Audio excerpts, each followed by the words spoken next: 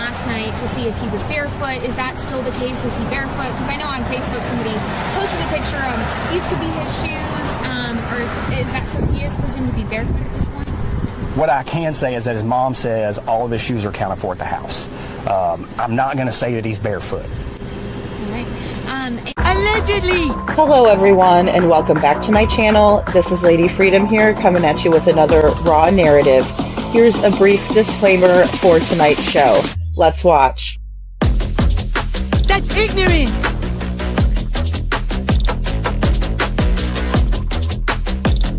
Allegedly, that's ignorant! Ignorant.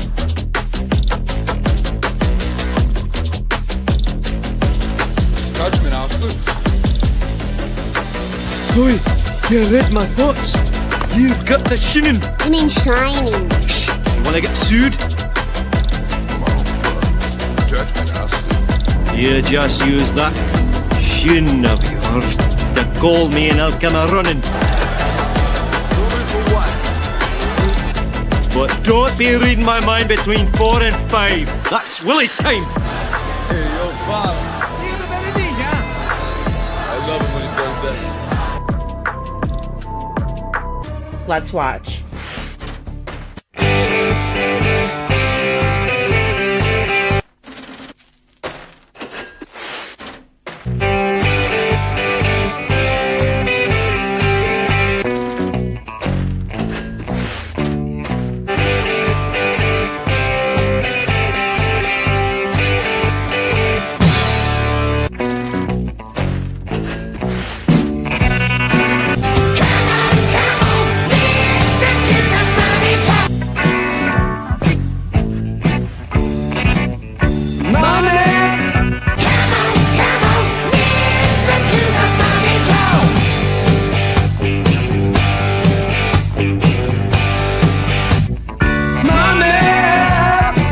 Don't get me back to good bullshit.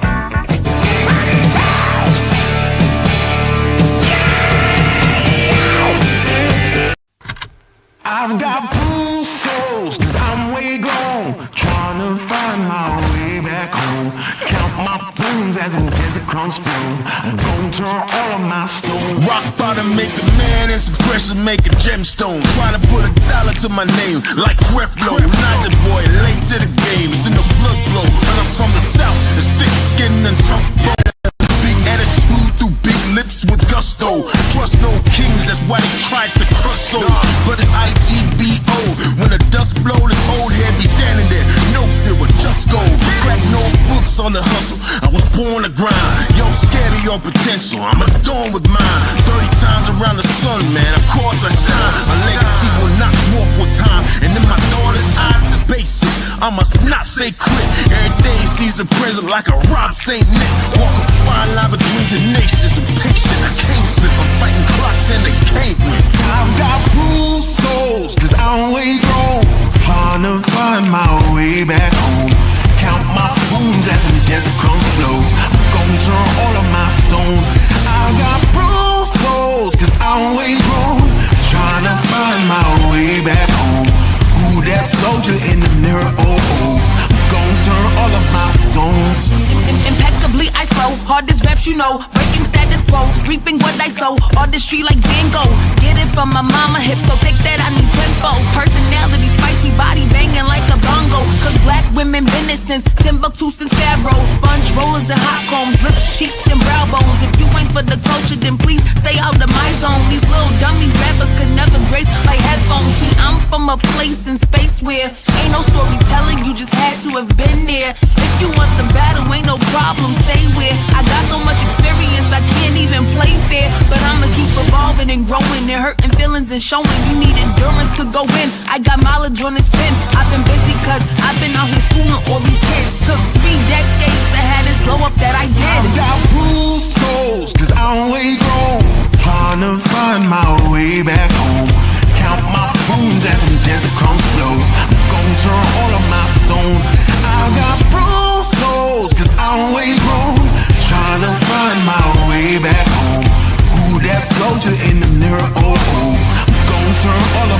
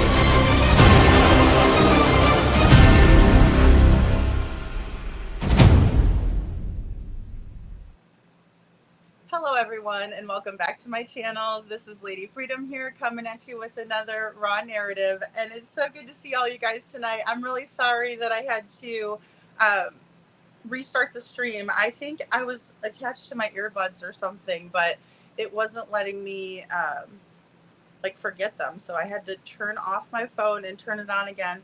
Usually with Apple that's how it works, but Kiki, hello. I wanted to say to Kiki tonight, she's really the inspiration for a lot of what we're going to see tonight, because I was introduced to a channel on her channel, and really, really great live that you did, Kiki. So thank you so much, and I really appreciate you. Also, I saw SI Officer. I got your text. Sorry about that, SI Officer. I played the long intro so you all could come in from the other one, so my apologies. I also saw Little Miss Sharon and Ann Reynolds. Good to see you. Also Penny Monroe, Born a Honey, Meow. I saw Meow too. And GA64, Kai Kai, and BMW Coop. I saw you earlier. I know that you're not a night owl, and I was gonna go on earlier. Hey Chloe, good to see you. I was gonna go on earlier today, and hey Meg, and I actually saw that there was, hey Kathy Bartholomew, a lot of people that were going live today with other Sebastian Rogers, content. And so I wanted you guys to be able to watch that. There were also a lot of updates in the Jack and Lily case. So, I mean, I watched the interview with Daniel Martel's mother, which I will definitely get something out, whether it's like a reaction video or if we talk about it live, let me know. Hey Mama, good to see you. But there's a lot going on, we'll just say that. And then I got a phone call today from someone who was kind of running a theory by me, right? Because there's this new video from SF Investigates out, and here's a little bit of a preview. Timestamp, this is all original. I actually found this on X from Matt Thibodeau. So credit to Matt Thibodeau. Thank you. And as you can see, guys, this is like a quick, right? You can see the timestamp, 2:25:25. I'll play it again. Right, and then it's about 12:18 a.m. is what was alleged. But I have also the video where I've zoomed in on the person with the flashlight. Now, I do want everyone to keep in mind that when Mr. Proudfoot talks about the flashlight that Sebastian took with him, he describes it as a keychain flashlight, which I've had these little keychain flashlights. They used to be given out at the mortgage company. At open houses, mortgage companies would leave them for us for swag and stuff, and they'd have them out at the table. It's just like a little button that you push, and it's not a lot of light. It's just like if you need to see a lockbox, or if you need to see your key. So most people have fobs that get it, but again, it's like not the type of flashlight that we're seeing in this video. Hey, Mally Cat, not the type of flashlight in my opinion. So you guys can let me know what you think. I wanted to start the show out like that because I have a more explosive show for you tonight in terms of what this other creator has done. Psalms 37. Oh gosh, this is going to be horrible. I'm so sorry, guys. Is it going to tell me? I think it's 37:17. I don't want to say it wrong, and shame on me, but I'm trying to see if I can see it in the thumbnails of the videos. Okay, no, it's not in there. I'm not seeing it. So either way, we're going to have way better content. Like if you watch Kiki's live, and if you didn't, or if you didn't see what I shared, then you're kind of not, but you're in for a treat. But I'll tell you this. I did add another video too that I saw on this creator's channel, and that's the name of the channel, by the way. It's Psalms 37:13. So very awesome content in terms of the way it was put together. very powerful, because here's the thing. I talked about this months ago on the channel because someone brought it to my attention. We were discussing it months ago, right? But this is so powerful that I think once we see this, we're going to think of things a little bit differently. And also, there's a guy, and you'll see him in here, decorated. We'll just call him a badass because that's who he is, right? Mally Cat, hello. Thank you so much for gifting that membership. And please tell Mally Cat thank you and welcome to the Dragon Tribe. But I will say this guy is for Vets Against Child Abuse, right? And he is just really relentless. And some of the things he has to say, I've slow jammed this a little bit, right? Because I slowed her video down, not to take away from her content at all. But I just want to make it to where everybody can read through it without me kind of reading it out for you, right? And then also, again, sometimes when we can catch those micro expressions, right, Chloe? I know Chloe's in here tonight, so Chloe knows about our obsession here with micro expressions, because I do think they're valuable, and I think it tells a lot. But I've added some things in here from this creator, and definitely show them some love. I think they had 8 subscribers with me subscribing, so but to put that kind of energy, and also going through these interviews, the content, it's a trigger warning kind of a night, because it's very disturbing. You can't see disturbing up there. It's dark. It's criminal, in my opinion, for a child to be missing for so long without a trace, right? And let's just start out here, because I can jabber my jaw while I play this for you. So this is the middle of the night video that they want us to look at. And this was released by SF Investigates on X, and I've just cropped it in. You can see the flashlight start coming into frame, right? Kind of the light, right? It's moving around. It's not a bat signal, I promise. It's actually going to be a person with a flashlight. Bobby, the neighbor's children, were said to have been out playing flashlight tag that night. So something else to consider. But here we see the flashlight coming more into frame, as if they're kind of looking around, right? And I don't know what the green box is for. I have no idea. I don't really like SF Investigates, but I will watch any videos that they put out about Sebastian, because I do want to find out what happened to him. I do. And if you see this little kind of person, right? I mean, you can definitely see this person, right? Now the green box makes sense. Okay, so that's where the person is. I don't know why it's rather large. Either way, this is a zoomed in version even more. Now you can see here, pay attention to the person's legs. I know this is probably a child, so I'm not trying to be, weird, but they sit down on the curb for a little bit, and zoom in, pinch your fingers out on the screen if you need to. But they're sitting on the curb at this point. But when they get up, you're going to want to pay attention to their legs, because it appears they're wearing shorts, in my opinion. And you may see something different. Let me know in the chat.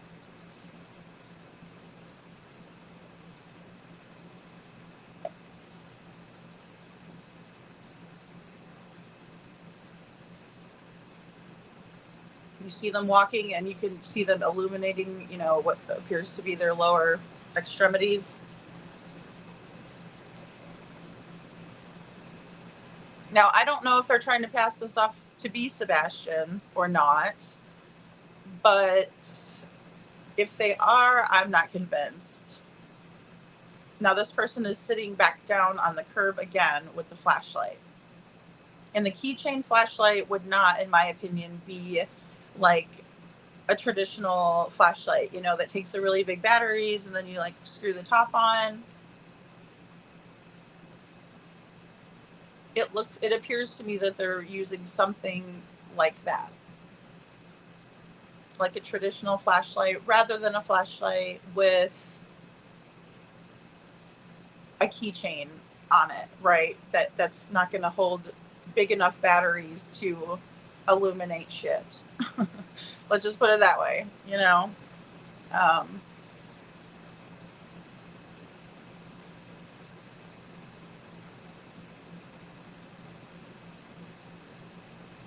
And again, I'll show you like the whole frame with the timestamp, the smaller video that I have uploaded. But I've zoomed it in for us to see closer, you know, what we're looking at, which is the person who's, you know, appears to be sitting on the curb. And then it appears the person gets up.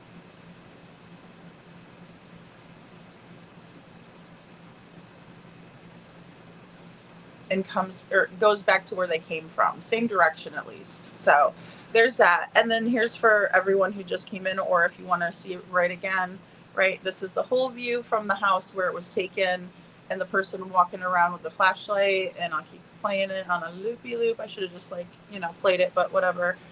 You get the general gist of kind of what we're seeing here. 225-24. That's what we're seeing. And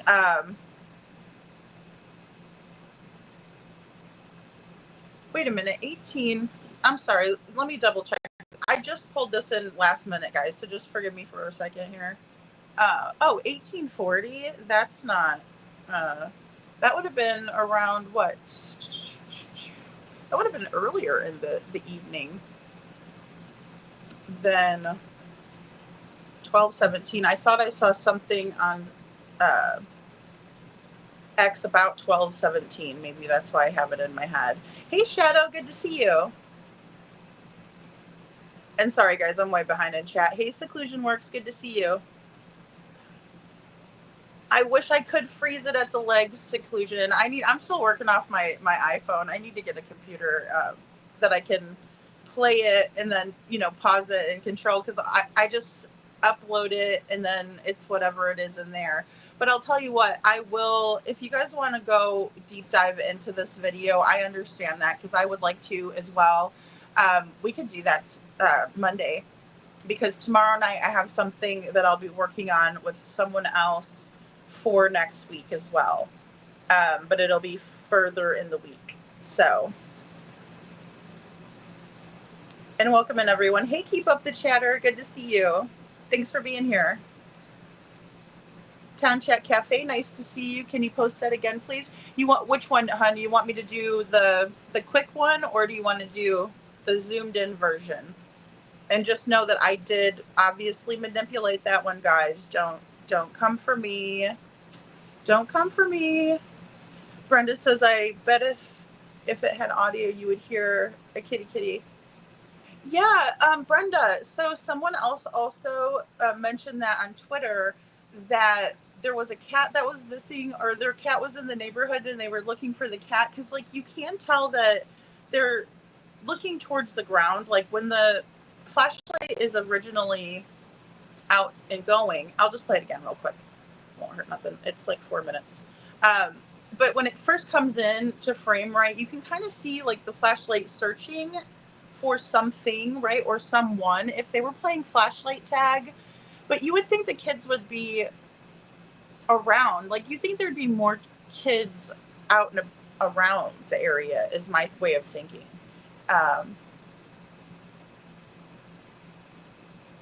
Yeah, Seclusion Works, 24-hour clock. That's why I was like, wait a minute, 1840, that couldn't have been. And if it was, 1225, I don't know where I pulled that out of. So my apologies, because it might have been something that I saw on X at the last minute. I was all over X, which I'm never on X, but I did hear about this video earlier today. And, I think it's important to examine all of the activity in the neighborhood that night, just to be fair with our assessment. That would be the best way to kind of figure it out.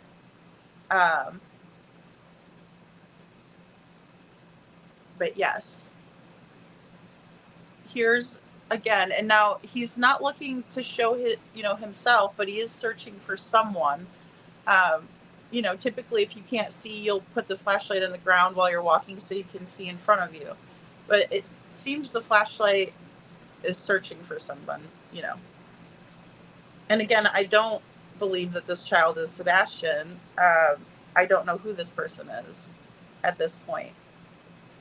It's very difficult to make out who it is, but if we're to believe that Sebastian was wearing pants when he left, then this person is wearing shorts. And I remember Katie being asked, was Sebastian wearing shorts? And she said no.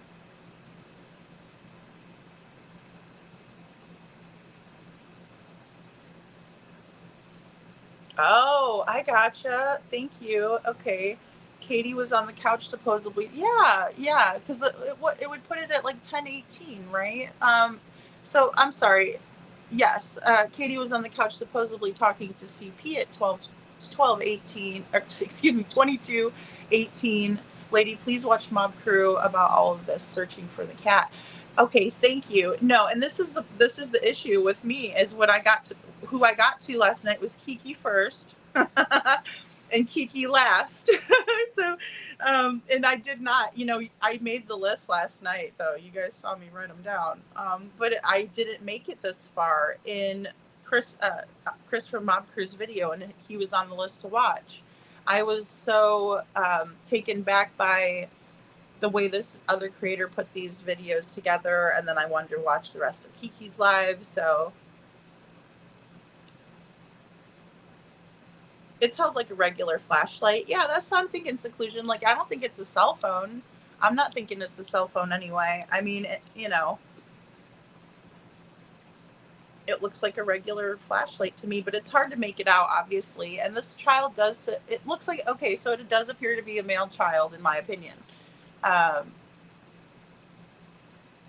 Mom said his contracts said that the kid was searching. Or contacts said in the neighborhood. Oh, great. Thank you. Thanks, Brenda Calvert. Yeah, Mom said his contacts said that this kid was searching for his cat. And that's understandable because, animals get loose all the time.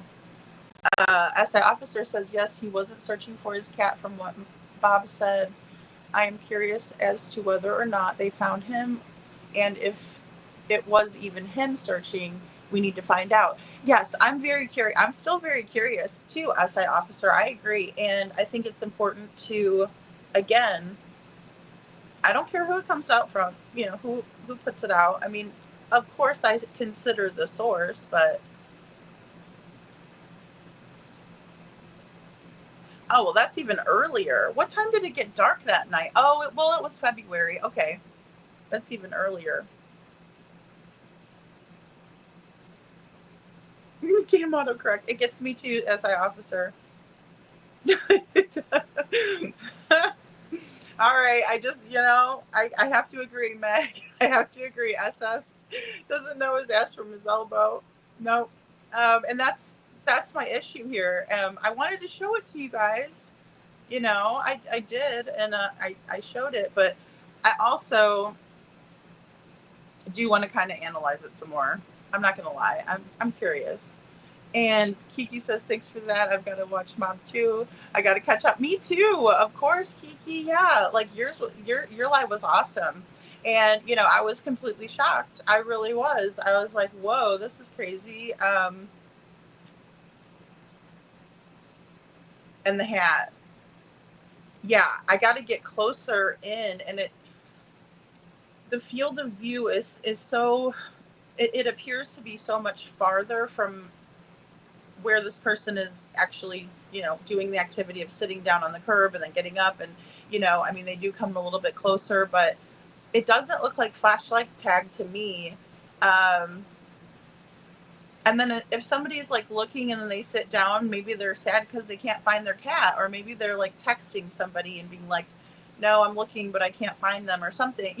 There may be a reasonable explanation to this.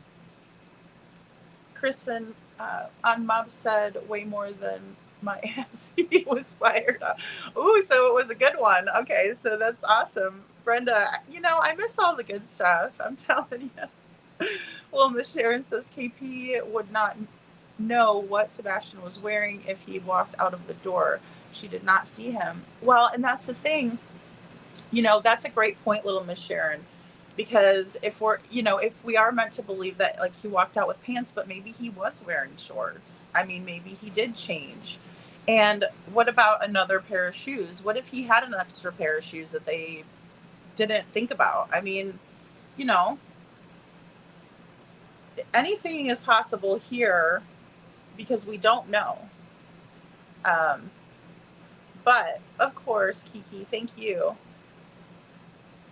Meg says, oh Jesus, what was it? Socks the cat they were looking for? Oh my goodness. Meg, I don't know.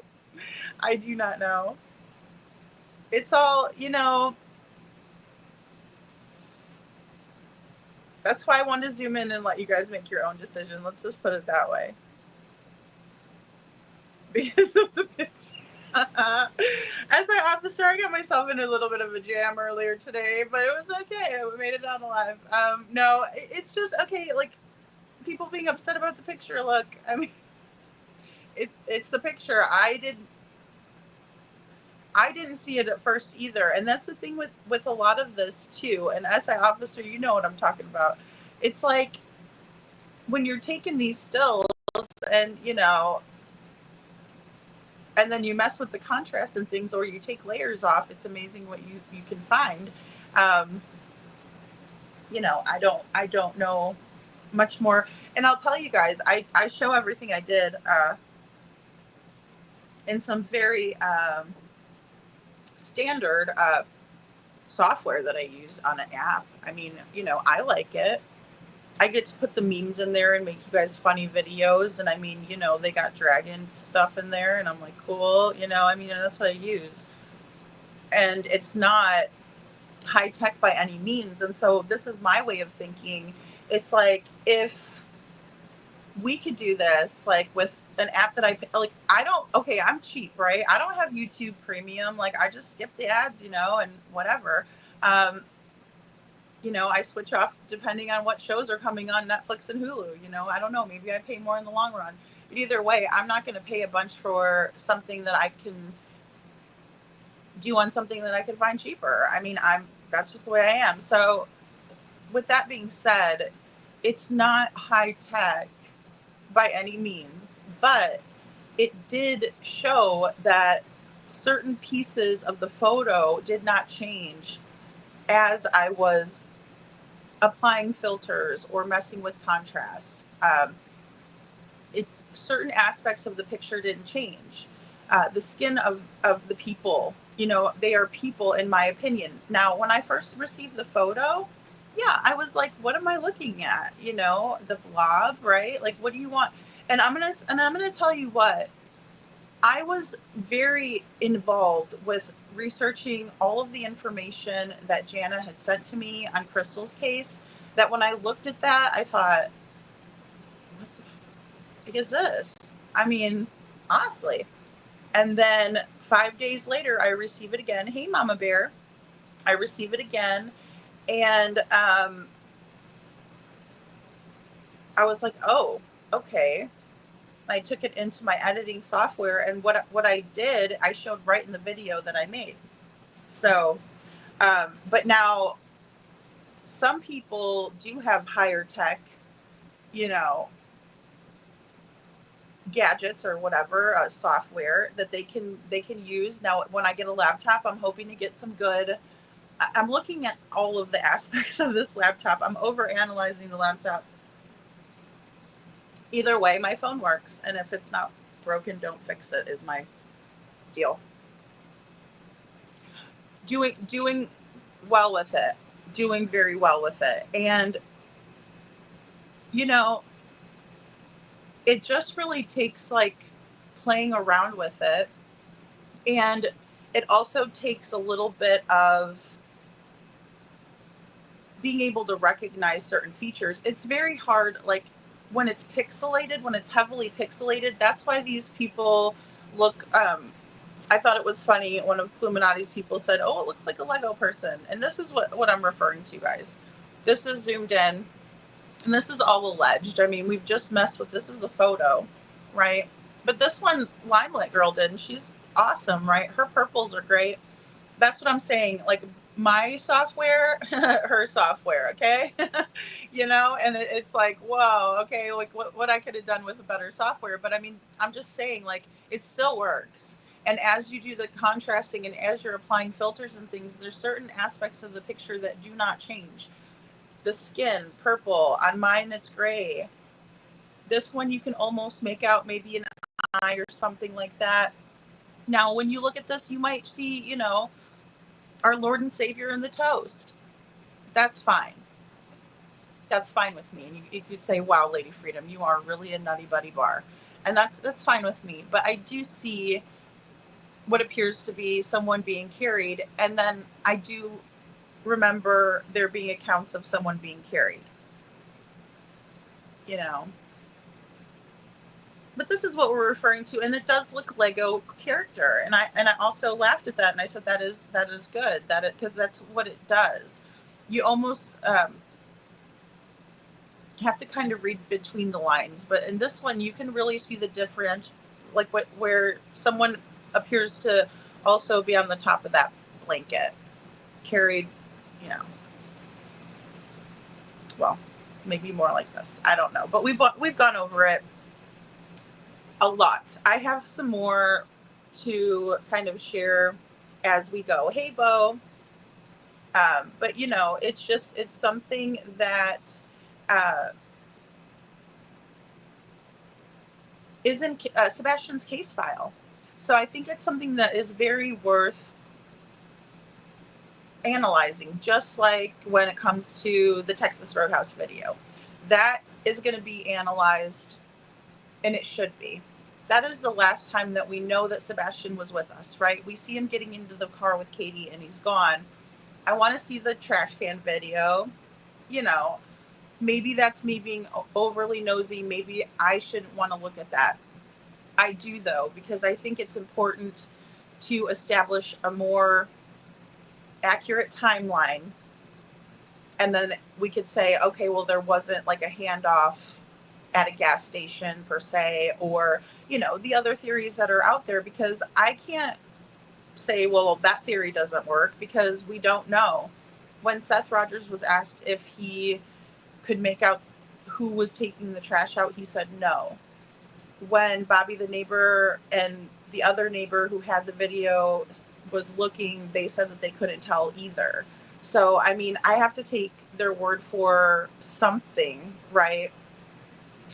Especially if it's corroborating.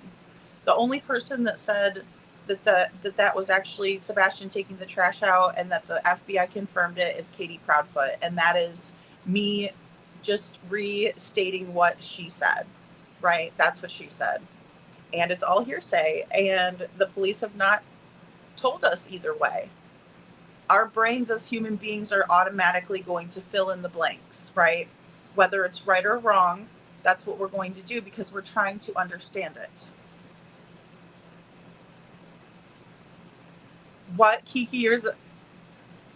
See, I'm mad at myself because I haven't just gone up to Walmart and grabbed one, because every time I go in there, I go over there and look at them, and I'm like, this isn't bad. But then I go looking on the internet for laptops as well, which is, I go down that rabbit hole, and then I'm like, this one has this many, and then I'm sitting there like, oh gosh, what have I been looking at these forever now, and I don't know what I've even read.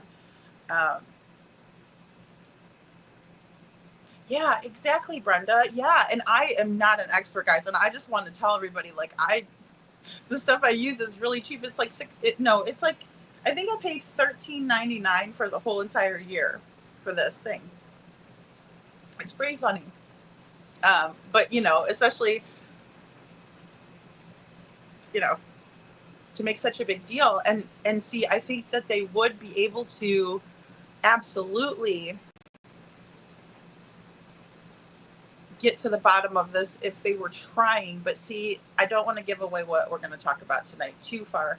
But I agree with you, Brenda. They absolutely have way better technology, way better understanding, way better technical skills, detective skills, you name it, right? I'm just more on the creative angle of things, right? And I like true crime. But, I'd rather show you guys like an artistic expression of how I feel, or make you laugh than I would be good at probably, wearing the FBI badge and breaking somebody's door down. That's why I've never done that, right? So there's a reason why I'm up here entertaining you guys and not, solving crimes, So, but I mean, we can try. And we can also spread awareness to everybody that we meet. If I go down to the pool, I'm talking to people, I tell them about Sebastian. It's just part of what we can do. It's an easy thing too. And also, if you like to discuss these cases, then I love to have you here. Mama Bear says because he has marbles rolling around in that brain, there's no translators for garbled marbles language. Yeah, it's hard. Well, it's exhausting listening to someone, Mama Bear, when they don't answer your question, and you have to listen to all of these things that don't matter, and they've never answered you. That annoys me more than anything. I hate people beating around the bush with me. I'm like, don't sugarcoat it, just say it. Like, just say it. It's not gonna, like, I'm not gonna, be upset. It's just say it. I respect that way more than somebody that's going to be like, well, I don't know how you feel. No, just say it. Just say it, say it, say it. Please. I'm not going to be upset. I just want to know. But SF is more sneaky, in my opinion. It's like he's asked a direct question and then he just dances around it just not to answer it. And I really can't stand that. It's not that I hate the guy. I just don't.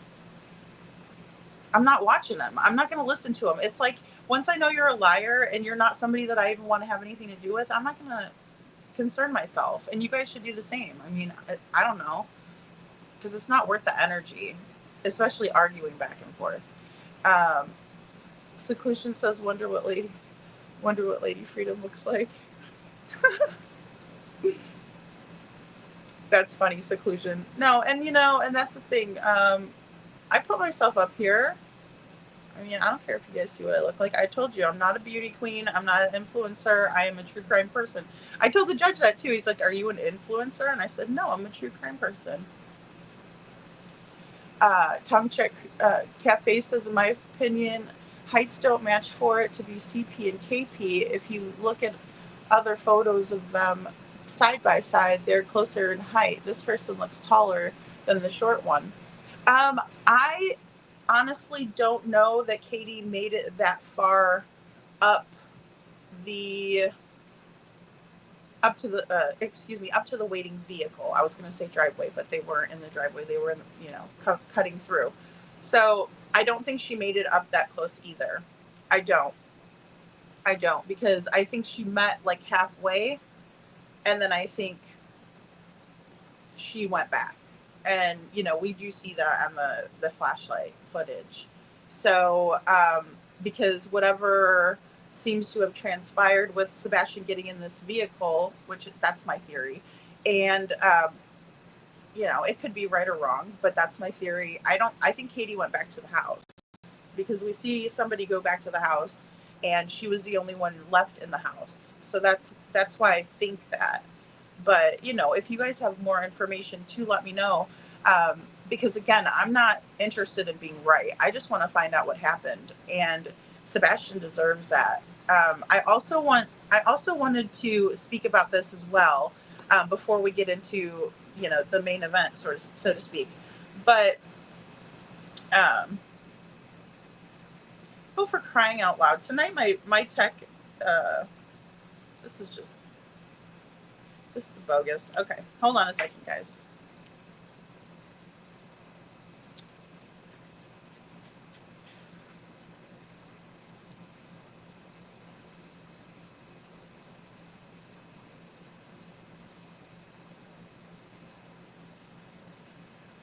Okay, there we go.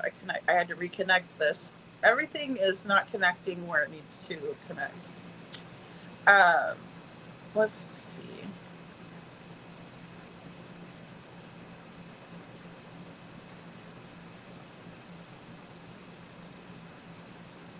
Okay. So Sebastian was said to have been taking a medication called, hold on a second. And if I botch this, I'm not a doctor. I'm reading this, I Googled it. And it's called guanfacine, right? Oh gosh, I know I'm going to say that wrong. Here, we'll just do it this way so you guys can see this. This is the overview, and this is the name on it. Okay, this is said to have been a medication, and it's a prescription, and it treats two main conditions, one being high blood pressure or hypertension, right? The other, attention deficit hyperactivity disorder. I'm gonna go out on a limb here, Seth. If you're in here, bud, if you could, if I'm wrong, you could just hop in and tell me, and I'm not gonna get upset, right? But did I see him in there? Sorry, guys, I'm so behind in the chat. Hey, Cinderella. Hey, Kelly Holcomb, nice to see you. Hey, Polly's Cookies, good to see you. Okay, I do not see, Sebastian's father in here. But maybe if his ears ring or if he wants to come in here. Lady Freedom, you're wrong.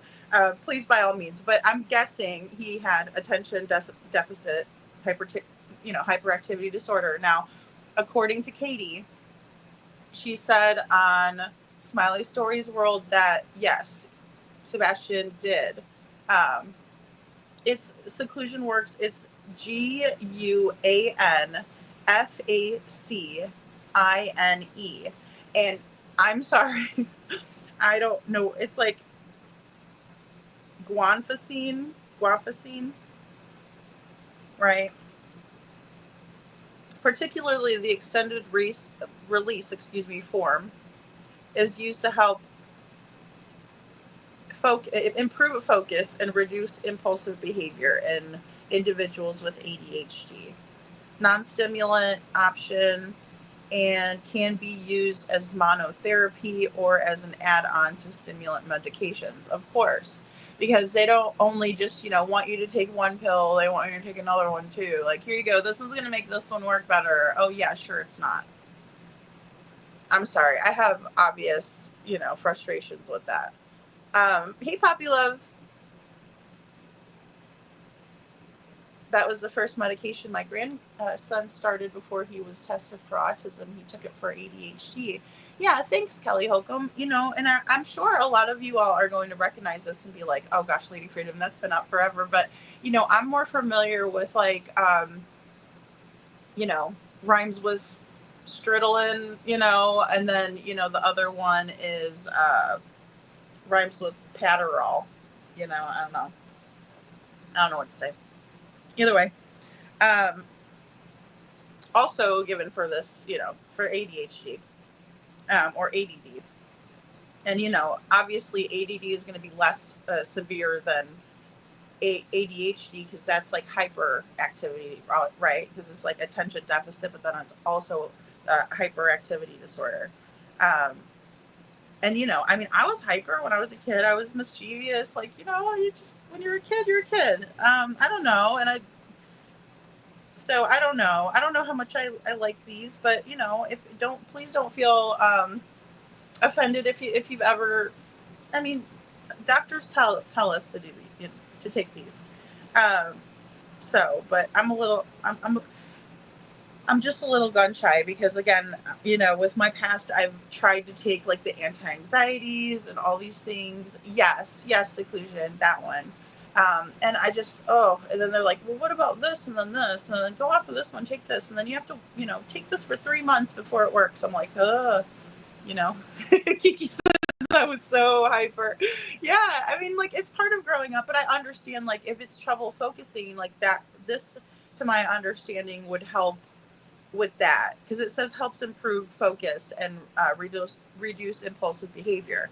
But then I also see like a lot of natural options that can also improve focus, and then maybe like a healthy diet. I don't know. I think I'm more of a holistic approach to some things but I'm not like a complete like weirdo about stuff.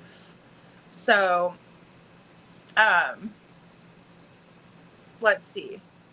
Like there's different released, there's different things, and without knowing, but I kind of wanted to put it out there. Some of the side effects of this are pretty gnarly, right? Because like usually side effects are freaking gnarly. And that's another gripe I have. But again, that's just my opinion. Here's the whole deal. All right, so some common side effects include drowsiness and sedation, headache, dizziness, nausea, dry mouth, decreased appetite, abdominal pain, constipation. Oh, Lord, here we go. Bradycardia, which is a slower heartbeat. And then you also have hypotension, which lowers your blood pressure. And remember, another use for this is lowered blood pressure. So just keep that in mind. And again, this is Google, guys. I'm not a doctor. I'm reading off this. Okay, so some more serious but less common side effects include, syncope, which is fainting, heart rhythm changes, allergic reactions, right? So but that's with any medication you would take. Like you say, you take a medication, if you have an unsavory reaction to it, that you may be allergic or whatever. That's something that I could see happening with anything you take, or an adverse reaction. Orthostatic hypotension, and it's a sudden drop in blood pressure upon standing. So one thing I will say about the person in the video is they did sit down twice. So, and again, we'll get more into the video tomorrow. But I have something pretty cool planned for you guys tonight. Yeah, Little Miss Sharon says I tried some with my daughter, but it had negative results.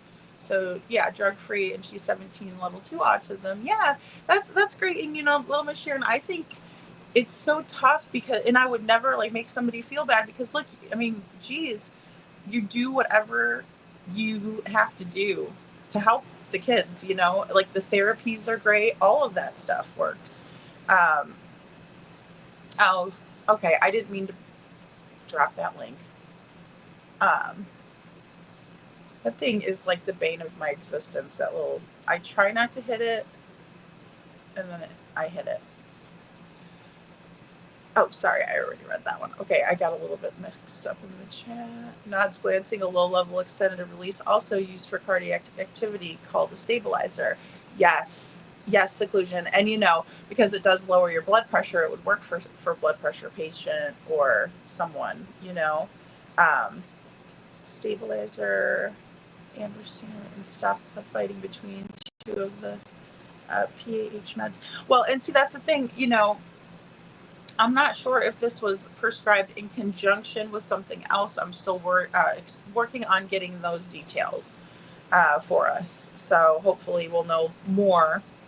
But it would beg the question, could an accident have happened while taking medications? Because obviously, like even the medications for sleep, like Ambien and things like that, that was another thing that was really difficult with the PTSD, and why I was exploring these options is because like some of that was like really heavy duty, and it was like, gosh, and then like some of them you'll like sleepwalk and you never did before. Some people like drive and they don't remember. It's pretty scary. I can't believe that. People could take those.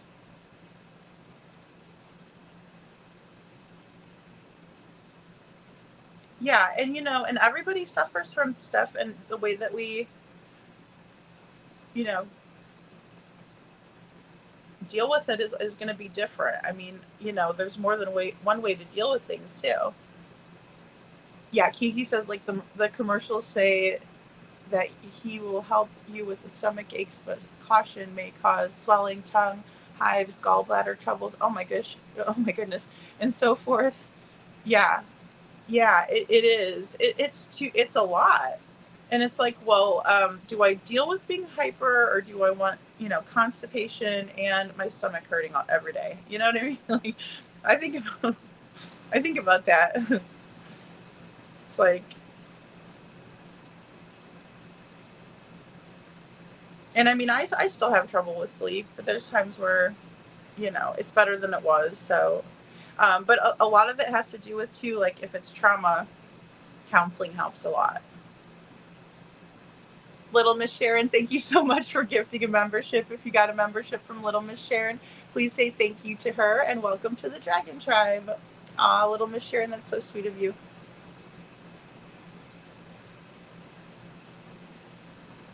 Anne says, it's like with some of my diabetes medicines, I can't tell when my sugar is low, so I will not drive. I don't want to kill somebody. Yeah, Miss Anne, that's very thoughtful and cautious of you to do that. Yeah, because I mean, you just don't know, and you don't want to hurt yourself either, hon. I mean, gee whiz, it's like, I mean, it's tough. But the Ambien, it's weird. Maybe I should mention, sorry, that name, but I mean, it's like, I've heard of that where people were like, or they'd cook in the middle of the night. Like, that's kind of dangerous too, right? Because like, think about firing up, like, I mean, I actually have like gas stoves, so like, it's not electric or anything like that. And it just would be dangerous, probably if I was sleep cooking. Well, that's a good theory too. Brenda, I put that as a joke in my intro video, but it's like, really, because I mean, I don't believe that lady was standing there for that long, and she has to use the bathroom, and all of that. It does not add up, in my opinion. It does not add up. And something is up with them coming out and clearing that green hoodie and then never clearing anybody else in the case. That is another thing that really, I mean, it's bizarre. It's bizarre. But you can't look at, say Katie's iWatch activity, right? Or any of that activity and decipher anything. And also the fact that they didn't even look into the green hoodie until much, much later is also something that is odd to me. But yeah, Brenda says, or did Sebastian get exposed to whatever KK got from green hoodie? Still one of my theories. I think there was a possibility of something being handed off there, and I have thought about the rug situation, something being given, because, it was a very strange route for green hoodie to take also. Going between the cars, it's odd. I don't do that in public. I guess too, ever since,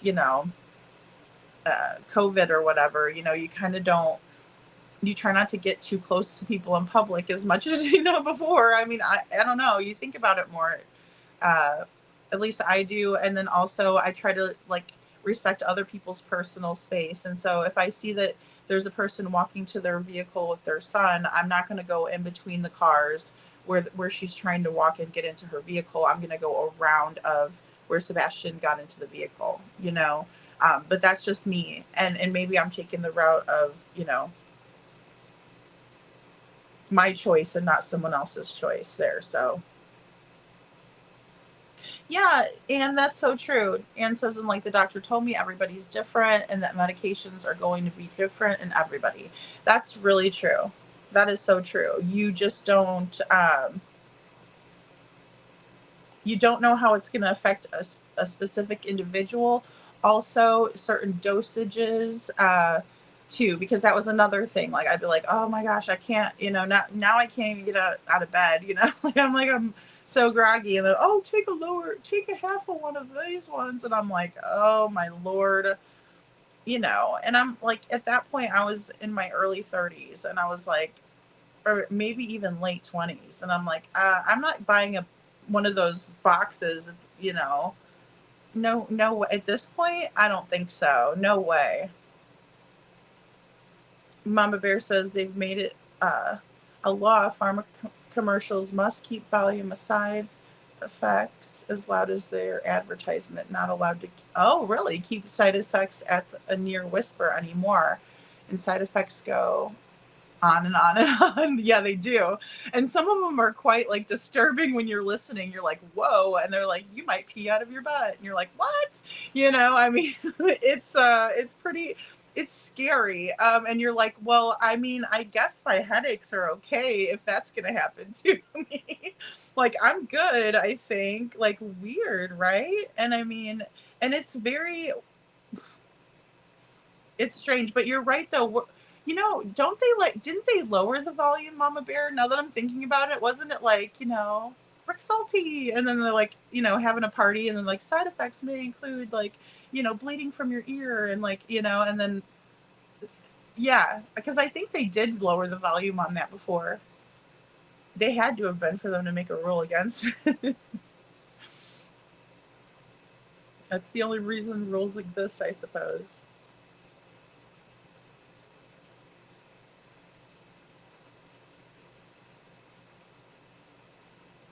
Oh, that's good, Anne. Yeah, that's good for you. Yeah, because I mean that's easier than all that. And I'll tell you, my parents, or my dad's side, both of his parents are diabetic or were, and you know, run strong in the fam. So I try to watch the carbs if I can, even though I had a cheeseburger today. Adam Forever 21, good to see you. I agree. Some sort of substance was passed. I think so. I think so.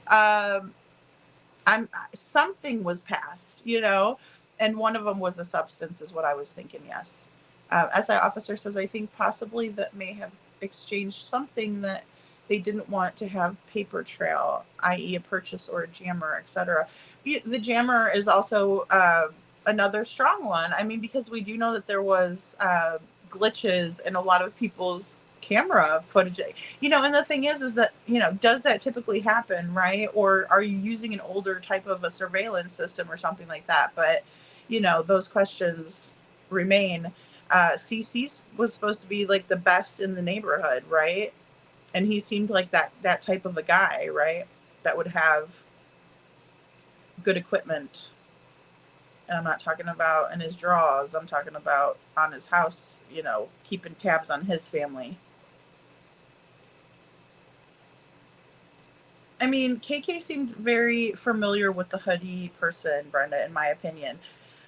And knowing that her mother was no longer like on the monitor or being monitored, I mean, that is going to be something to consider, in my opinion, and not to blame anyone, but I'm going to consider it, you know?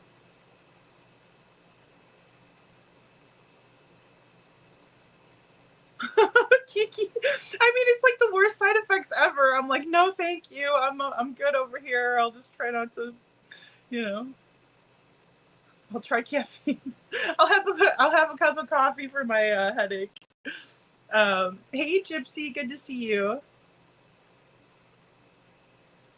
All right, guys. So I have this creator is awesome, and I'm gonna shout them out. I'm gonna write it down so I don't get the wrong person. But it's Psalms, you know, be still, and it's 37:17. I hope I'm saying it right. I'm horrible. But yes. So let's look at this. And they put this video together a couple of months ago, right? But it's a good compilation, and I'm very proud to show it. And they're ultra creative. I was like, wow, I'm blown away. So here we go. Let's play this first one.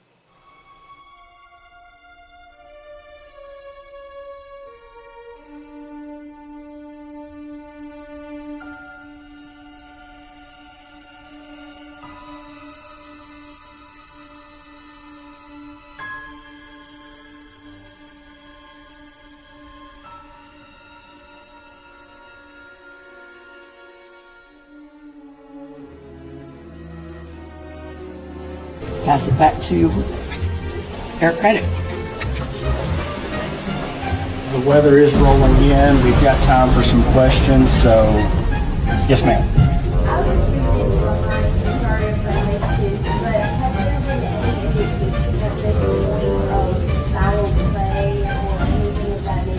There is no evidence to support foul play is involved in the disappearance of Sebastian. But at this point, you obtained from the neighborhood the night Sebastian disappeared.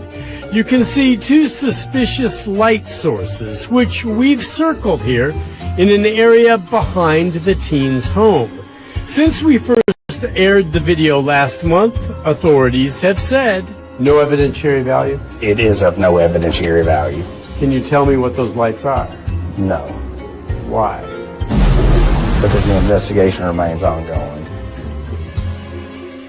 Possible. Well, I heard that is he supposed to be a witness in some kind of case that you have with your wife?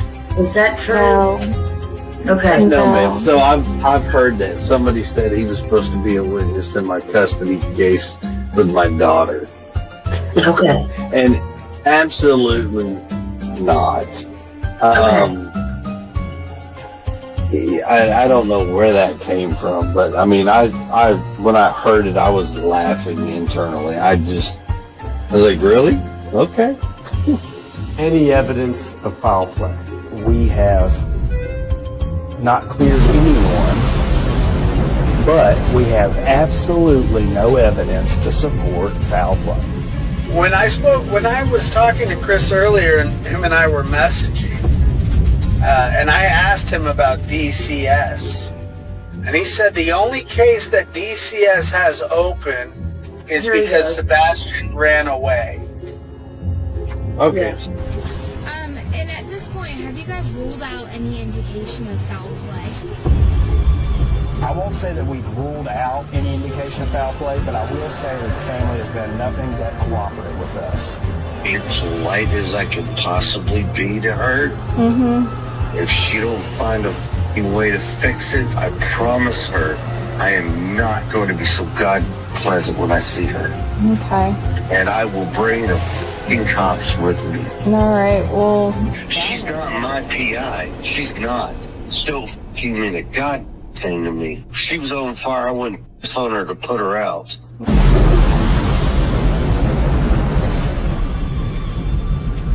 I will say that the family has been nothing but cooperative with us. Nothing but cooperative. There's no indication of foul play at the moment.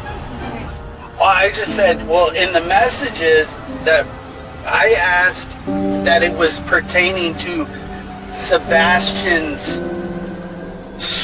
school, right? Like you just said.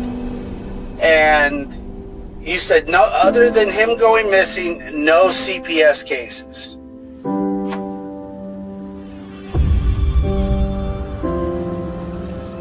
But he asked me if there was active DCH, CPS, whatever you want to call it, case with Sebastian. And I said yes.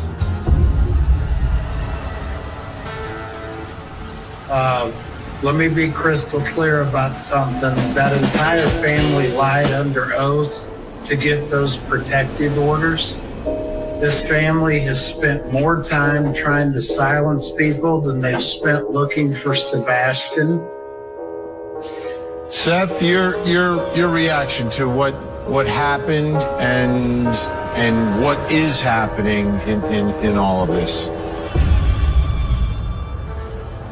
My professional opinion, I would say something along the lines of Chris and Katie did something to my son. They're using Sumner County to cover it up and to hide themselves from the actual law.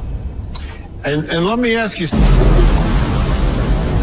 And on top of that, I have the DCS reports that I've written that I have literally took me an attorney to get them. Sebastian deserves a restraining order from those two psychopaths.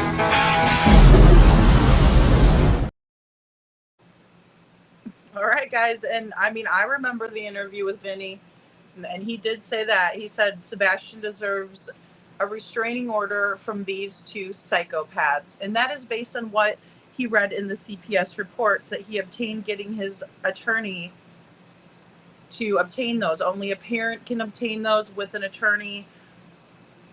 He told us all that if we knew what was in these reports, that we wouldn't be able to sleep at night.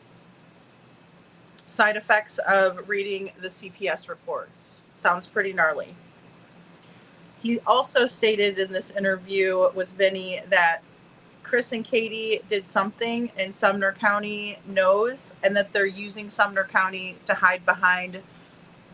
And we're going to get into this. It's painting a very nice picture here, into a friggin' masterpiece, because the corruption runs deep. Psalm 37:13, right? So Psalm, the word PSALM 37:13. Go look this person up. She's awesome. Also, if you will drop her link in the chat, mods, if you haven't, you can also go to my community page. I've shared her. Please show her some love.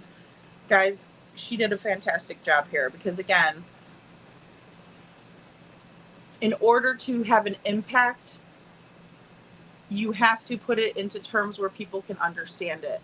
And I think she did a phenomenal job here. I really do. Yeah, Mama Bear, right? Really powerful. I think so. And let's see. We start out with the two suspicious light sources around 3 a.m. Sheriff Craddock says that the investigation is still ongoing, and so he can't tell us what the lights are because he's still investigating it. You're still investigating it? Okay. Sebastian was supposedly, allegedly, to be a witness of some sort. Maybe the judge wanted a statement from Sebastian. Maybe Sebastian was going to be asked some questions by the judge. Sebastian was 15 at this time, so he would have been old enough for a judge to ask him questions, you know. Oh, I was having trouble finding it too last night, Kiki. Like, I was, you know what I did is I typed in the, because I just loaded these up today. The name of the video, Sumner County Henchman, I think it's called, appropriately named, allegedly, in my opinion. Thank you, Kiki, for looking. Let me see here. So on 2/27/24, allegedly, of course, Sebastian's missing for 2 days now. You know, maybe one, and arguably, right, one. He's supposedly taken off this witness list, 2/27/24. The witness list has changed. Now, this person alleges they got this from New Mexico, right? So that's what they're alleging. I am just kind of reviewing this, which it seems they did their due diligence, but I invite you to do yours as well. I'm going to be researching a lot of these subjects as well.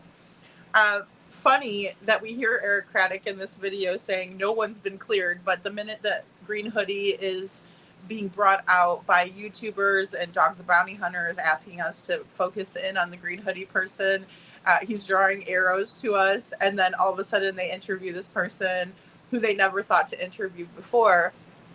And I find that to be really shady on their part. But they cleared the Green Hoodie and said, oh no, they don't have anything to do with it. Nothing to see here. We talked to her.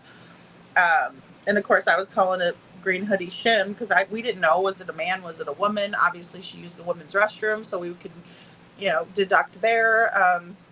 You know, we've had to kind of deduct as we go. But, you know, again, a person makes the choice whether to go into whichever restroom they want. I mean, unless they're caught in there. I mean, you can probably get away with going into, especially a busy restaurant like that. And if you kind of look neutral, I mean, you know, who knows? If you're not sporting a beard, maybe somebody's not going to notice. So, I mean, but again, purely speculative. I will bring the cops with me. We played this, right, in Josh's audio that he put out. Chris tells Heather Cohen that he will bring the cops with him when he talks to Chloe, as if they're in his back pocket, as if they're his henchmen, right? Like, oh, I could call them at any time and they're gonna, show up and show out. And it's like, wait a minute, what? You're talking about the investigators for Sebastian's case are in your back pocket and he went missing out of your care? Oh, okay. I mean, how bold of a statement, how brazen do you have to be? Almost 2 years later, right? Oh my gosh, SA officer, it's like, what? He's only working on the next raise. He's got his hand out, right? Meow for that raise. Like, oh, no, I don't think so. Yes, 3713. Thank you, Kiki. Their jobs basically have been done for them, yet crickets. Well, exactly. I mean, they have enough, in my opinion, to see, right? Because this is the vehicle, and it's a still. It's not a video, but it's a still. There was definitely a vehicle in the area that night. This is surveillance. And, hey, Carla, it's not like I made anything up, I mean, I'm not in the business to do so. I just want to know what happened. Yeah, Bo, I understand that. Yeah, I wonder if we'll ever know. Hey, Kathy, and it's not like they're really even, hey, Sasha, and it's not like they're even really, telling us much in terms of what it could be, what they think it is, even this long. So it has to be the only thing that they have, and that's why they're keeping it close, or they really don't care and they're going to keep the case open forever, and we're going to be stuck here speculating forever, and I don't want to see that happen. Yeah, Kiki, I agree with there being more cameras around the Texas Roadhouse. Yes, I do. And I would hope that somebody got a hold of that in law enforcement and didn't just, miss another opportunity, because I feel like they have missed so many opportunities here. Hey, Lisa B. Always, good to see you. Thank you for hitting that like button. Thanks, guys. Thank you for everyone coming in, everyone in the bushes. I appreciate you guys. Kiki, I wanted some from the channel today. You're beautiful. I know, right, Carla? Oh my gosh. I was, like I said, I was over there. I'm like, okay, I have my list, right? And then I'm going to watch it. Oh my gosh, I didn't make it. Well, and there was a lot of yucky stuff going on yesterday. I was trying to get to the bottom of that shit too. Just so I can be in the know. Because it gets a little rough out there. Found the stranger in 8 hours. Sure, okay. I agree. RF Finla, or RL Finla, good to see you. Sorry if I mispronounced your name, sweetheart. That's funny. That's hilarious. Make me laugh with that one, because you got it.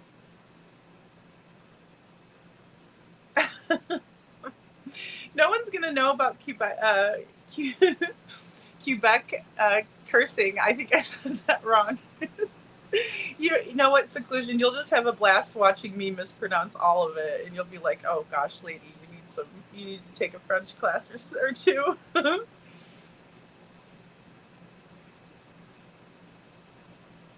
Kiki says, "Oh, sorry, I missed that one, or I said that one earlier." Well, yeah. What was the other building, Kiki? From the other buildings behind. What was the other building? Someone mentioned that they work over there, and I can't remember. Is there a doctor's office or something right there? We were looking at it in Mr. E's, Mr. and Mrs. E's crime cast. They went over there and filmed, and showed us. Yeah, the medical place. Thank you, Kiki. Yeah. And showed us kind of the lay of the land, right? There was like, it's a very nice shopping center, right?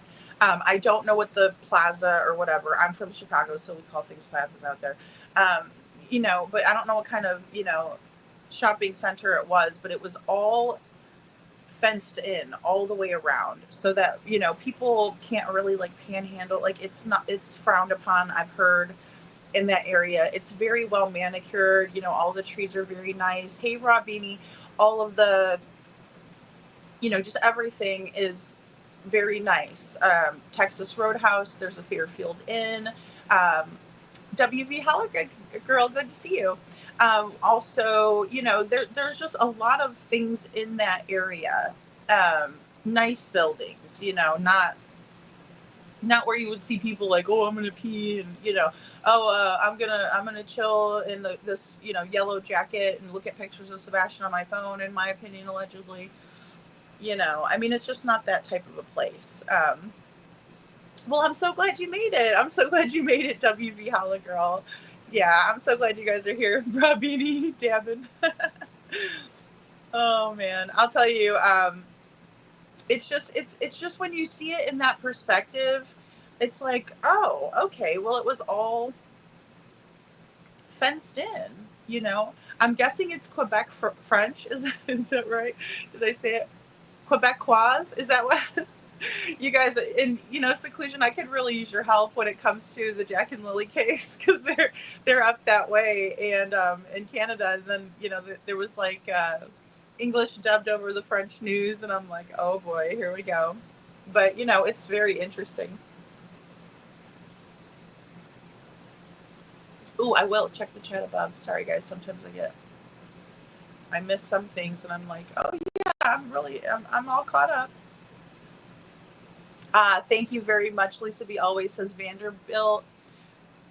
I'm going to say this wrong. Ophthalmology, ophthalmology, right? But it's a doctor's office of that helps people with their optometry problems.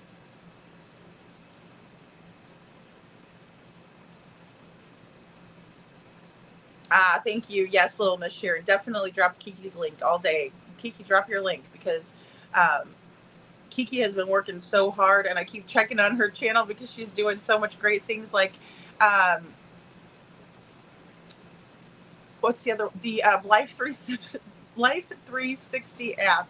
I was like blown away. I'm like, oh my gosh, I'm glad my daughter's grown, because she'd be the one to figure that one out really quick and be like, oh no, Mom, I was over here, and this, you know, in her teenage years, like, she's, you know, a dream now again, but when she was a teenager, I was like, uh-oh, here comes some karma. Here comes some karma. Thank you, Seclusion Works. I do my best. Look at me with the English words over here too, because that's obviously English, and I'm still having trouble tonight. Yeah, I'm having trouble with pronunciation. Carla can't spell. We're a motley crew tonight. So let's watch this next video. It's kind of brimstone and fire tonight, guys. Disclaimer. Thank you. Hi, Dr. Sabrina. Good to see you. I like your little rabbit. That's funny. Yeah, because, but I think it's needed. I think it's very needed that we take it seriously too, and really, some of these issues, guys, especially when we think about the broader spectrum of what could be going on, and I'm not saying for 1 minute that I think that Sebastian has been trafficked, but I do think that little Summer Wells was. I do.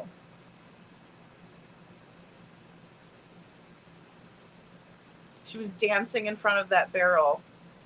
Her haircut,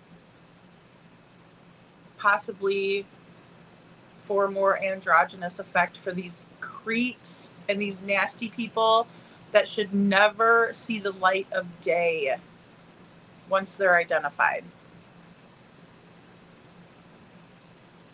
And then look at her little gorgeous bob she's got. I mean, she's so cute. And then look at her mom. Oh, she's just gone. We were planting flowers. She's just gone. No, I don't friggin' think so, Candace. Come on. I'm not going to believe that. I can't.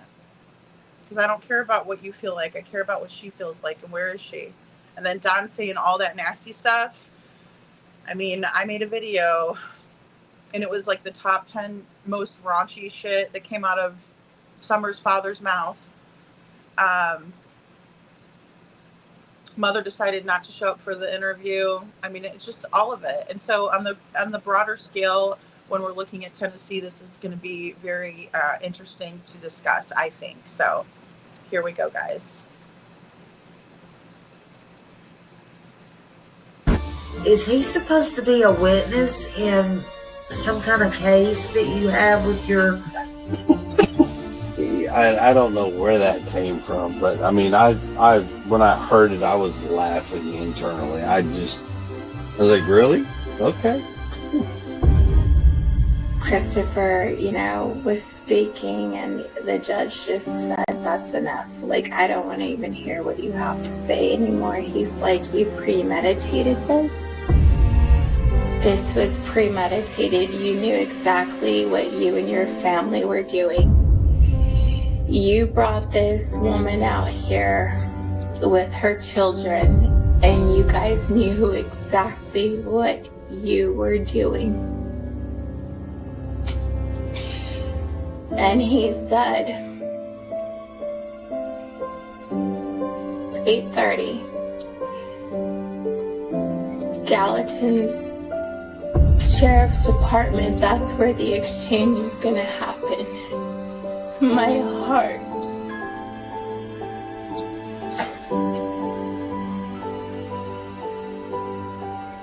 My heart just dropped, like... And my attorney looks at me and he said, you just won. And my attorney followed me outside, and we went out, and there was just so much chaos coming from the Proudfoots, and we went outside very humbly, and he took us in back of the courthouse the other way. We got to the Sheriff's Department.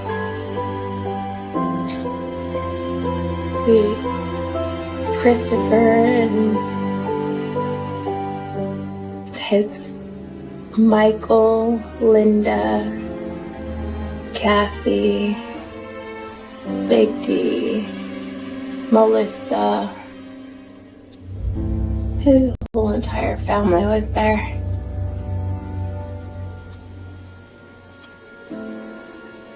So then the exchange was happening,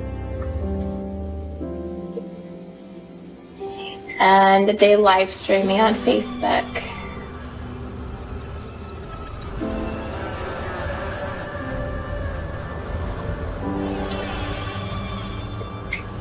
They said I can't believe the judge awarded her custody.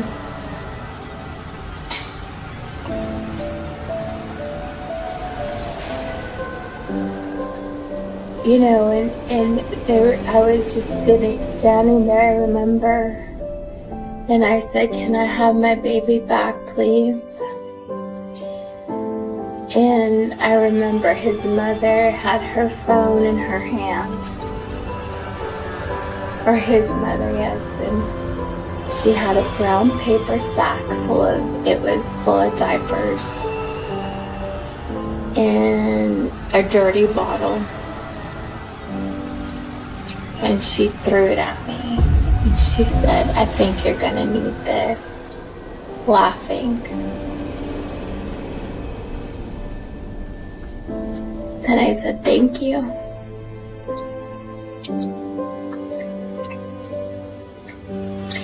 And my two younger children were sitting in the back.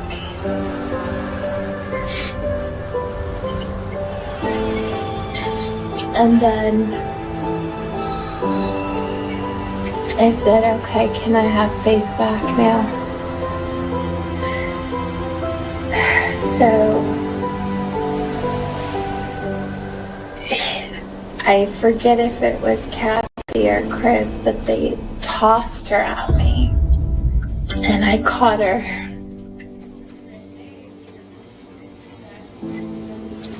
And I said, thank you. So then I get her in her car seat, trying to buckle her up and telling my kids, I said, you need to buckle up. I said, okay, we're gonna leave. I remember at the time, my front door had opened at that time and Christopher got inside of my driver's seat of my truck. And everybody was still filming, live streaming me on Facebook.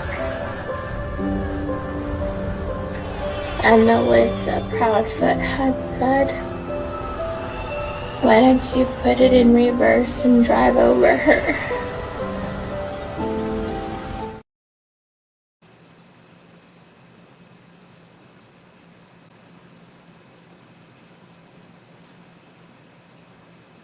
Yeah, poor Nina Seclusion. Hey, Holly S.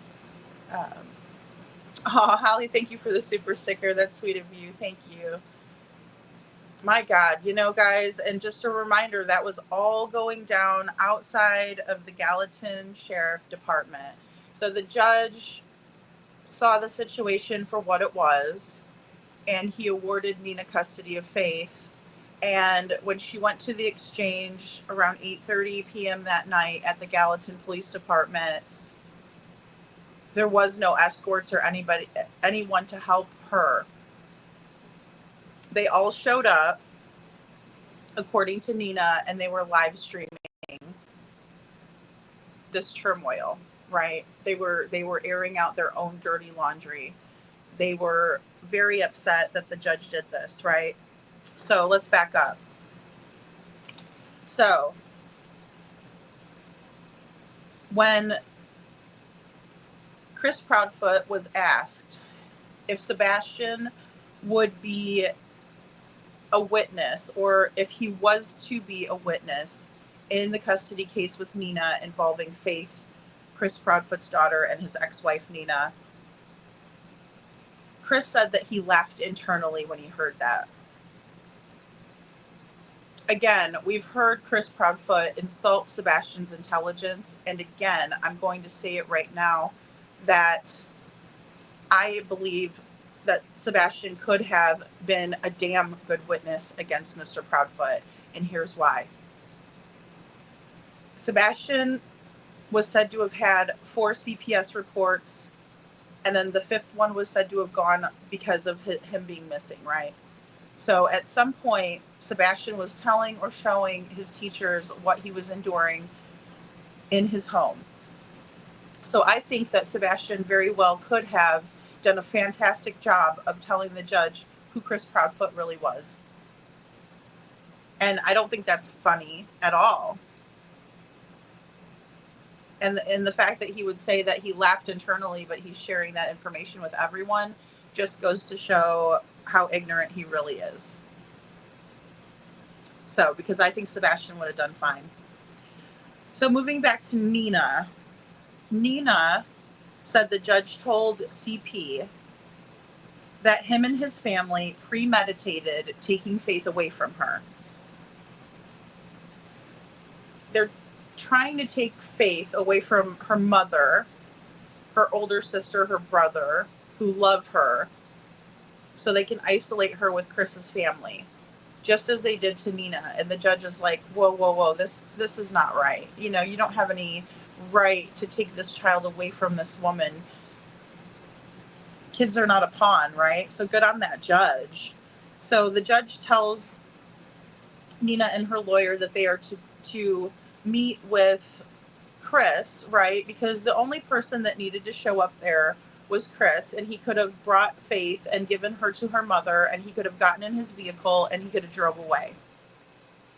But no, instead, they all get together, and I love the hyena depiction. I think it fits perfectly for this exchange. And according to Nina, it's Chris his father, Michael, his stepmother, Linda, both sides of his family, Kathy Bowersox, Big D, Melissa, his sister, all of these people, his whole entire family. And when she says it's both sides, it's the entire family, in my opinion. I agree with what she's saying here, if that's who all showed up. And they all decided to live stream this on Facebook. What possessed them to want to do that? I have no idea. They don't really seem to like their life being public out there, but if it's to degrade, Faith's mother, I guess that's an exception.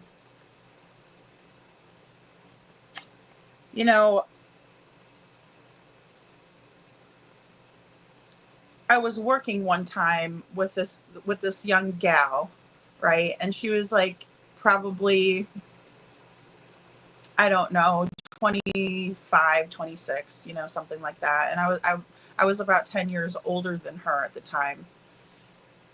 And she was telling me a similar story like this that was happening with her son and her ex, where they would all gang up on her and they would all show up in order to make her feel intimidated and like she was alone. And she said, it was just me and I would be there by myself and I didn't have any family there. And I told her, I said, I know exactly how that feels. And I said, I want you to consider this though.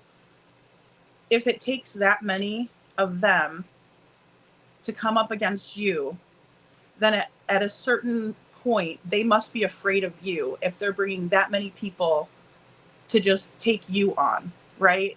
There must be some thing where they're scared of you. I'm like, you're a bad bitch. And I'm like, and just consider that when they all show up and you're the only one standing there by yourself, just know how bad you are. Because as much as they want to intimidate you and make you feel scared, they must feel that fear as well. And, she's like, well, I never thought of it like that. And I'm like, you just have to be stronger than those idiots and smarter. And you already got that going for you. So, because it is scary to be in that situation. It's terrifying. And it brings me back to situations that I've been in. And it's just, there's no reason for it besides that you think you're going to scare somebody. And it takes all of you guys up against Nina and her little kids. That's really pathetic. So, again, they're live streaming all this shit on Facebook and the exchange and all of the rude things they're doing to her and saying, I can't believe the judge granted her custody was one quote. She was, let's see. Oh, and then Nina recounts that she was standing there. And then she's like, hey, can I have my baby now? That's why she was there. They didn't need to do all of that. Again, Chris could have showed up by himself and it could have been a very peaceful situation, a handoff, and that's it. Drive safe because you have my daughter in your vehicle, right? That's what Chris should have been worried about. But instead, he ended up following her in a high-speed chase down the freeway, according to Nina, of course. And allegedly, in my opinion, I believe her. Because what other mother would admit to speeding at 90 miles an hour with their children in the car if someone wasn't chasing them?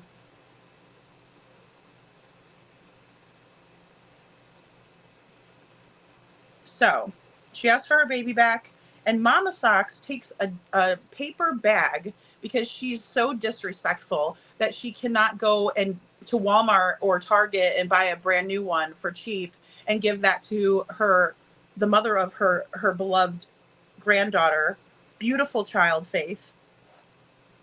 At this point, she was a baby. And it had diapers and a dirty bottle. Why am I not surprised, Kathy?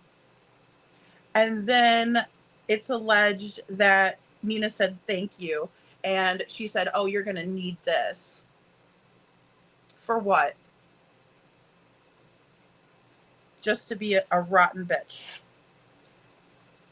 And this is all happening again in front of the Gallatin Sheriff's Office, right? Where the judge had ordered this all transpire. No one comes out. No one says, what's all the commotion out here? What are all these cars? What are all these people? Nothing. That's piss poor. And then let's see. Oh yeah, they toss Faith. They toss Faith to Nina. So she catches her daughter, her baby daughter. She could have hurt her neck. She could have, Nina could have not caught her. Something could have happened, and why take that chance? But nevertheless, they do this, and they're still live streaming it. So there's people out there that have actually witnessed this happen, yet the proud feet live to fuck off another day.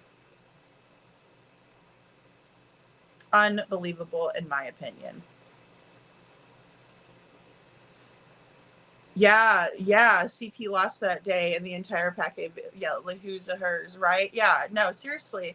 And a narcissist hates to lose. And even more so, his mommy doesn't want his fragile ego bruised, so that flying monkey is going to come in there and swoop in, won't she? Mama Bear says, can you imagine the inner turmoil Nina is going through?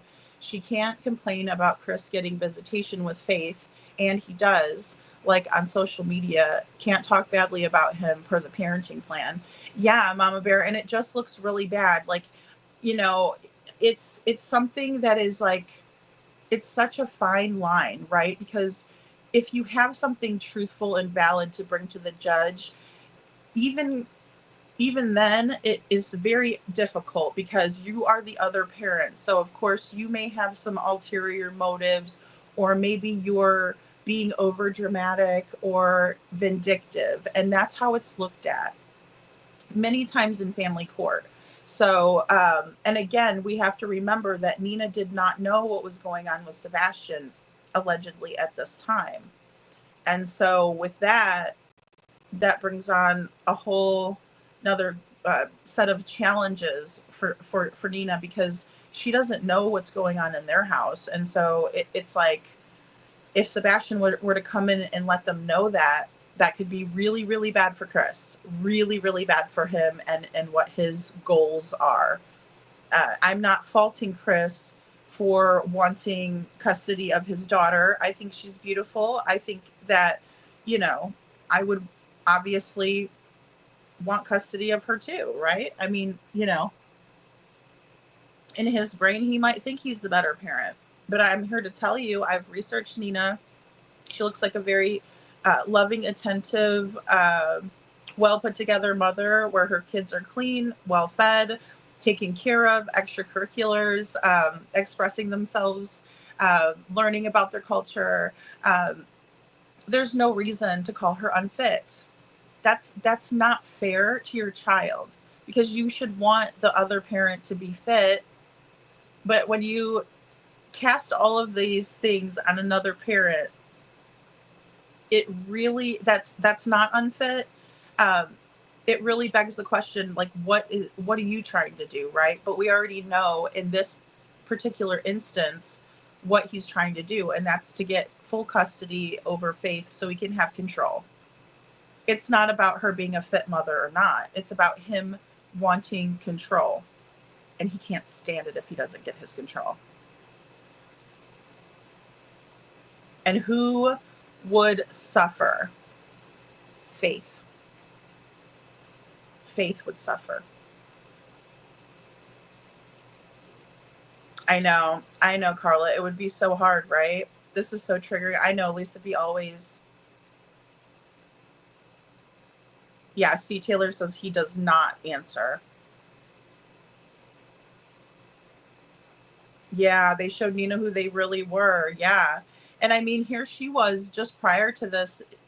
The reason how they were able to kind of go behind her back and to get this temporary custody of Faith in the first place was that her daughter, her oldest daughter, Isabel, was sick, and she was in what's the big one up there? Vanderbilt Hospital. And she's like, hey, could you watch the other kids for me? And entrusted Chris's family to watch the kids for her, right? Her son and Faith. And this is what they did behind her back while her daughter was sick in the hospital. when people prey on any type of opportunity, I think that's called a opportunist. SI officer says, it just shows how much CP loves to play things off like they are nothing but BS stories and reactions. I agree. And it shows that everybody's willing to be in on this fuckery, right? Or, you know, nonsense, or these games. Like they all can't wait to do it. And it's weird because I just could not participate. I would disown my family. You know, if it was me, I couldn't do it. And again, being in Katie's situation, this is a double-edged sword for her. She could participate in this, but if she thinks that she is above any of this, no, you're not, because that means that you yourself have to watch your own P's and Q's all the time. Because if you piss off Chris, you're pissing off his entire family, and you better look out. And I've considered that not as something to, you know, hold against Katie or anything like that, because obviously that would probably be the natural reaction, like, oh shit, you know, they're doing this to her, they're going to do it to me if I don't help. It's one of the oldest studies we have. And if Lil Redo's, you know, in the bushes girl, the sociopath next door, it mentions these studies that were done, and she read about it on her channel. Mama Bear says Nina was most likely warned by the judge not to speak disparaging about their daughter publicly again, or could lose custody. Yeah, sure. You don't know what the stipulations are, Mama Bear. And, you know, it would make sense based on the fact that Chris is like, don't talk about me. Big deal. Everybody gets talked about, you know, everybody. You're not going to be everybody's cup of tea, you know? I mean, it's one thing to lie on somebody, defame them and everything like that. It's a whole nother ballgame when it's the truth, you know? I mean, he could look internally, or, you know, maybe go back and listen to some of the things he said and understand that they weren't well received for a reason. But that's, again, asking a lot. Narcissists, you know, their ego won't let them examine themselves. It's too painful. They're too fragile. Fragile. Holly S says Justin swears up and down that Sebastian was not going to be a witness, but it's possible he's wrong. But part of me thinks he might have sources. Yeah, no, I totally get. Yeah, Holly S, I hear you on that, because I do remember Justin being like, "Look, guys, that is not true at all. Like, there was no witness list that was changed over." I think I do remember him saying that specifically, now that you say that, Holly S. And again, you know, I do try to confirm things before I give a definitive answer. We can discuss things all day long here, but I mean, me saying, you know, this is what I think, I'm hesitant, even with the iWatch stuff, because I haven't done enough research independently on it, you know? And I wouldn't want somebody to be like, yeah, you know, did you hear? Because that happens all the time, where like people will say these things, but they don't show a receipt or anything. Like, there's people I found out today that still think I have warrants out for my arrest, but I was in court multiple times in the last 2 months. I feel sorry for these people, because it's crazy. It's like, okay, I know that you don't like me, but let it go, because it's not right. Like, but they can think whatever they want. I'm not gonna, you know. Valley Gal says, I wish and hope maybe one of the other ex-wives would or have gone to the FBI. You know, I don't think it would be necessarily a bad idea, because, you know, here's the thing. That's a great point. The way I look at that is that at least you might have someone to corroborate Chris's past. Because if we look at Nina, I will say that, you know, people could, again, look at her and be like, well, you're in a custody battle with him, so what you say is probably a lot out of anger or whatever. Like, they could say that her opinion's biased. But if you took someone like Rachel,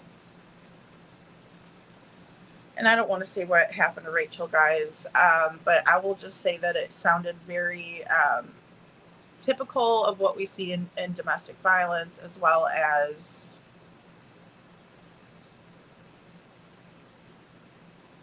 what Nina, I mean, what she said.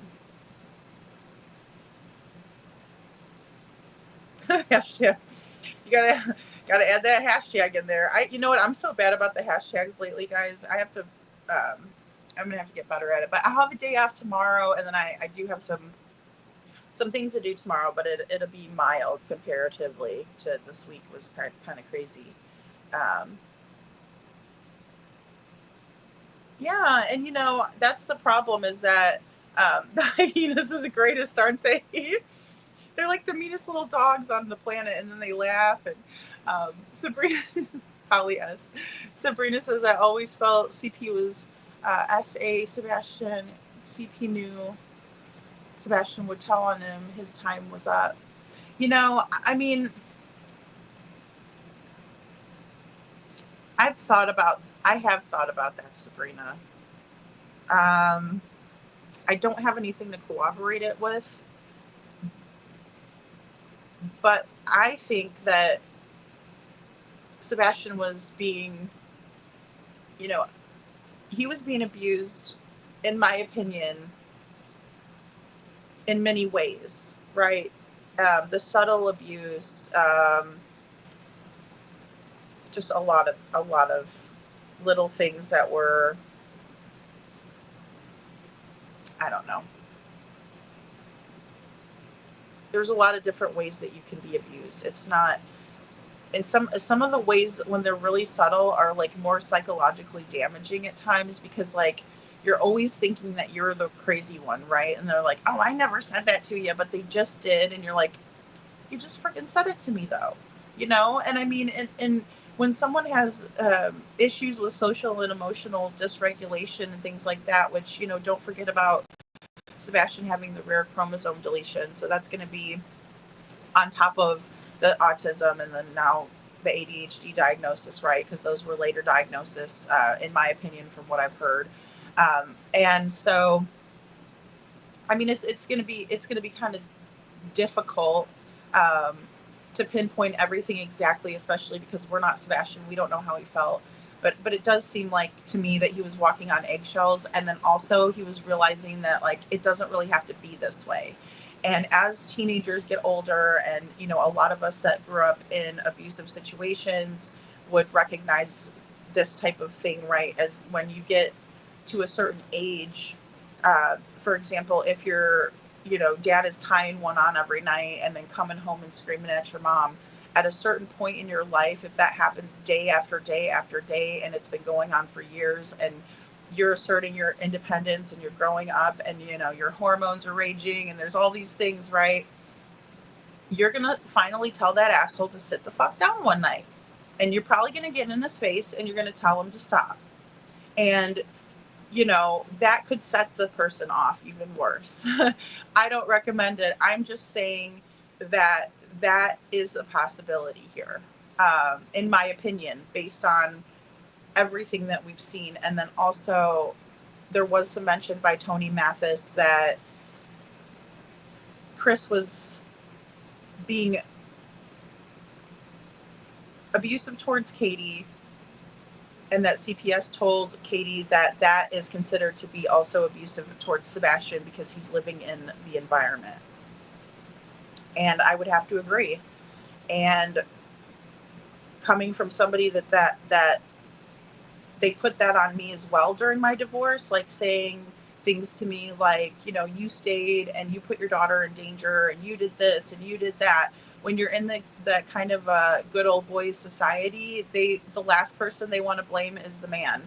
They're always looking to blame that woman. And, that's why I titled this, it's not really reboot, I'll fix it later, but it's Good Old Boys Gone Wild, because it just reminds me so much of that, because in my opinion, that doesn't help someone who is struggling or dealing with domestic violence to get out of the relationship. If anything, it makes you feel smaller. It makes you feel worthless. It makes you feel even worse about yourself. Because not only now am I a horrible wife and nothing I do pleases this fucker over here, but now I'm a horrible mother too. And it's absolutely not helpful. It's not helpful. So whoever, was doing that shit, I'm sorry. maybe give Katie some resources so that way she can feel more confident. Maybe give her a number for the domestic violence hotline. So if something like this happens to her, she can have some tools to use and understand how to leave safely. Because it's when a woman or a man, I'm a woman, so I know that experience. I don't know the man's experience. When a woman is trying to leave, that is the most dangerous time for her. The controlling, coercive control person, right?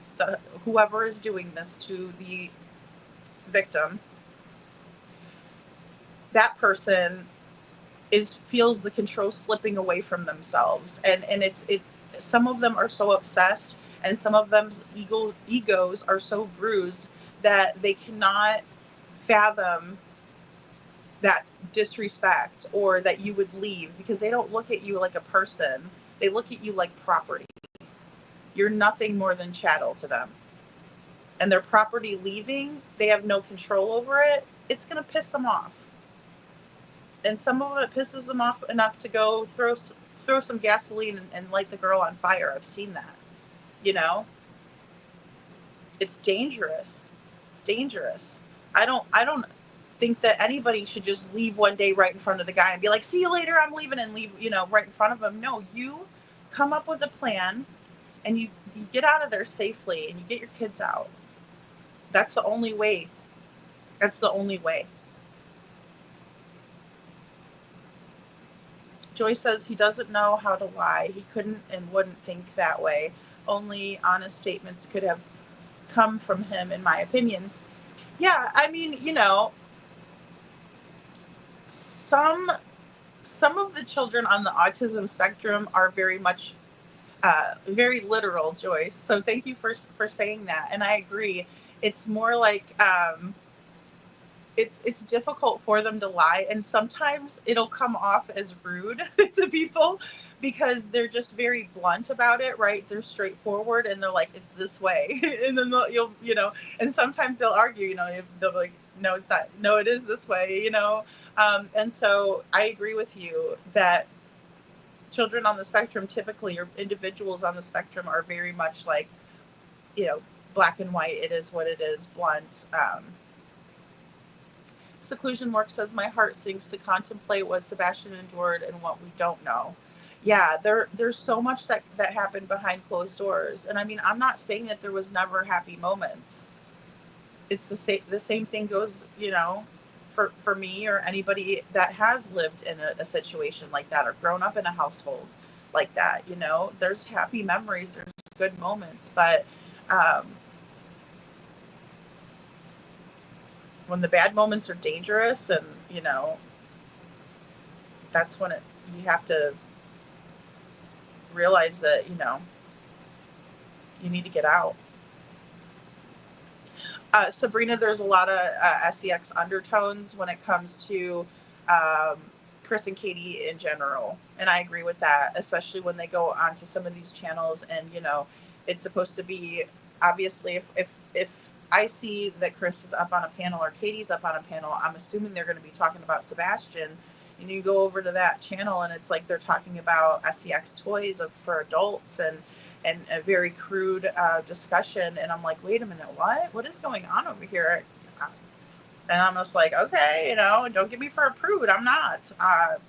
But in the same way, I'm like, how is this part of Sebastian Rogers? How does Sebastian Rogers' case come to this? Because I'm here to tell you, he doesn't deserve that. His stepfather being up there like that, that's disrespectful to his mom, for one. But then again, she's right there. Because we talked about this yesterday. Katie, in my opinion, has had such bad trauma and no help for it. And that has resulted in her accepting this stuff, accepting the love that she thinks she deserves, accepting that it's funny. Oh, it's okay if you make fun of my son. It's okay. Ha ha ha. No, it's not okay. That deserves a swift kick in the ass. Not literally, I guess, but I mean, really, it's like, I'd be reading the riot act. Like, you don't talk about my kid that way. Who do you think you are? You know, we're trying to build this child up, not break him down. And I mean, I don't know. I just come out like, what did Chris call Chris, the mama bear, you know? Don't be talking about my cub like that, you know? I mean, it's like anything. Somebody talks bad about one of your brothers or sisters. You're like, don't talk about my sister or my brother like that. You know, I mean.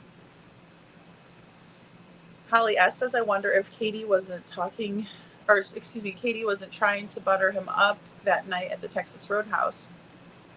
Well, you know, I would maybe think that, Holly S., but it's like, gosh, they were not looking like they were having a good time at all. I mean, in my opinion, like from what I watched, and, you know, like Kiki was saying, I'm sure there's other angles and more camera footage from that night, I would imagine. And we're only seeing a small piece of it. So, yeah, protection with CP, in my opinion.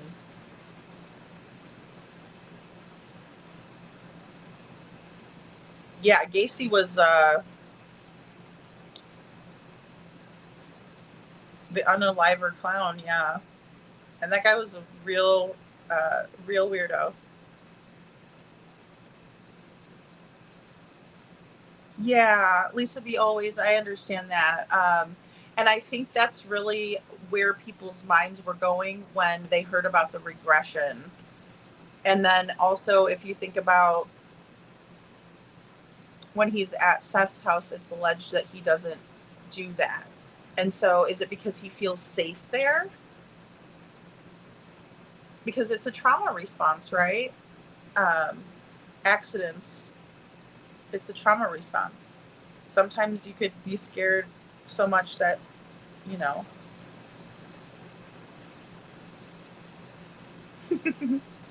Oh, Miss Sharon.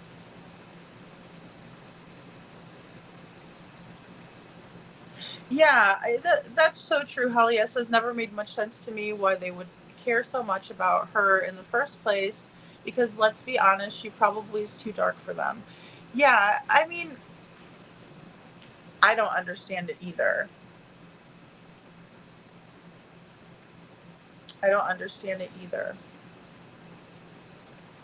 Carla says, Holly, me too, but then I think it's Chris's kid. I don't think he would abuse her. Well, he did say, Terry Lynn asked Chris Proudfoot, she's like, you know, well, so if Faith, you know, gets in trouble, and I'm paraphrasing, this is not a direct quote, but she asks him something along the lines of, well, what about when Faith does something, you know, naughty? What do you do to her? Like, you know, do you spank her, or how do you handle it? Now, at this time, Faith was only like 6 years old, right, last year. So now she's about 7. I don't know her exact birthday. Don't want to know. Not important to me. But except for to say happy birthday, she's a cutie. You know, I'm not saying that, but I'm saying I don't try to figure what these poor kids. But again, she's 6 years old, and then, you know, Chris is like, oh yeah, I would spank her, yeah, you know, and then, you know, and he's like, with an open hand, and it's like, okay, but still, like, what does a little girl do so bad that she deserves to get an open hand swat? Because I'm gonna tell you right now, you could be smarter than a 5th grader on that one, and, you know, take away a privilege. But then again, you know, Chris doesn't give these children any privileges, it sounds like, you know. It's like they don't have internet, they don't have this, they don't have that, they can't do this, I keep it on lockdown. Well, then you have nothing to incentivize, so you have no leverage. No wonder you're freaking all over the place. I mean, come on. And then Chris thinks he's like the best parenter, and he's got the best style of parenting. He's like, let me tell you guys how to do this. And it's like, bro, your son's missing, right? And at this time, obviously, stepson. But I'm just saying, like, in the beginning, when it was Smiley Stories World, I'm thinking, you know, and this is supposed to be Sebastian's stepdad, and he's like saying these things. It was odd. He told on himself, and then he got pissed off because everybody had the reaction that they are gonna have. I mean, it's just like me getting up here. I don't know what reaction you're going to have to me. I don't. And I hope it's a good one. If it's not a good one, I listen to constructive criticism. I'm not going to put up with abuse, but I consider people's feedback, you know.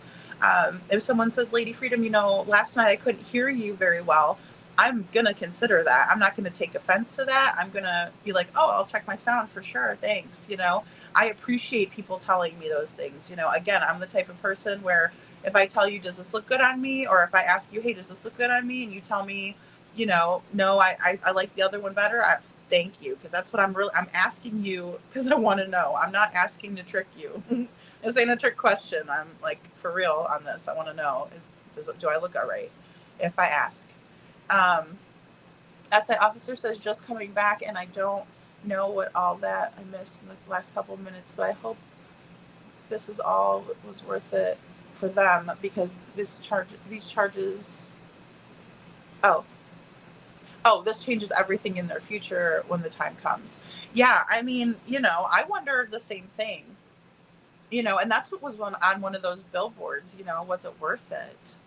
Because it seems like a hell of a lot for what? And I agree, SI officer. I'd be worried. Yeah, Miss Anna, I feel like they are too. I feel like there's some definite problems in the TBI, and they're the ones that oversee the entire state, right?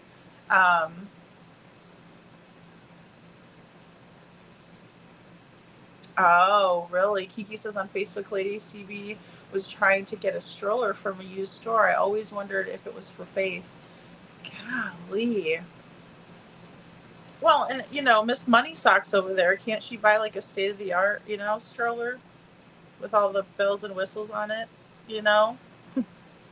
I don't know what they got these days, guys. I had my daughter when I was 19, so, and I'm in my early 40s now, so I have no idea what the baby stuff.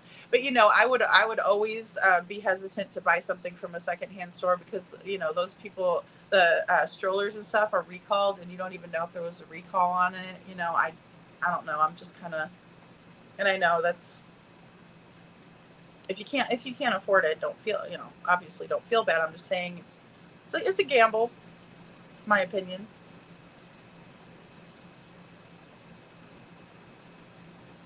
Oh, Megan says, I don't remember anyone in the Yuck family making a comment about Nina. I think them wanting her daughter is just a game and to torment her, in my opinion. I think so too. I think they enjoy it because why would they live stream it? Like they love doing that. Like they record people's misfortunes so they can laugh about it later. Like, ooh, that's evil. You know what I mean? Like that's what evil is made out of, you know? Yes, ma'am, SI officer. Yes. Hey, Lolo. Yeah, and I'm going to tell you guys, this Psalms 37:13. Well, see, I can't even remember it time to time. I'm horrible. I want to make sure I get it right. So, yeah, 37:13. Really a fantastic job. Yeah, Lolo says it's so evil. They did not love the child. No way they could just toss her to Nina if they did. I know. And I mean, how scary would that be? It would, oh my gosh, a baby? It's like, oh Lord. How does a judge let any child stay with CP overnight, let alone the summer or full time? Right. And you know, I mean, we heard about Chris getting her a dog, Faith a dog, to kind of lure her in. Again, that's very manipulative when you only have her, when the parenting plan has her coming to see you in the summer and then in the winter. That's so manipulative. And it's such a mind fuck for a kid, right? Because of course they want to be with daddy. Of course they want to be with their puppy. Of course they want, you know what I mean? Like, don't make them choose that. Don't do that to them. But here's Chris. Oh, look, I got you a dog. Okay, well, you asshole. You know, and it's all manipulation. It's all a tactic. It's not love. That's control. Let's see if I can win her over with this, you know? But then she comes to live with you, and it's like open hand swats on the boot, you know? Hey, Juicy Jules. Racing car and backfiring. Saturday night kiddos in Colorado Springs. Cool. Juicy Jules. That's awesome. I hope you guys have a blast. That is so fun. All right, guys. I'm going to go ahead and get this next video rolling for you guys. Roll that beautiful bean footage. Let's see. Here it is. And I told my kids, I said, get out. I'm trying to get Faith out again. And I told my kids, and I remember he put the truck in reverse. And I told my kids, I said, get out. I said, jump, get out. And I remember them getting out as fast as they could. And we're running into the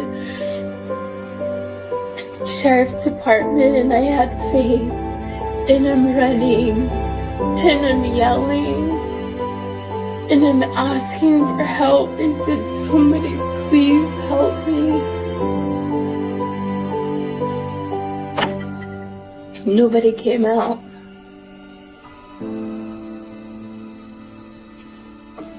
And then finally, he came in, Christopher, behind me. And they finally opened the door.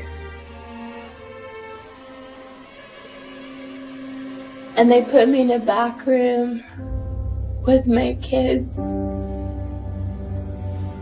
They turned the lights off on us. In the process of me calling my attorney to tell him what was going on, Kathy disconnected my cell phone.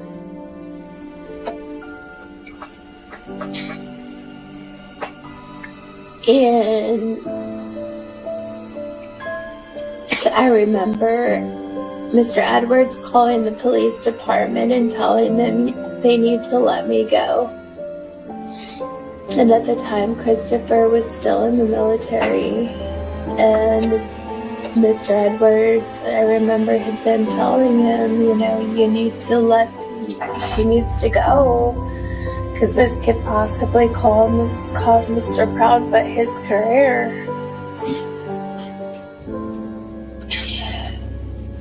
So at that point in time, I got escorted outside by a couple of sheriffs that were there. They seemed like they knew each other, all of them.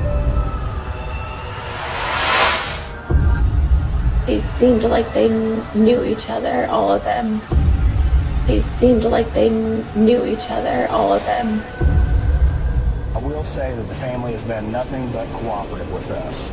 They seemed like they knew each other, all of them. I made the phone call and reported it to the sheriff's department because that's what we're supposed to do.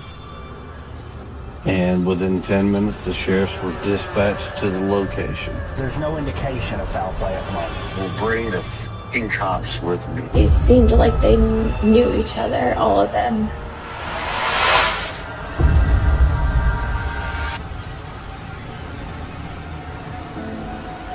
So I said, all right, Dad, I'm coming. Well, everybody followed me down the interstate. My dad and I were weaving in and out of traffic, trying to lose them. The whole family were following me and Dad about 80, 90 miles an hour. We were going down the interstate just to get away from them.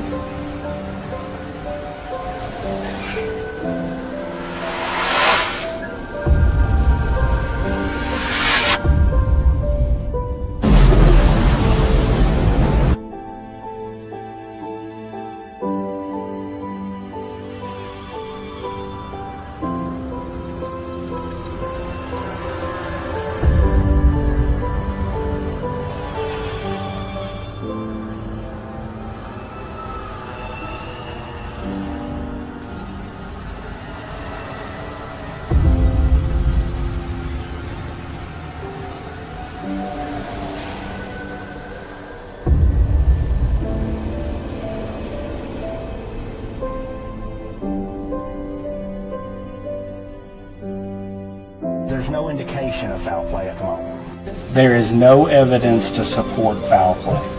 And I will bring the fucking cops with me. It seemed like they knew each other, all of them. That's going to be what breaks the case, is somebody's home surveillance video seeing something.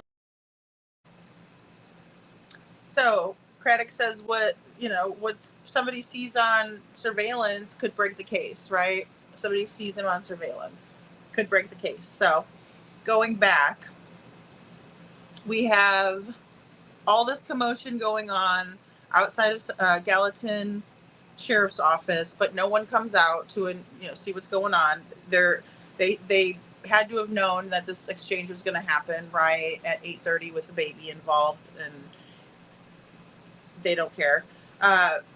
So she runs up to the doors with her children because Chris gets near the car and Melissa's egging him on, run her over, a little fucking gremlin.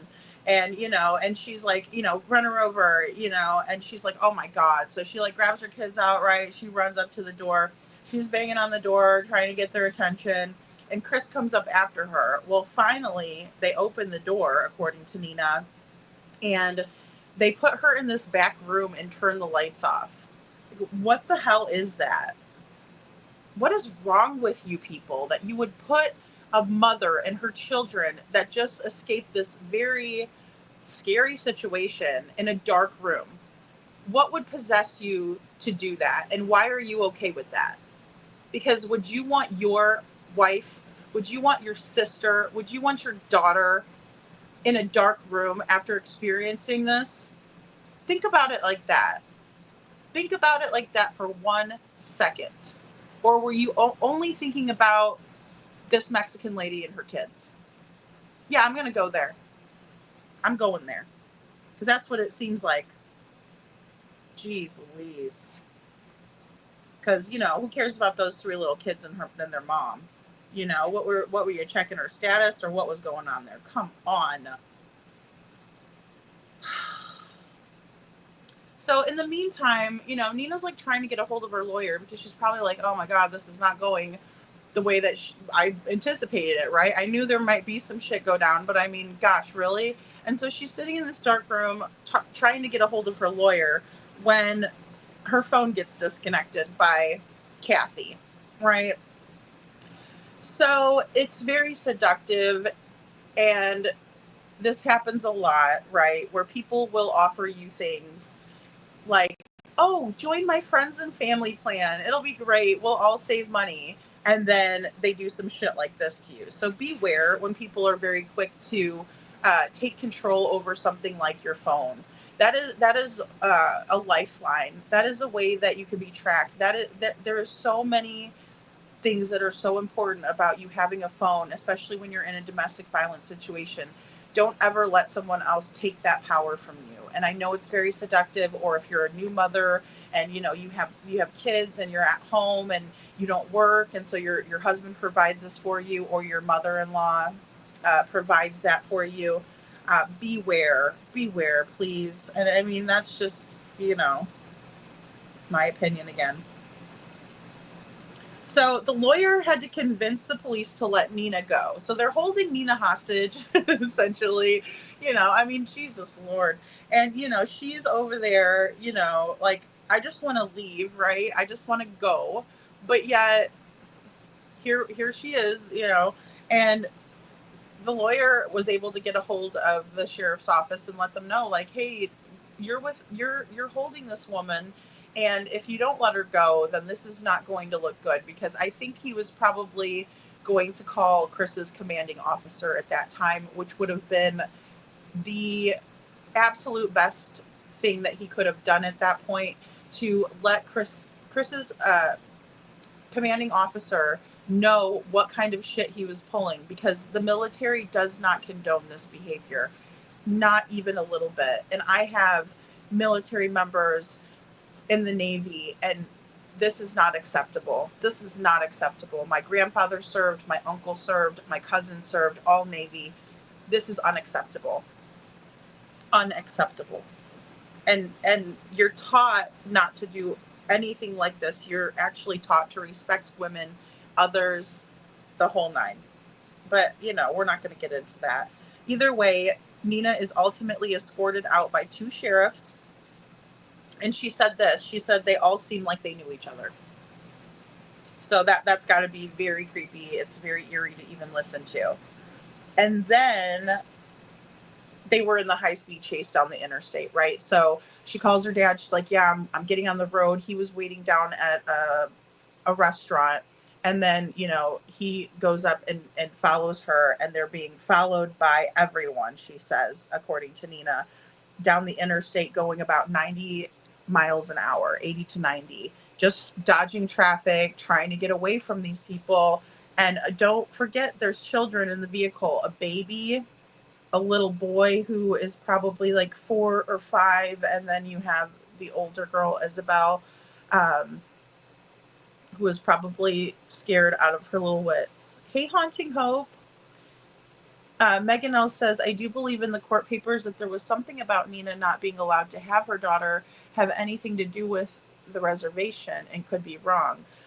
I think that that's probably correct, Megan, and the reason why is because Chris called CPS on Nina because he found out, allegedly, according to Nina, that she had switched schools for Faith. So Faith was going to one school, and she put her into a Native American academy, and which is in Albuquerque, close to where her brother and her sister go to school.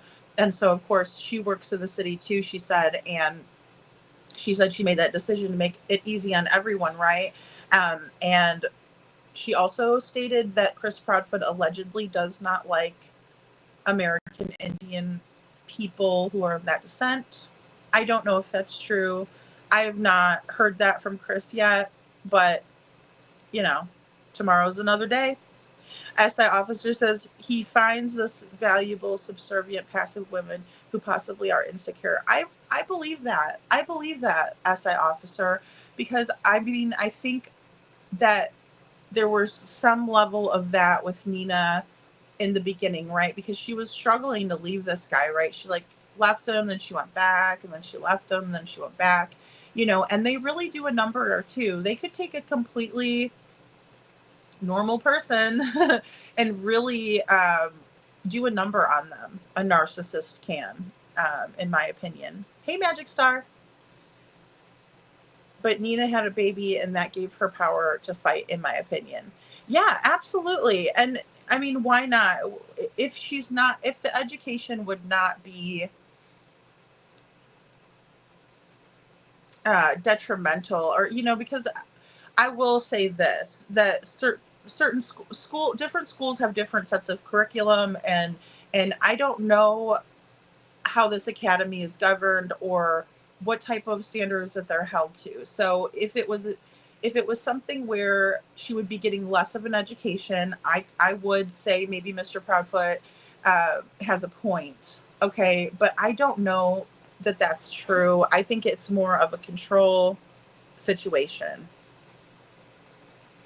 I've lived in the good old boy town my entire life, suddenly questioning everything. And yeah, you're exactly right. Thanks, Haunting Hope. Yeah, I and here's the thing about it is there's so many good people that don't condone or like that aren't in with that, right? And they're like, no, I'm not going to be a part of that.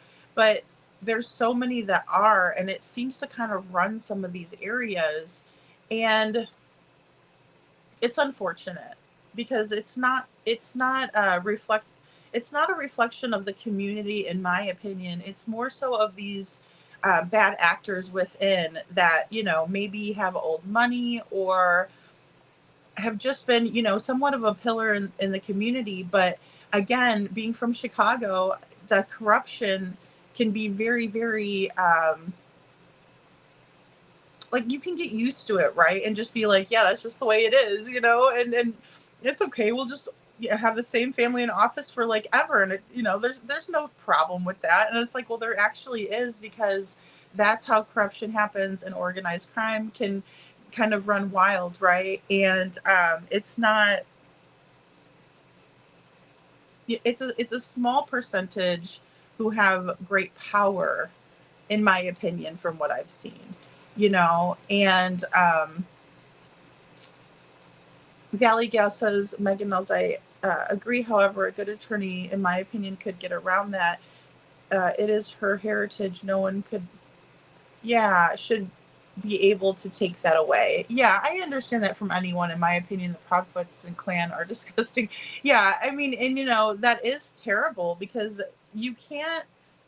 None of us can change where we came from, right? And it's good to know who you are. I mean, even if it's like an ancestry. I remember, I think it was either my brother or my sister or somebody was like, I'm going to do an ancestry, and I'm like, that's really cool. And I'm like, but it's not really going to change who I am if I do an ancestry. Like, say I found out I was like, Portuguese or something. I wouldn't all of a sudden be like, I'm Portuguese, because I'm so used to like, thinking I know or whatever. But if it's a small percentage, but it's cool to understand. And it might bring you into a different culture that you really enjoy. And it's like, oh, that's neat. I mean, I love other cultures. I just do. Oh my goodness, really? Oh, little Miss Sharon says yes. In Australia, a husband threw fuel in a car with his wife and 3 children. My Lord. And the same thing happened here. Well, the wife went missing, and then the boys were on a supervised visit with the father, and he did something very similar. It's like if they're backed into a corner, we see this dynamic too, where they're backed into a corner, and it's like, I almost think that could be a motive behind what happened with Travis Decker. Like, you're not going to keep my kids from me. I'll show you. And when somebody's mentally ill, they're not thinking correctly at all. And then there's just something wrong there.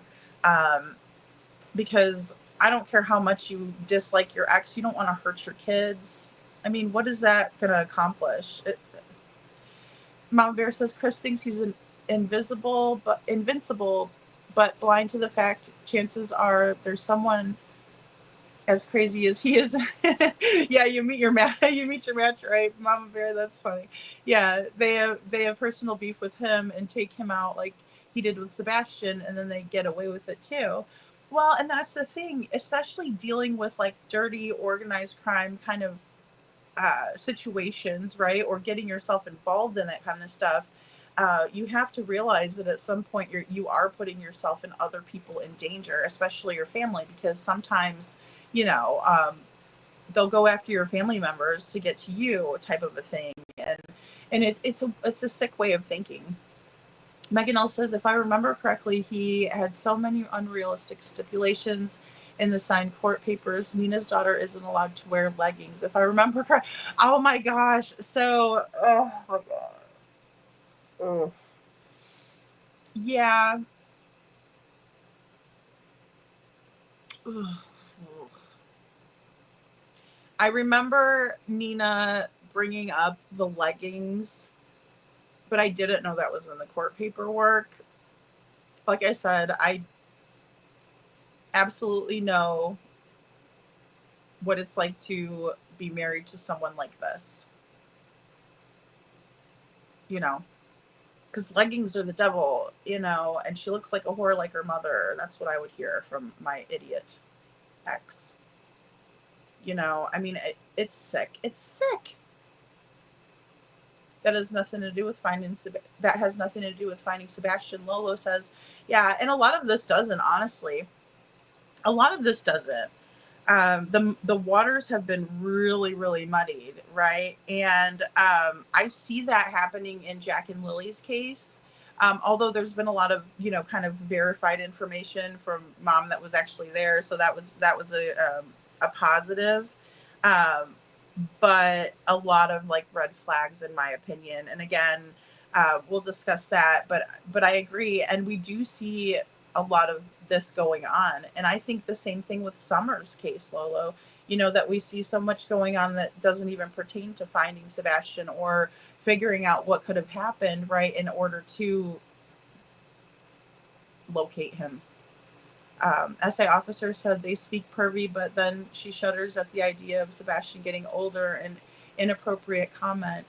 Yeah. Yeah. Insinuating. Well, yeah, as an officer. And then also, you know,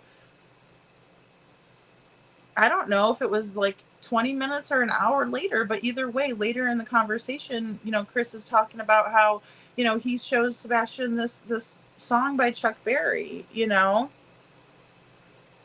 highly inappropriate, and he thinks it's just fine, you know. Oh my goodness. Joyce says lived with my girlfriend who is raising an autistic grandson, and definitely an eloper, ran in front of a car in a trailer park and was ran over. Oh gosh. After that, locks her on the outside of the house. Oh, I'm so glad that they're okay. Oh my Lord. And you know, that is so scary. That is so scary to know that, you know, your child would be spontaneous and just like take off, right? Um, Wow. Oh my goodness. And I know people will put alarms on the doors too, which is helpful. Yeah, I know. Lolo says I have a really hard time trying to muster up pity for Katie. Well, and you know, don't forget she's over there like, you know, video recording this stuff, you know, and that's a hard time for me with Katie.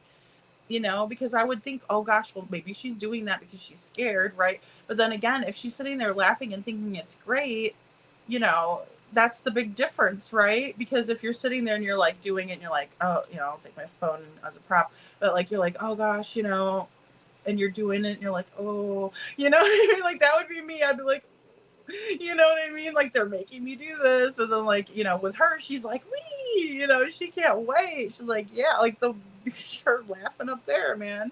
I picture that, like, ooh, I'm getting this girl. And you know, again, maybe she's naive enough to think that that's not going to happen to her ever. And I just hate to say it, but it is. It's going to happen to you. Hey, Keenan, Captain Jules, good to see you. Welcome in, welcome in. Aw, Gator. Gator, take a break. You work too hard. You guys both work too hard. No worries. I'm a lazy tagger, guys. I am such a lazy tagger. Okay, let's watch this next clip. Let's do this next one. And I'll get a little bit caught up in chat. Or is this my... Oh, okay. This is just the short one. This is a fast. You obtained from the neighborhood the night Sebastian disappeared. You can see two suspicious light sources, which we've circled here, in an area behind the teen's home. Since we first aired the video last month, authorities have said... No evidentiary value? It is of no evidentiary value. Can you tell me what those lights are? No. Why? They seemed like they knew each other, all of them.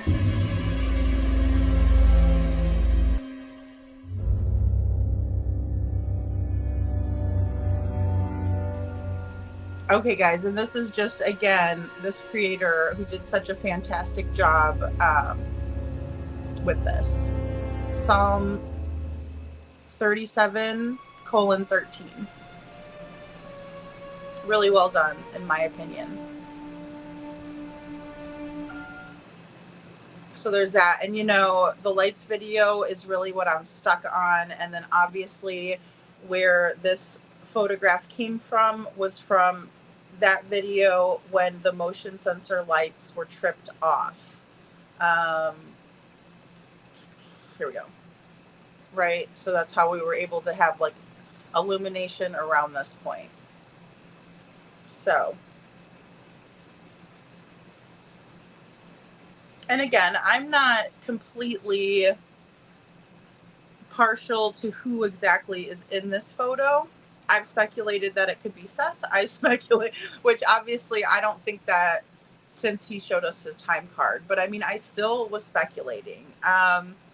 You know, if I think that there's a level of corruption, I have to look at it from all aspects, right? It's either corrupt or it's not. And so, of course, I'm going to take a look at that. What's alarming to me is that Seth was okay with it, with the speculation, but Chris was not, and neither was Katie, which makes me wonder why they're so worried about it. If it's not true, defend yourself, but you don't have to get out here and, be hateful to everybody, scream and yell and, oh my God, and hey, momming it up. You don't have to do that. It's not necessary because it's not true, right? So, I mean, yes, it's bothersome to be accused. Hey, YouTuber, it is. Nobody likes to be wrongfully accused. Nobody likes to be accused, period. But it's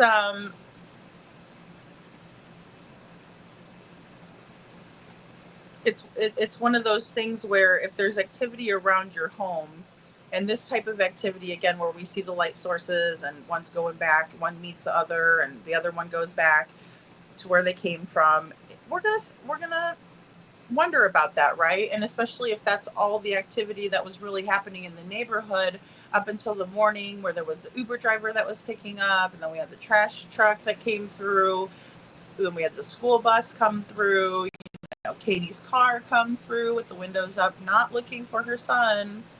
This is another big indicator for me, guys. And I mean, I understand some people might think, might say, look, she was really upset. She didn't think to roll her windows down. And I would say, well, I get that. But how do you expect anybody to hear you if your windows are rolled up? Because I'd have them all down at that point and I would just be screaming as much as I could, right? And again, if Sebastian eloped regularly, then she may not have that reaction. She may be calmer in the situation. But since it's something that he's never done before and all of a sudden he's missing, I would be really, really worried, right? And I would be like, oh my gosh, this has never happened. Where is he? And so at that point, your windows would be rolled down.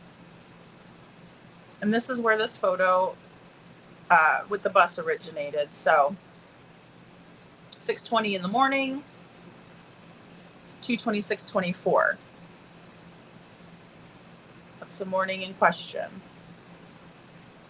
And at this point, the police have not been called to notify them that Sebastian was missing at all. KP is very fake, in my opinion, as well, Sasha. Yeah, and I can't help it, Thank you, Kiki. She's awesome, this girl, I'll tell you. Cinderella, I feel it. I feel the guilt, And that's another thing that I don't see with Katie either, is like her feeling of guilt, right? Because I would be beside myself, and I probably would come out and be like, hey, I understand that you guys think I did this, but I did it, and here's some proof or something. But we've not heard her do that. And I get it. She gets a lot of flack. Maybe she doesn't want to talk to the media because she does get a lot of flack. I get it, but it wouldn't deter me, and that's maybe where I'm finding a disconnect.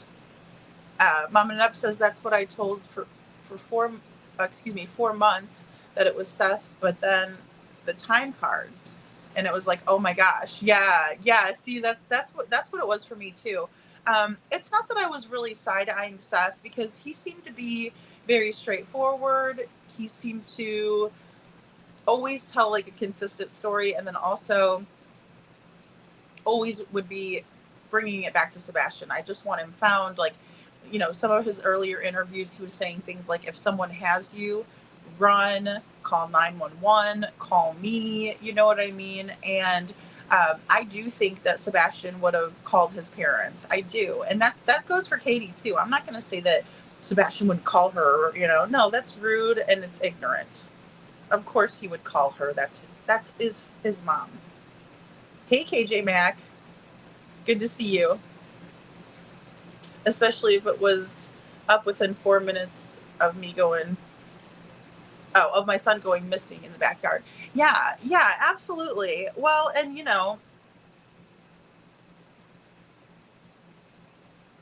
I just think it makes more sense with the information that I have, but I'm not going to discount anything just yet. I mean, I'm still working on the theory, but it's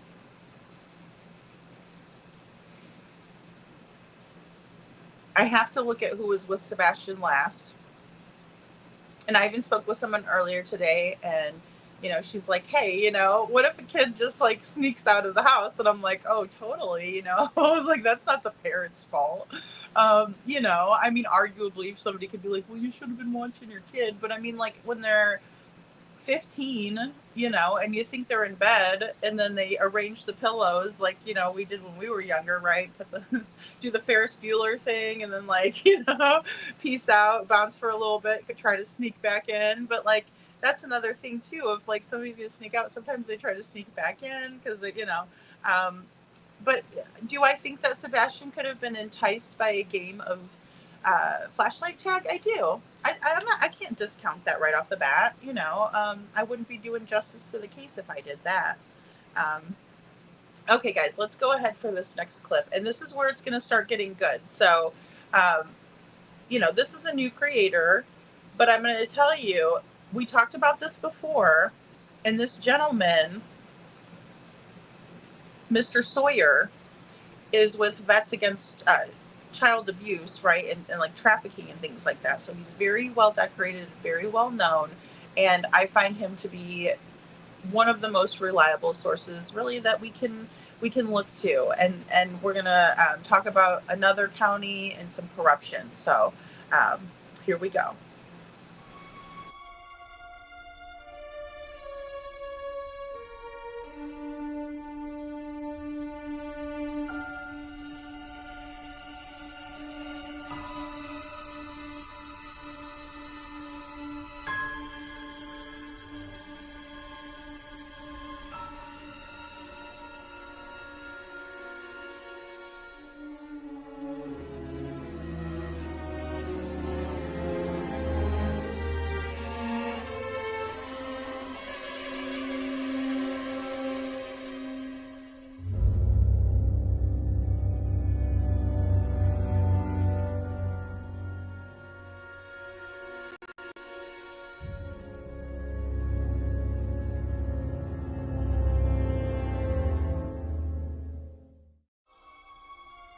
Our coverage of the breaking news, the TBI raid on the Millersville Police Department continues. TBI descended upon the Millersville Police Department, as well as the home of that department's conspiracy-minded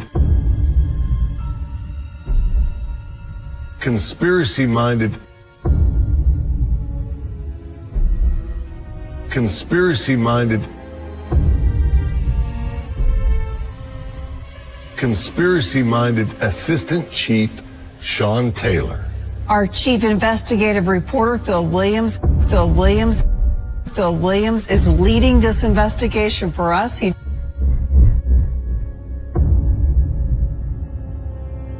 Meanwhile, online, the reaction from Sean Taylor's camp was predictable.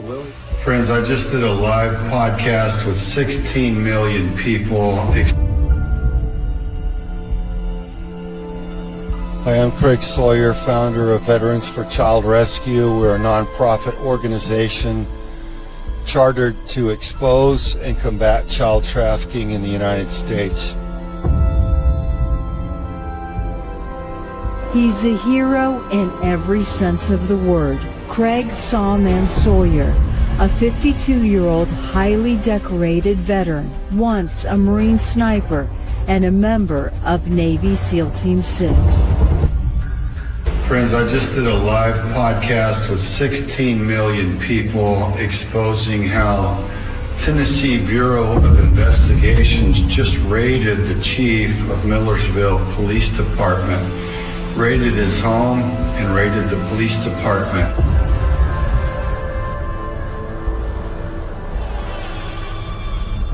As the conspiracy theorists at the center of that botched child predator sting blamed me for that TBI raid, which he claimed is designed to cover up for child sex trafficking in Tennessee.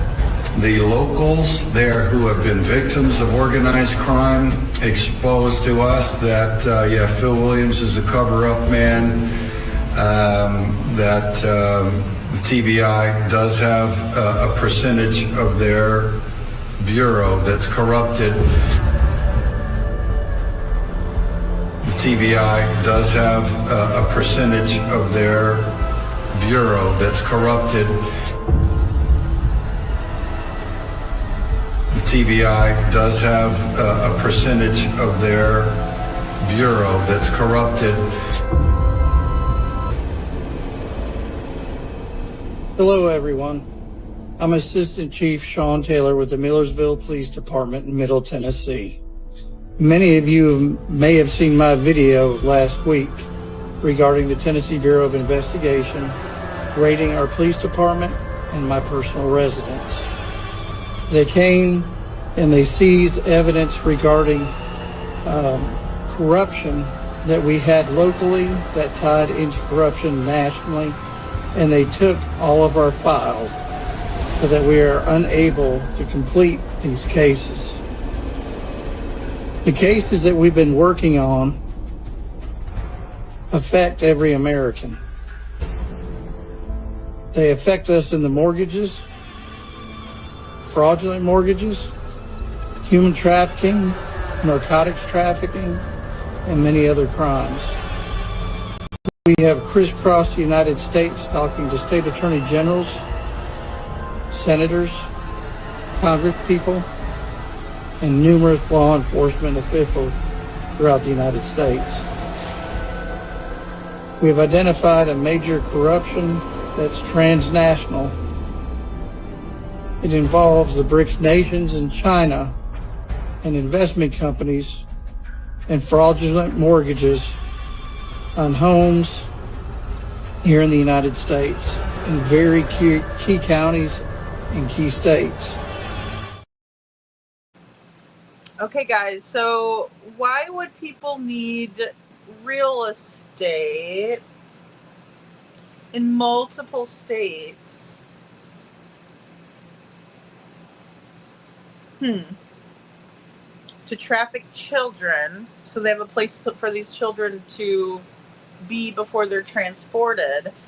And these are issues that we see, especially when I did a deep dive on Sheriff Craddock. I mean, why does he have realtors and so many of them as friends?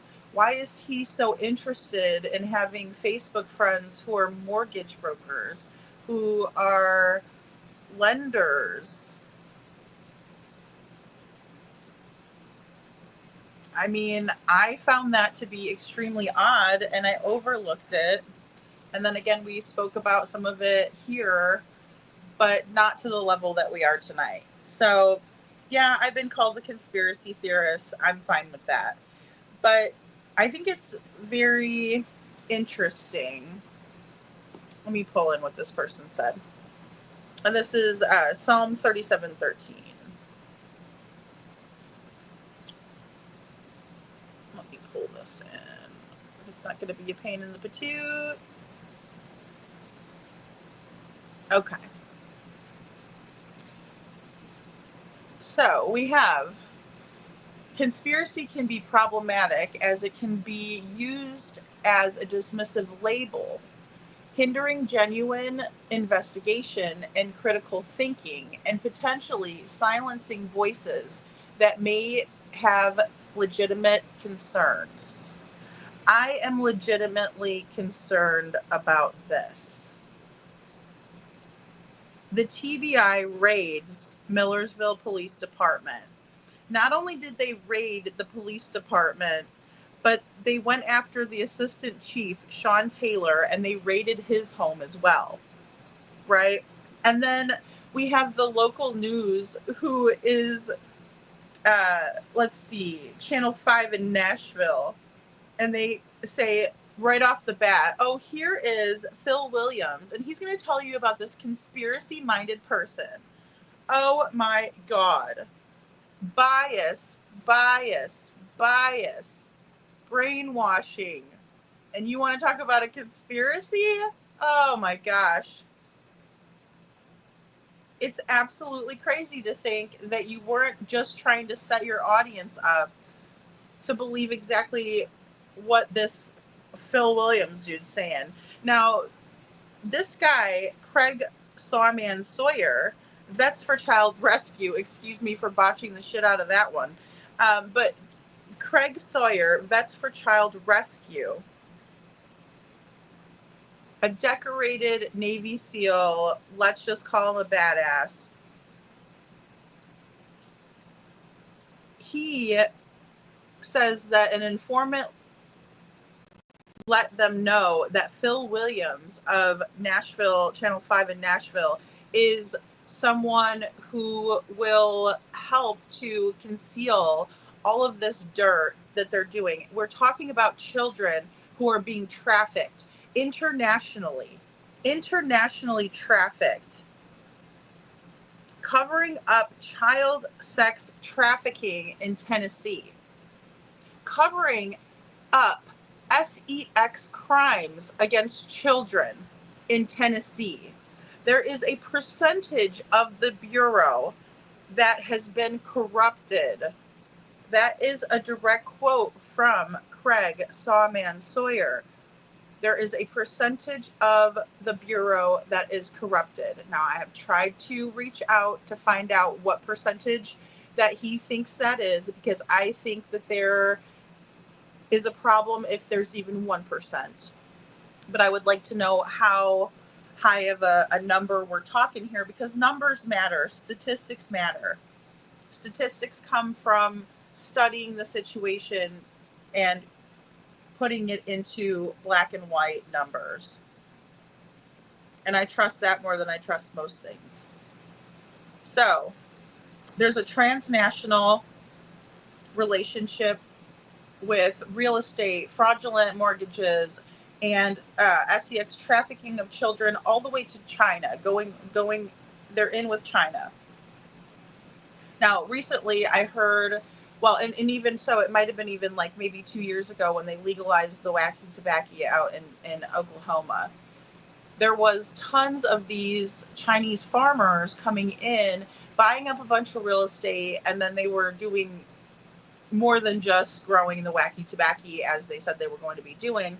And a lot of them were getting busted in Oklahoma. And it made me think about that, because these people from China have been alleged in other states to be doing these things, like buying up a lot of real estate and then getting into, legal drug trade and things like that. But then also we have the other aspects of what they could be involved in.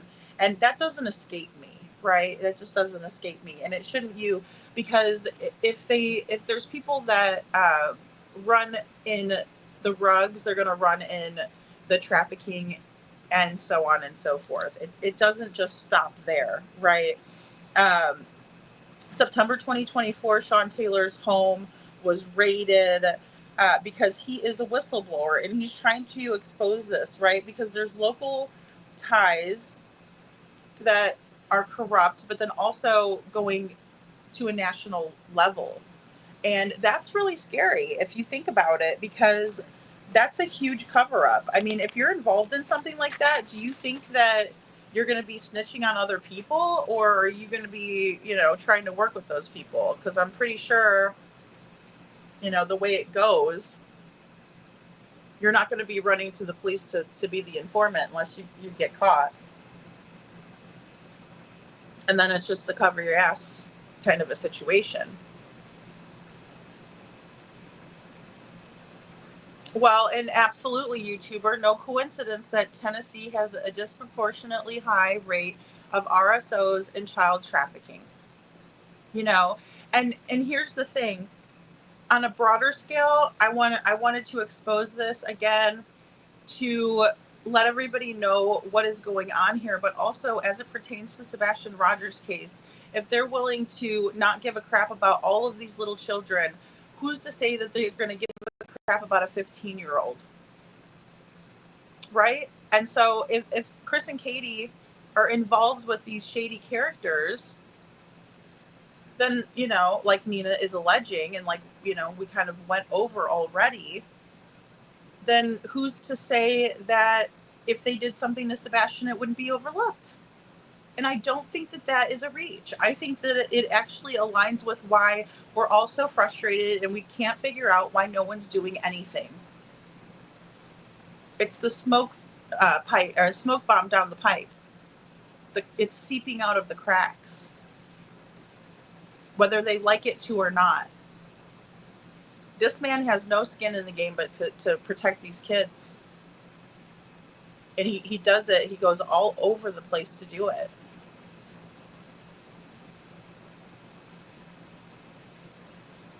Yeah, Mama Nub says KJ Mac.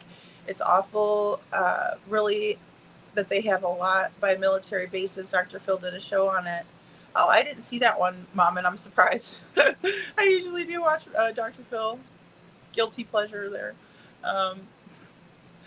KJ Mac says, well, the who or what has transfers to be very telling. Well, and then also, exactly, and then also, you reminded me about At Night bringing out all of this kind of information as well. And I'm not saying that, their research is aligning with this. I'm just saying that we were hearing that there was all of these rings and things like that. And in the beginning, Dog was like, hey, I would love to be able to show the picture of Sebastian to some of these kids that were rescued to see if they maybe saw him out there, right? So just not leaving any stone unturned. That's all that we can do. And honestly, the police should be right there trying to do that very thing, in my opinion.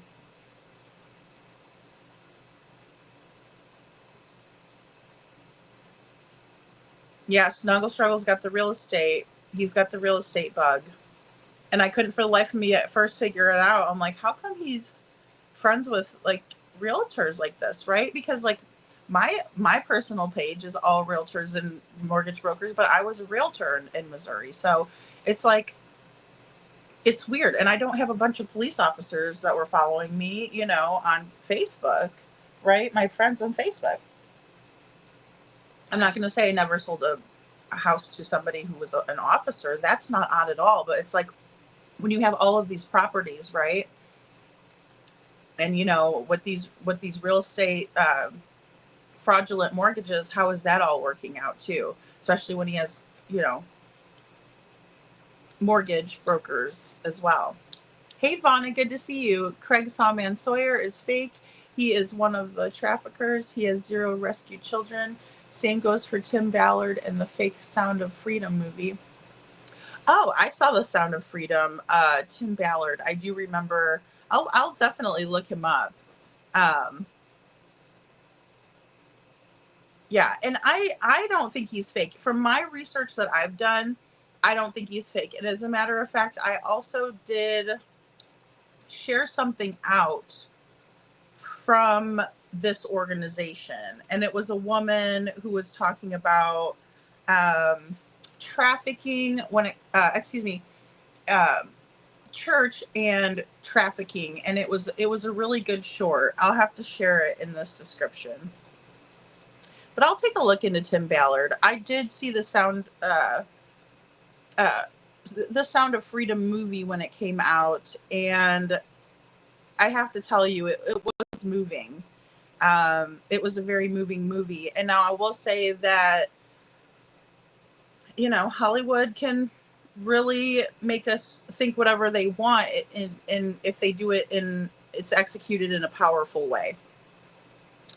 But let me take a look at that both. And let me drop that link too. I'll just remember to drop the link for that. Because I agreed with what this lady was saying. Hey, I'm about the kids. I don't believe for one second that, this guy is trafficking children and then going and speaking all over the place about trafficking.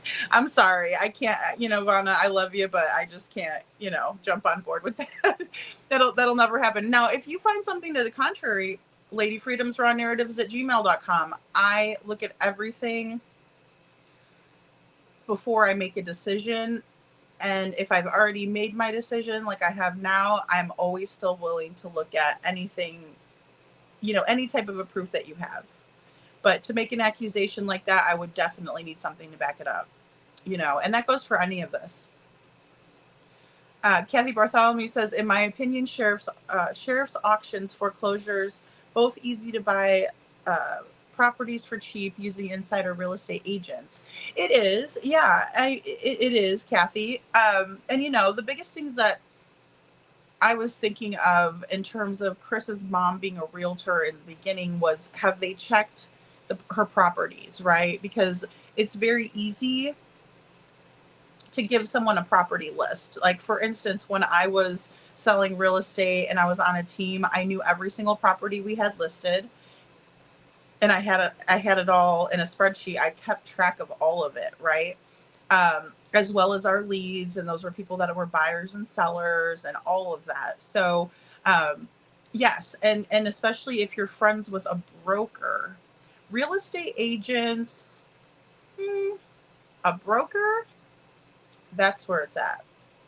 They're going to know about all the foreclosures, all the auctions, all of that. Now, you're going to know brokers, so you will have access to that as a realtor yourself, right? And you network and you build relationships and, you know, all of that.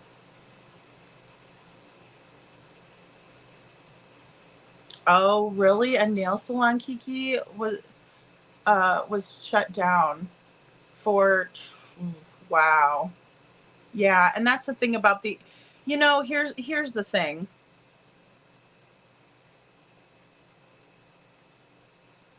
It's like you don't really think too much about it, you know, when you see these like weird little seedy joints, right, that are like massage parlors, but a lot of those have some really bad crap going on in there. You know, I mean, really bad. And it's like, you wouldn't think, right? It's like your nail salon. You're like, you just go in there, but like, oh my gosh, I can't imagine. Thank you for sharing that.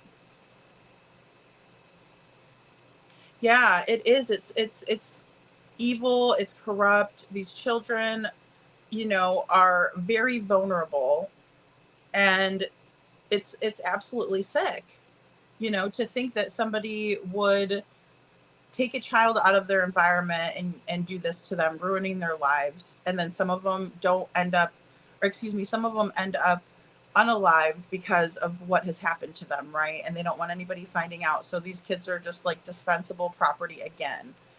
It is the utmost disgust, right? Kathy says, do we know any real estate agents in Sumner County, in my opinion? I mean, there's several. I know the ones that Craddock's friends with because of my research, but that's just because of my research. I mean, I would never try to like contact these people. They're hardworking. Realtors are hardworking people. I will tell you that. There were times where I would start at 9 and I wouldn't end till 9, you know, and then I'd still be taking phone calls and emails and, you know, is this property still available? Yes. What time can you meet? Da, da, da. I mean, it was just like, you know, and at a certain point you have to, you know, also cut off some of that to save your own self, because it's never ending. Especially when you're answering internet leads, because they're coming in at night at all times. So I don't want to disparage anybody in the real estate game, you know, but it does make me pause when there's supposed fraud that's wrapped into that. And then of course with the properties, there was one in Florida where they busted this like creepy Santa guy, and like he had all of these kids in his house, right? And it was just like it was you know, one of the hubs, right, where they were being moved and transported around. You would need something like that in order to accommodate, you know, even say 20 kids, right? Like you have to have some place for them. You have to have some place to keep them, so you can conceal what's going on, which is scary when you think about how what Sheriff Craddock thinks about grape, right?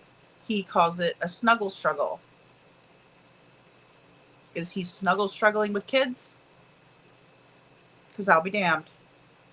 KJ Max says the creeps will go after anyone interfering with their business, quotes, with full force. They ignore real corruption, though. I agree. I would be beside myself thinking about whether this could have happened if my child went missing. And it doesn't matter if it was a boy or not, because let's be honest, boys get trafficked too. Do I think that's what happened with Sebastian? No. But I think it speaks to, if this level of corruption exists, then the level of corruption it would take to hide what happened to Sebastian Rogers or overlook what Chris and Katie are doing. It's it's very possible. It's very probable, in my opinion. Oh, okay. Thanks, Kiki says it's open on internet. Lady one was transferred. Thank you. Oh, thanks, little Miss Sharon, for dropping Kiki. Kiki, don't be shy to drop that link. Oh, thanks, little Miss Sharon. Can you see to whom or what it is transferred to, Kiki? Fana says he is fake and evil. We exposed him several years ago and his ties to Hillary. Are you talking about Hillary Rodham Clinton? Really? Vonna, send me an email. Send me an email, girl. I'm not trying to say you're wrong. I just want to know more. I'm curious. I'm curious. Momming It Up says nothing fake about how it happens, even if it's a reenactment, in my opinion. It doesn't matter. There's a big ignorance to the severity of this. No offense, not meaning to sound harsh. I agree with you, Mom, and because it fires me up too. Because it's like you're taking the most innocent of our society, you're exploiting them.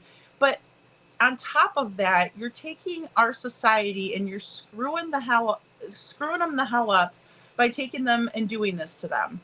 So that little girl or that little boy who is going to be the president, you just fucked them up for life. They'll be lucky if they can survive something like this. You know, what are people thinking when you're going to go after a child? It's something that is unacceptable to me, and there's no excuse for it. I take it super seriously, and you know, it's the shit stains on society that do these kinds of things. You know,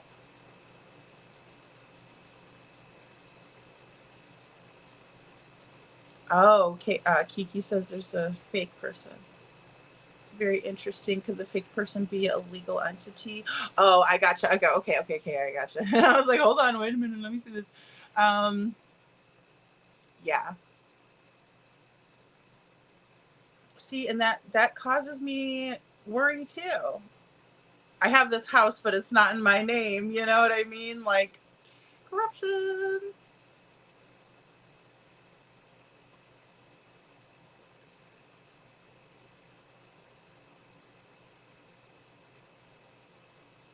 Okay, Vonna says the Sound of Freedom movie was funded by Carlos Slim, the most powerful cartel boss on the planet. The movie was designed to make you look the wrong way. Same with Craig Sawyer. But what I'm trying to recall, and like I said, guys, I watched the Sound of Freedom when it first came out, and I'll be honest with you, it was fucking hard to watch. Ugh. Barf bag engaged. Like, it's disgusting to me, and it makes me want to kill somebody, to be quite honest.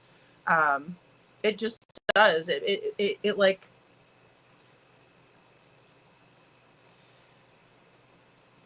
but what were they trying to do with the wrong way? Because I'm just curious there. But what is Craig Sawyer wanting us to look like? Do you think he's doing something wrong, or you said he's doing the same thing? Is he trying? He's taking the heat off himself because he's doing the same thing. Is that what you're saying?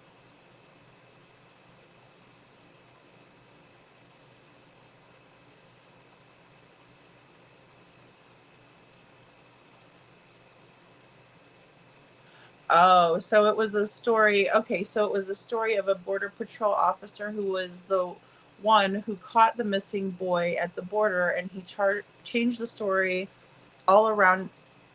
The kidnapper was a friend of the boy's mother. Okay.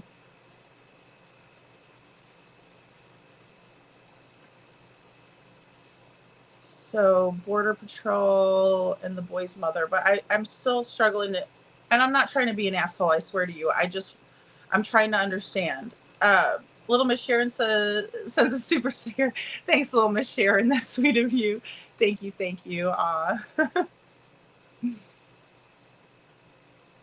Yeah, and I just want to understand. I want to understand this. KJ Max says Carlos Slim did some interesting philanthropy in U.S. about 25 years ago to save never bought in monarch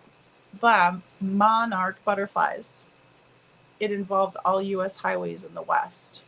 Well, see, and that's the thing. I mean, I was looking into some of the ways in which there could be some sort of major highways that would, be in a chain of a higher trafficking situation.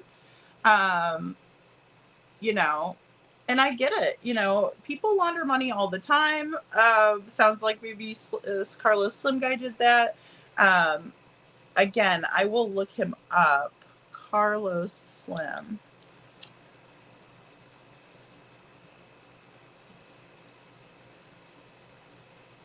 Because it could be layered too, and I understand that. Thanks, Kathy. Carlos Slim has access to all U.S. highways to help save the monarch butterflies. Oh my goodness, KJ Mac.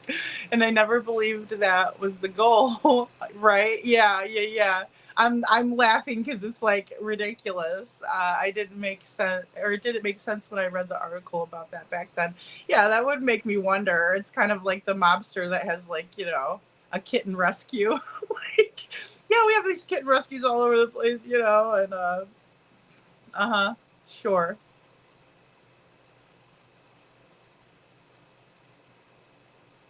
Oh, that's cool, Anne. Anne says her best friend is here in Franklin is a broker for real estate. She owns her own firm. Cool. Or brokerage. That's neat. Yeah, I mean, and you can really get into some of that stuff. And honestly, you could do all of it on the computer. A lot of things like, trading and buying and that sort of thing. If you, because for those that don't know, if you're a real estate agent, that's below a broker. When you're a broker, you can actually not have to be under any particular company's umbrella. Like I was a Keller Williams agent. If I was a broker, I could start my own brokerage, which would be like, and name it, Trisha Freedom or whatever the hell, and then I would be, overseeing myself. I wouldn't have to hang my license anywhere. I could hang it with myself. So Vonna says, KJ Mac, they are screwing with all of these true crime people, steering them completely in the wrong way, making them trust the wrong people. This is spinning wheels, trusting all of the wrong people because they are famous. Yeah, and I mean, I get that. I get that, Vonna. I don't think that there could never be a level of corruption within corruption, or a whistleblower saying, "Hey, don't look at me, look over here," because they could very possibly be doing just as bad, if not worse, and then saying, "Hey, look at this guy." I get that, but I'm just struggling to figure out if you're saying that that's what they're doing. And what is the proof? How can we figure out what is happening here in terms of, because like I said, that's a really hefty statement, and I'd like to know more about it. Yeah, KJ Maxx says it seems that Tennessee LE is very experienced at overlooking or gathering evidence, thus making certain people comfortable enough to say there is no evidence. And see, that's my problem. If they're willing to cover something up like this, then they would definitely have the capacity, or the cojones to do it here,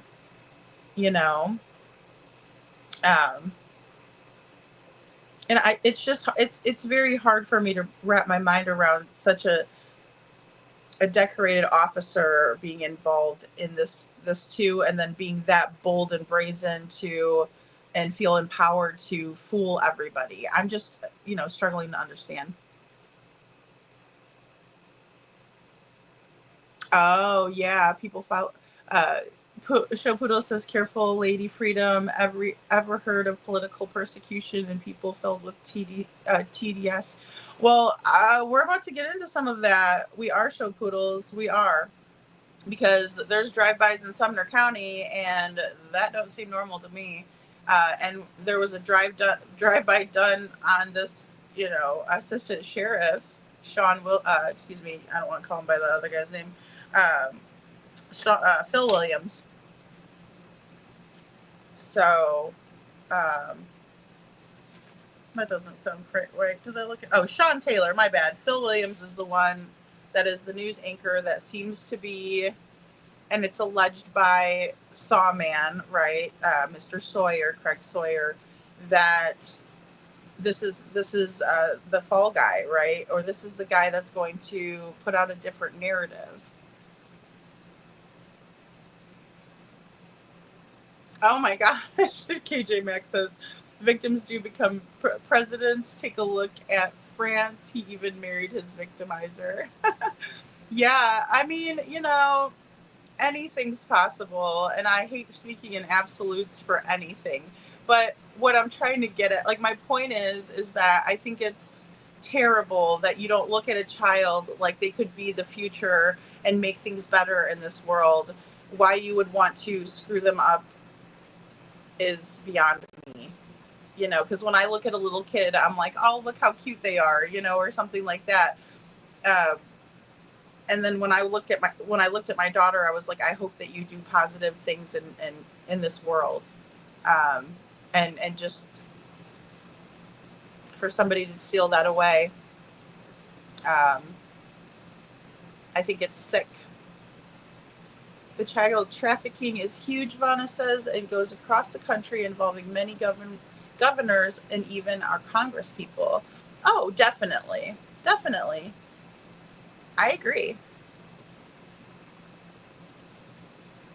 Oh, no worries. No worries. Kathy says, sorry, Lady Freedom. I was referring to one certain person I know. Most agents are above board, but you still have a few shady characters in the game, in my opinion. Yeah, absolutely. And, and I know that there are a lot of people who would see this and be like, there's no way I'm going to do this, right? I would never be involved in that. But then there's other people, that can be swayed by the almighty dollar. Momming It Up says 100% people who don't think this bad can go, on a volunteer with one of the recovery homes. There's one right in Nashville. Go work with these victims I have, and you'll be advocating for awareness fast. Yeah, Mom, and thank you for doing that. Yeah, and I agree. And I mean, I even think about how much it stunted my life. When I look back at it, I'm like, man, there was times where I had zero confidence at all. Like, you wouldn't see me sitting up here. I would have looked at myself and been too scared to get to even hit the live button. That's how down on myself I used to be. I used to, be very, very down on myself, as a matter of fact. And when you're traumatized, or when somebody does something like that to you and treats you like that, that's kind of what you start to believe, unfortunately. And so. Show Poodle says Craig Sawyer was funded by CEO of Overstock, Pat Bryan. Oh God, if I know. I think I've ordered furniture from there, maybe. I don't know. You guys might have to send me an email and let me know what on earth you're talking about.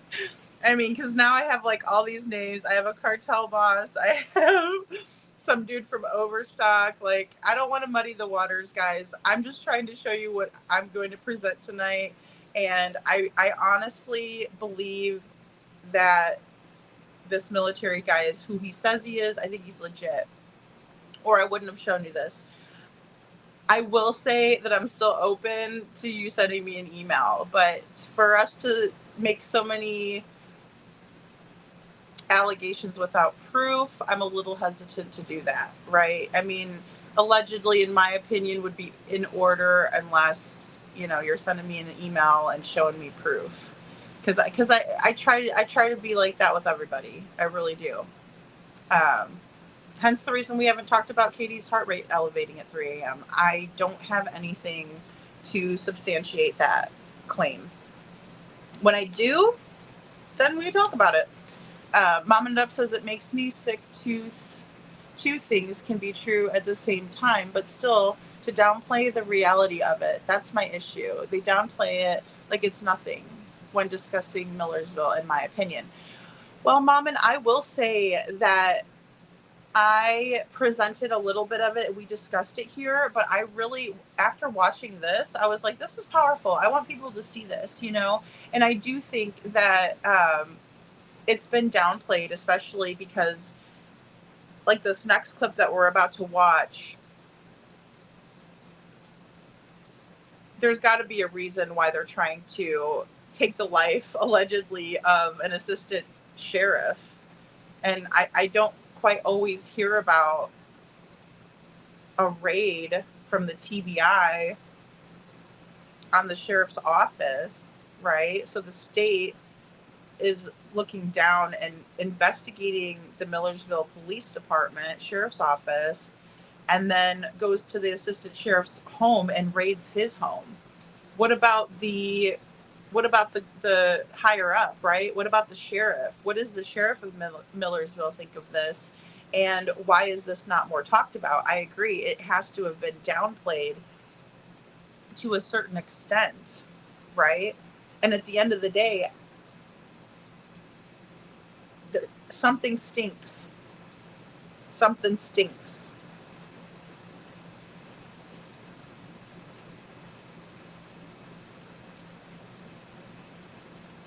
People went after these guys with the BS after they were invited by Mr. Trump to premiere a movie. Huh. That's interesting, show poodles. You know, I think there can be strong political motivations, especially in this climate. I will say that.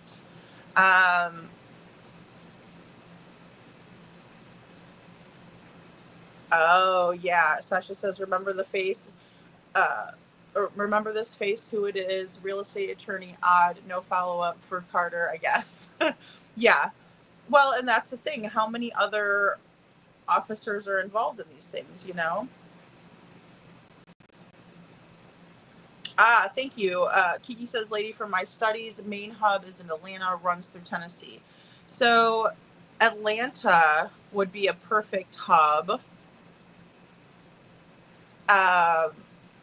And especially from Tennessee, and then also moving through down south, right? But then also I was thinking, what connections is there when it comes to kind of the northern, because there's a lot of ties also to Chicago as well, Kiki. That's why I was asking that, because I found that really really interesting also, that there were ties back to the Chicago outfit, which is a well-known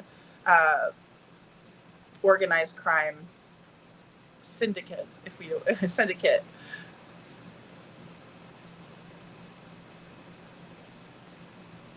Yeah, and you know, show poodles, I am not anti-Trump. I'm not. And, you know, I would hate for him to, you know, for someone to go after someone just because of their political affiliation. I don't agree with that at all, you know.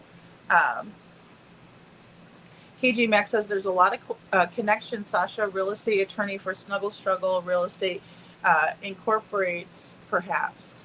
Yeah. Well, and it makes you wonder. It makes you wonder, you know.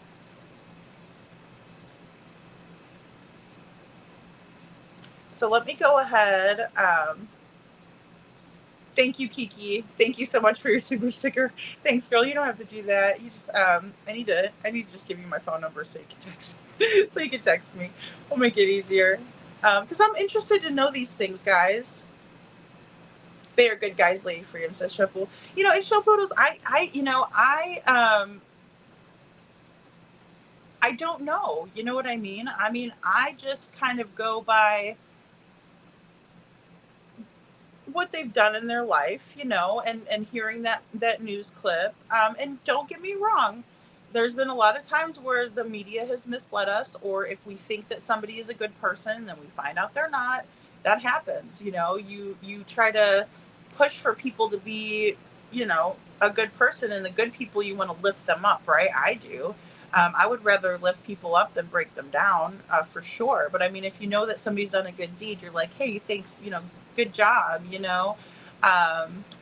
And I have followed this organization. Like I said, I need to find that short that they did. Valley Gal says, I believe when small towns grow fast, a lot comes out. Valley Gal, yes. This is true. This is true. Yes, I believe that too. Because the more people that are involved, right, and the more people that move to the area that haven't lived there, that aren't old money, that aren't used to that kinds of, you know, corruption, when they feel the effects of it, that's when the shit hits the fan, you know, so to speak. I agree. Thanks. Thank you for that. Okay, here we go, guys. I'm gonna play this next one. I just get so caught up in your guys' comments because you guys are all great. And I appreciate everybody's feedback, even if we don't agree. We don't have to agree to kick it, but you know, it's an important discussion. I'm glad we're having it. Okay, guys, so here is this next clip. It goes into the election integrity and fraud, and it's creating a geopolitical shift within our political system. This is a multifaceted attack from a foreign adversary who is paying off our local municipal, county, state, and federal politicians to keep from coming to light. We are moving forward with this case in other states and other arenas, even though they have taken our files and our information. This is very important to us. When I say us, I mean we the people.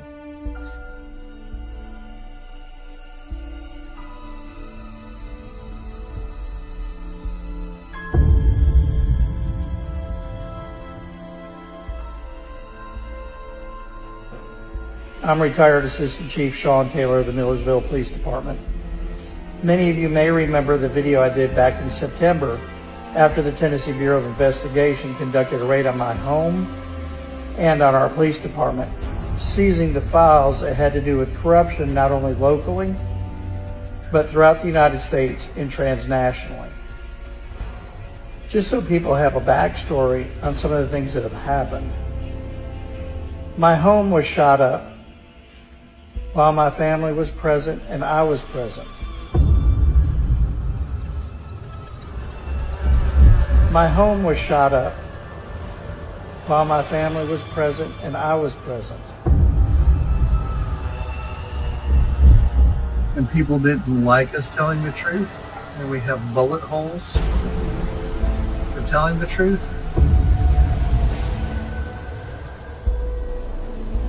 That the Tennessee Bureau of Investigation did not investigate. The TBI does have a percentage of their bureau that's corrupted.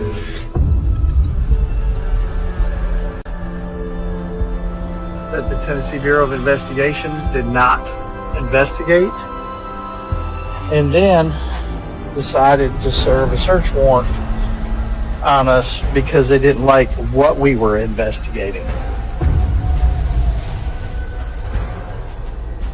The bullets that ripped through our life when we started talking about the corruption, started talking about the dirty politicians, the dirty judges, and the dirty DAs.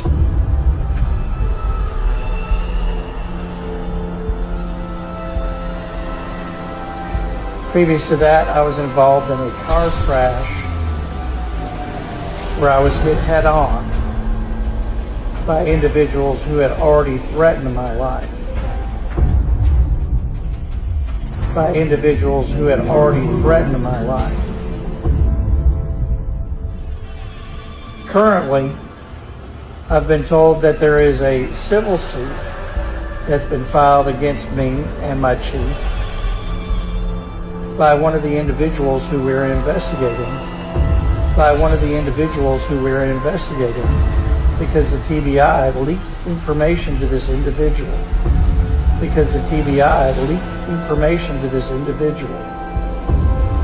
The TBI does have a percentage of their bureau that's corrupted. Okay, guys, so let's kind of take a step back. Election integrity and fraud. We saw Sheriff Craddock run unopposed, and he got it. I mean, that says a lot to me. I think that there's something definitely wrong there, especially with Sonny Weatherford and his untimely passing. Something still isn't right there. It's not settling well with me, and I don't know why. But I'm working on figuring it out. Foreign adversaries are allegedly being paid off by politicians from keeping this corruption from coming to light, right? So when the TBI did the raid, it's alleged that they took files that they had of corruption, and they had proof of this corruption, and so they seized these files, right? And that was in September of 2025. But then it's being alleged by Sean Taylor in February of 2025, right, that his home was shot up and that he and his family were there when it happened. And it's all because they are talking about this corruption, right? And he said this all started when we started talking about these dirty politicians, judges, and DAs. And this is what really piqued my interest here, is because it seems that there is more than enough circumstantial evidence in this case, yet the DA is not doing a damn thing about it. And it makes me wonder if it's because they're dirty or corrupt, or quite possibly they just don't give a damn. And then it's alleged that prior to the shooting of his house, right, this drive-by, he was in his vehicle and hit head-on, so involved in a head-on collision by someone who had already threatened to take his life, right? And this is all alleged by Sean Taylor, but when you hit someone head-on in a vehicle and you've disabled your vehicle, it's kind of hard to, keep your identity a secret, right? So he knows who did this to him, and he's confident enough to get up here and allege that this person did this, right? And he also alleges that there was an informant from the TBI that leaked info and made it possible for some of this to occur, allegedly, right? It was because they leaked the info. I mean, now why would they do something like that? And I'm not saying that they did, but I'm saying it's being alleged here.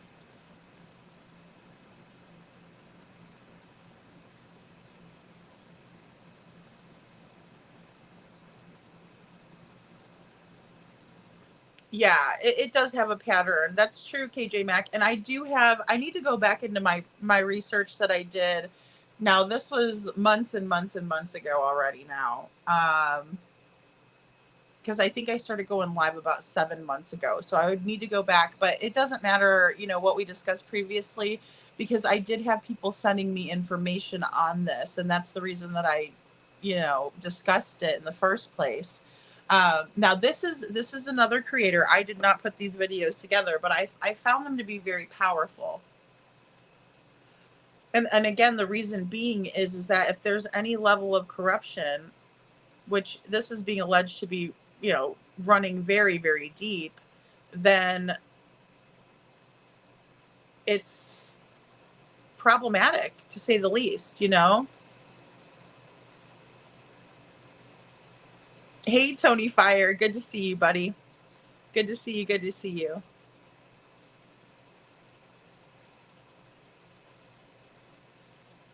Yeah, and that's the thing. Don't be, yeah. I mean, here's the deal. I might not agree with everything Trump says. I agree with some of what he says, but that doesn't mean I'm gonna go off and hate somebody that fully supports him. I mean, it's like you know, co- cool your jets a little bit. And then it's not okay to, um, you know, allege things that innocent people, especially just because of their political affiliations. You know. Yeah, Anne says that they have the mafia over in Mount Clemens, Michigan, where she grew up. Yeah, I mean, definitely, Anne. I know all about that. Even like GANG activity and that sort of thing. I mean, it all kind of flows together. Um, no worries, show poodles. I'm glad you're here. No worries at all. And again, guys, I want to discuss these topics with you because I know that you guys are smart. I know that you're critical thinkers. I know that you're not afraid to tell me, hey, Lady Freedom, I disagree with you, and I don't want you to be afraid to do that. I think it's really important, especially if we're talking about like kids being trafficked on a large scale, if we're talking about corruption on a large scale, if we're talking about maybe a DA that's going to look the other way.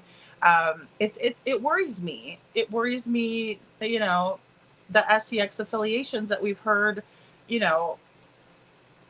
with the feet. I mean, it's something that I can't ignore. And I think if I did, I would be doing a disservice. So, I mean, all options are on the table. They really are. Until Sebastian's found, he tells us what happened to him, whether that's through his own words or because we find him and we find out what happened to him because of his condition. Okay, one more clip here, guys, and then we'll chat.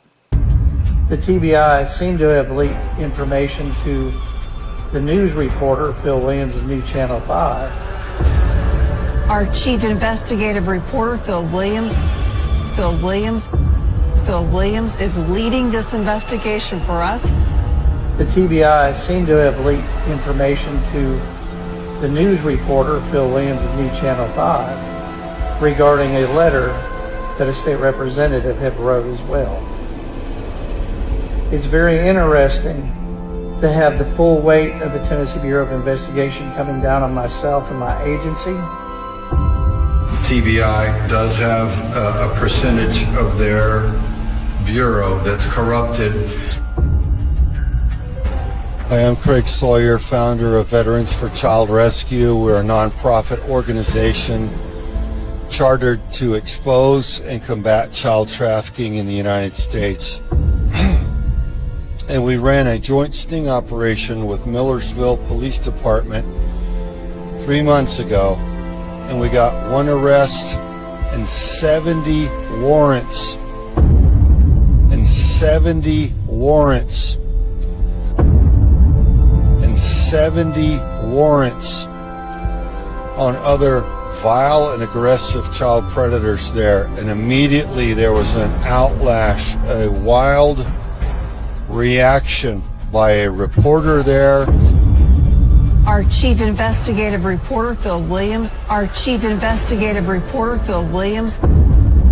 was an outlash, a wild reaction by a reporter there, seemed bent on covering it up and halting the arrests.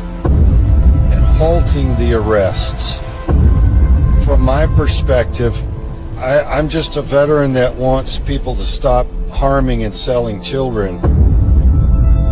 And when I see this wild overreaction that seems to be defending and protecting the corruption there, it's very concerning to me. And so when I saw a reporter going after Assistant Chief Taylor and then the Millersville Police Department, and then eventually calling in favors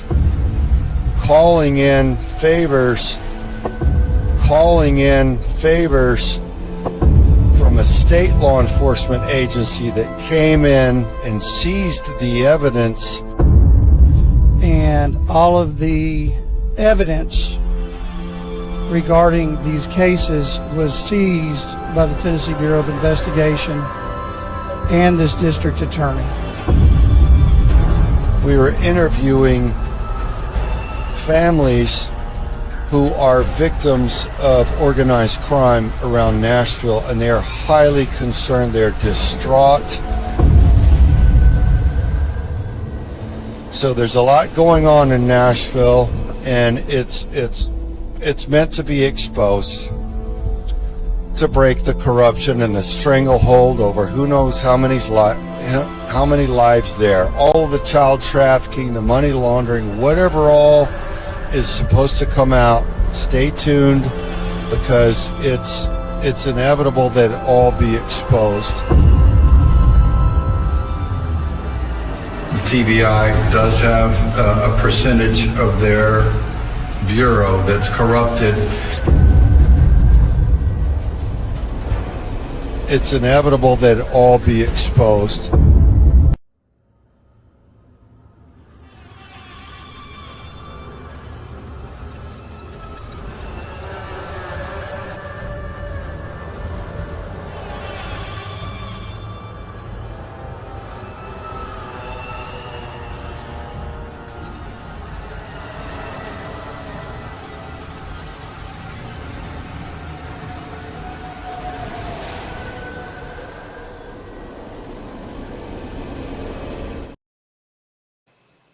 Okay, guys, so that's the end of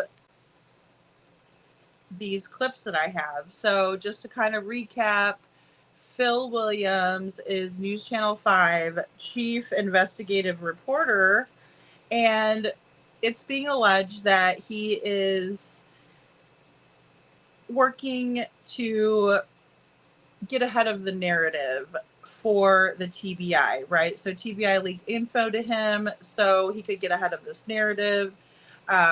Also being alleged that that was the reason for a lot of these issues when it comes to this joint sting operation that was conducted. One arrest came from it, and then a judge saw fit and probable cause for 70 warrants to be issued. But then all of a sudden, there was this outlash and there was this wild reaction, according to Mr. Craig Sawyer, by Phil Williams, the chief investigative reporter of Nashville News Channel 5, which halted some arrests. And then the assistant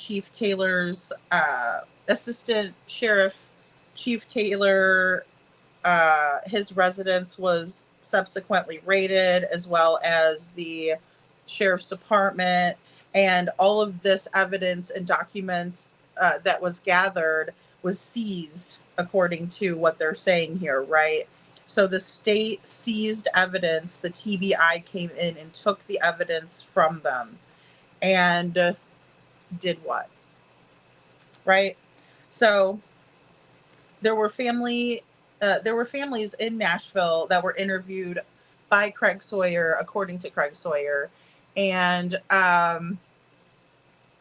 in this situation, it appears that they're not happy about this, right? Because they were interviewed and they were telling what happened and what their experience was. And then all of a sudden, all of these documents were gone. That has got to be completely and utterly heartbreaking. It's really has to shatter a victim's empowerment, right? And we see this happening all the time when it comes to SA situations, right? Where, the victim is too afraid to come forward, or they're too embarrassed, or they've been threatened. A whole slew of things could happen, And so it's absolutely something that we need to consider in this case, Yeah, Yeah, I do know about Jimmy Hoffa. Miss Ann says, do you remember hearing about Jimmy Hoffa giving me half of what's the head leader of the mafia in Mount Clemens, Michigan? Well, yeah, and that's the thing. I mean, these people are very powerful, and especially if they've been running with the same folks. I mean, we have to examine it, I think. Probably a lot of digital cell phone warrants, right, Sasha? That is my understanding as well, or that would be my guess, right? Because a lot of times in these big sting operations now, Grady Judd in Polk County, Florida, he is absolutely like the king of doing these sting operations, right? And it's usually digital evidence, because in order to track these people down, you catch one and then you start seeing a network, right? You start seeing these patterns, you start seeing, because these people run together, right? Because they're all doing something that's completely awful and heinous to most of us, right? And so they do it sick and dark and twisted and nasty on their computers, on their phones, and that's where they're able to actually get ahead of the game sometimes, because they're able to network with all of these other people and gather all of this assault material. Do not call it child porn. That will drive me bonkers, because that's not what it is. It's assault. It is a crime. It is a crime. KJ Mack, the connection between the media and local government agencies is always well graced. Yes. And that's where, it's very unfortunate. It's very unfortunate, because again, it's not about keeping the society safe. It's about how much money can I line my pockets, Show Poodle says the powers that be always try to silence the truth bringers. Sunlight is the best disinfectant. I agree. Well said, Show Poodles. And, that's the thing, too. I mean, people who tell the truth are one of the most hated among us, in my opinion. And many of us, when we're children, if we're the truth teller, we know that already, right? And sometimes we can be very much detoured by that until we get into a safe place and some counseling, and we understand that is not a bad quality to have. The people that are trying to silence you, those are the screwed up people. You are absolutely normal and in the right when you tell the truth. Absolutely normal. And those who are trying to shame, those are the people I want to know more about. Because if you're shaming somebody for telling the truth, then you're fighting for the dark side, in my opinion. Kiki says that is a nonprofit, and he has accomplished that working with the police department. Yes, and I mean he is. He has served our country. I mean that is where I'm. That's my. That's where I'm coming from, right? And I understand that not everybody that serves our country, is doing great or whatever, but until I kind of see something to the contrary, I probably will find this person's accounts and allegations and even what he's alleging on the corruption level to be true. Because how do you get one arrest, and then 70 warrants are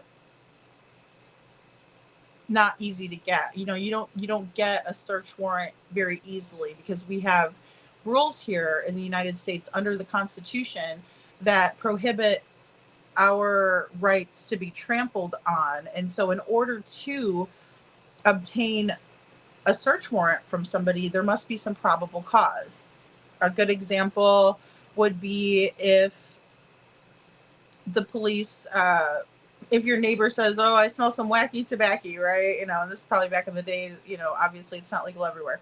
But I'm just saying, say your neighbor says that, and then the police come and they smell it, then they're going to be, that's, some probable cause right there. But you can still say, like, look, you need to have a warrant to come in and do this. So then what they do is they go over and get a warrant, and then they do it, right? So, you can fight the warrant and stuff, but I mean, in the same way, then they go to the judge, and they tell the judge, okay, this is why I think this, judge, and the judge will say, yes, I think you're right, or no, that's not enough probable cause to, push this through, and it is so sad, Mom and Kiki. I mean, it's just like, it's scary. It's scary. And, no worries, Kiki. I'm about to say goodnight too. I'm so glad you were here. Thank you so much. These things are so important, guys. And I don't ever expect all of you to agree, or there may be some independent research that you all are doing. I am always up for that. But I think it's worth discussing, because a lot of us have been frustrated lately when it comes to Sebastian's case. Why haven't they done anything?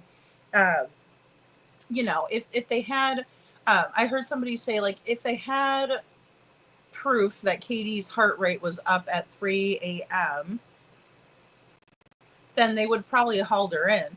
But then again, if there's corruption, they wouldn't. And then again, they could be just saving that, and gathering, right, information. So I have to look at it from both sides, and even maybe 2 or 3 others. I mean, it just kind of depends. We don't know. We don't. And again, I really, really, really want to know what the activity was on the watch. I do. I think that would help out a lot. Same with the trash can video. If Sebastian took the trash to the end of the driveway, I'd like to see for myself, And that's just me being kind of a bit stubborn and cynical in my own right.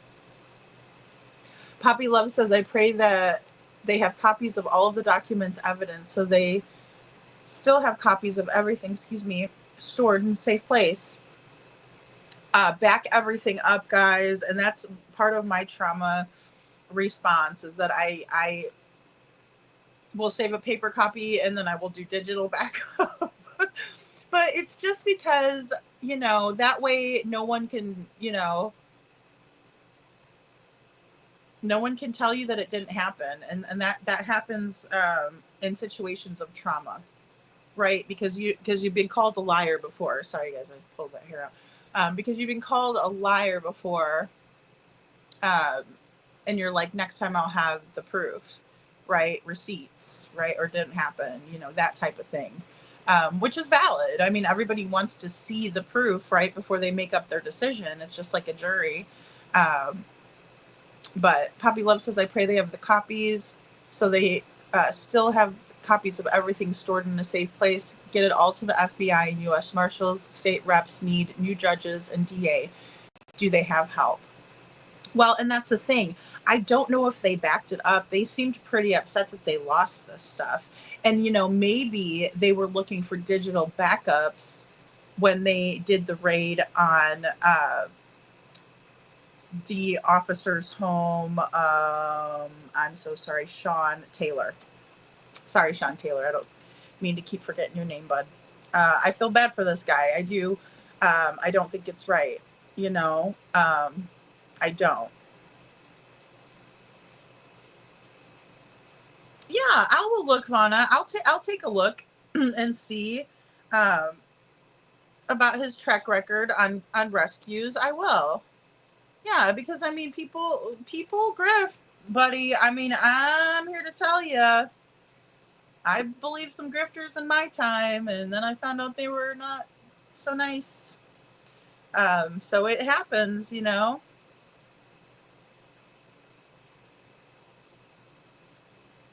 Yeah, see, and those are the things that you wonder about, Those are the things that you have to wonder about.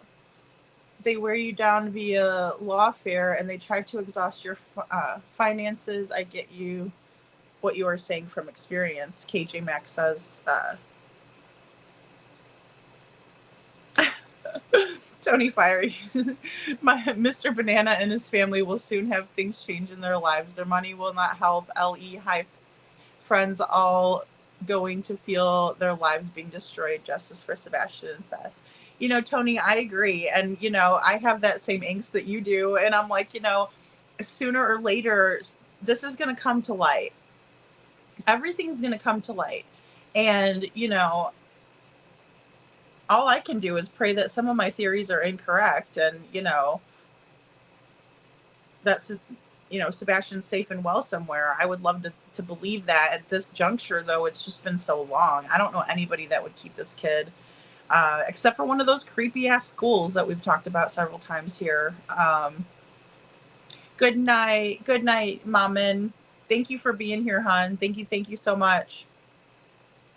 They should bring Chief Grady in. We need him to. I would bring him a freaking truckload of Dr. Pepper and moon pies, and I'll buy the great big ones. I would be all in for it. If he likes banana moon pies, that's what he's getting. He means business. He's not joking around, and he gets upset about these kids. And he does not like it, buddy. He is, he's on it, in my opinion. And, if he wasn't doing such a fantastic job in his own county, I would say, why don't you go and train other officers? Because he's one of my heroes at Grady Judd. He really is. That would be a huge disappointment if something happened there. KJ Max says, show poodles, I remember being so disappointed in delusion when I learned that the corruption begins at the local level. Now I'm wise as a serpent and not quite harmless as a dove yet. KJ Mac, you're super wise. I always enjoy your comments, and I value your feedback because, we do need to think about it critically. We need to look at it from all aspects. We do. And, and it is shocking when you realize the level of corruption. It's like you wouldn't want to believe that it would happen on any level, but when it's on such a large scale like this, and we have, an officer who is alleging these things, it's kind of scary, right? Because it's like being a child in a house where the parents are fighting, because you're like, oh my God, if they're fighting, then my whole world's unsafe, right? And I feel like when I see these officers fighting amongst each other, and when Seth said the other night that Clarksville doesn't get along with Gallatin or whatever, Sumner County or however he said it. Sorry, Seth, to misquote you. But either way, it doesn't freaking matter. Like, two police entities don't like each other. Two sheriff's departments are at war. That makes me feel like a little child and my parents are fighting. It does, because they're the ones that are supposed to be the authority, and yet they can't get on the same page, and it's chaotic, and it's not working.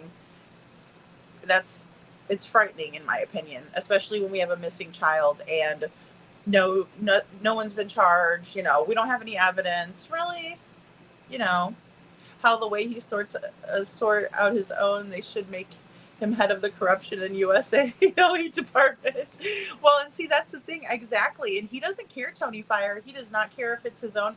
One time he caught one of his deputies, I believe it was, in some sort of a ring that they busted, and he was like, he's gonna be in the worst shape. Like, I bet you he got like a piece of bread and some water that night, like courtesy of Sheriff Grady Judd, because he's more disappointed in his own people, right? And he should be.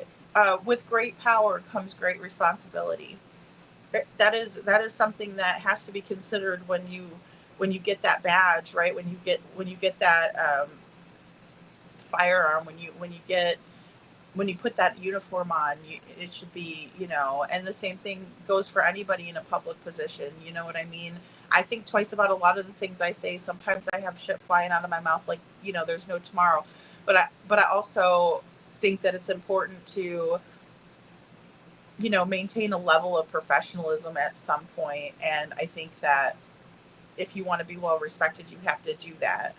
Hell, that's why I don't light up a cigarette right here on camera with you guys, because I would hate for, one of your kiddos to see me and be like, oh, that lady's cool and she's on TV and she's smoking. And that's how I started. I don't want that, so I try to calm down and, do my dirt behind the scenes.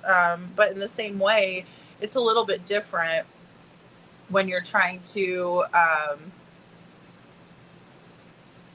it's better to practice. I should put it this way. It's better to practice what you preach, right? If I don't want people smoking, I should probably stop myself. But in the same way, you know, I have anxiety. No. Here's me justifying it. Momming it up, you're right. Makes me nervous if there is any chance of sealed indictment. I worry about evidence. It's leaked, but I know it's highly unlikely, just wishful, hopeless. Well, and you know, I know, and it does make it is annoying, and it's frustrating, and it does make us have or lose hope, right? Because we're like, oh my gosh, if this could happen here, it could happen in Sebastian's case. You know, it worries me that they say there's no evidence, because they seem to have gathered a lot of evidence, and it worries me in this day and age when they say there's no evidence.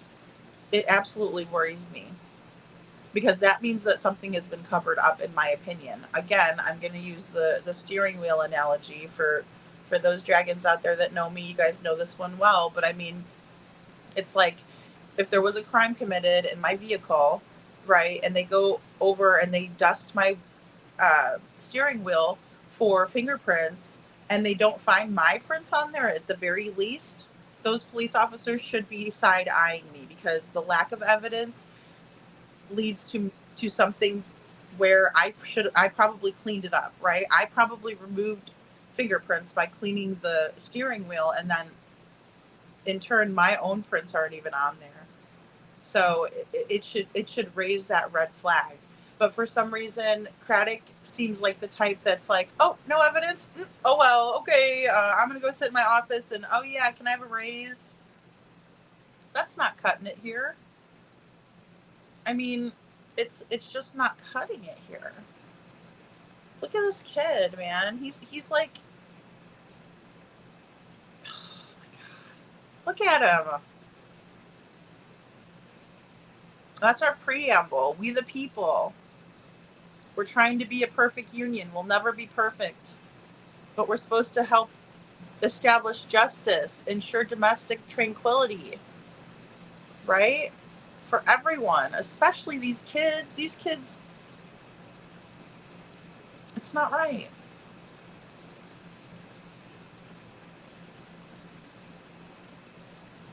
KJ Max says, our absolute power corrupts.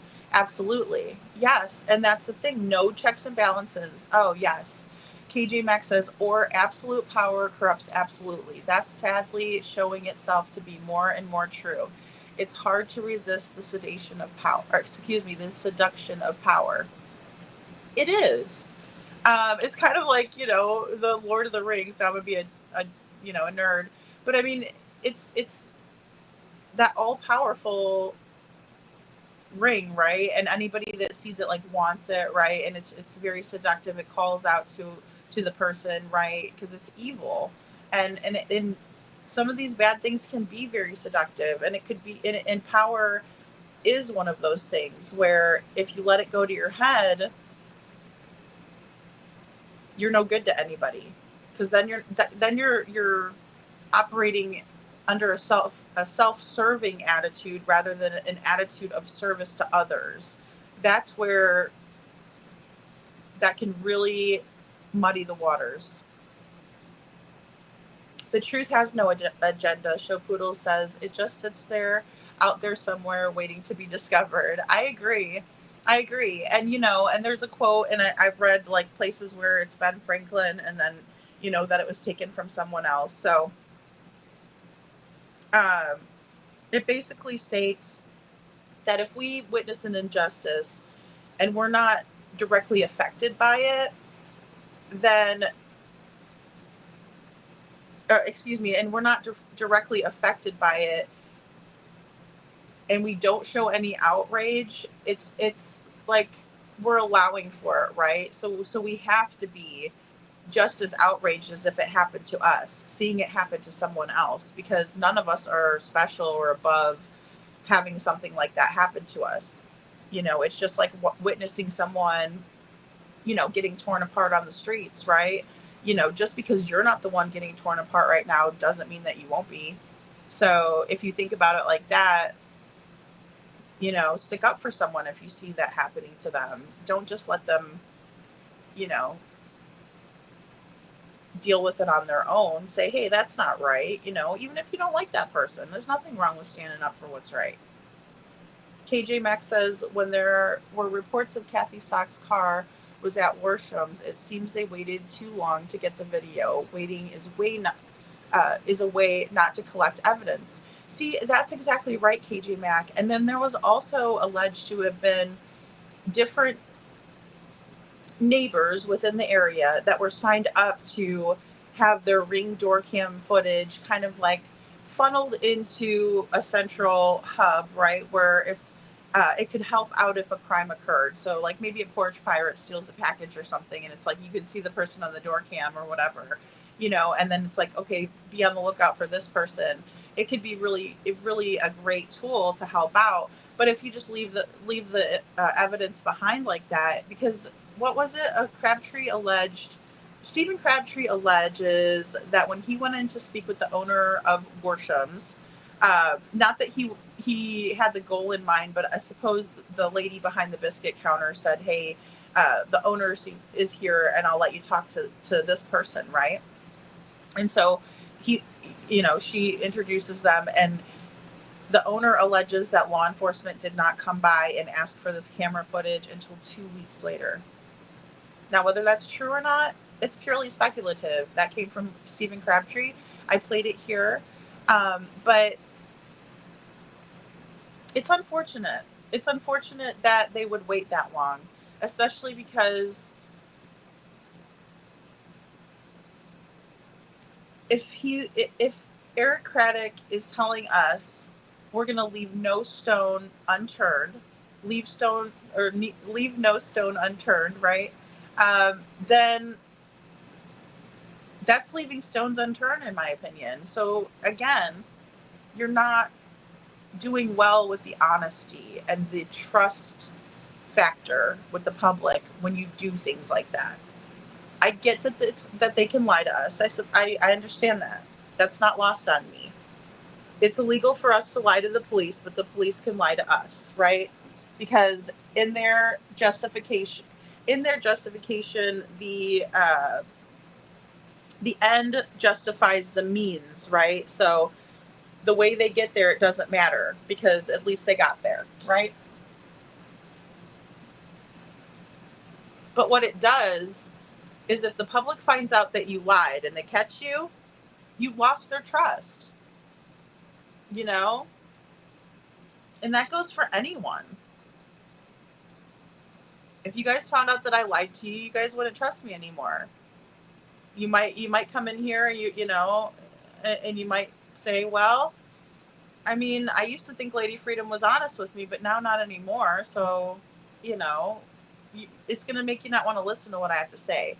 And I think a lot of people feel that way. And then on top of that, with them being law enforcement, it might make people not want to tell them stuff. Especially if they think that you're not going to take it seriously, or that you think rape is a snuggle struggle. Because I would have looked at him and told and demanded for a female officer to assist if something like that happened to me. I would not want to talk to that guy.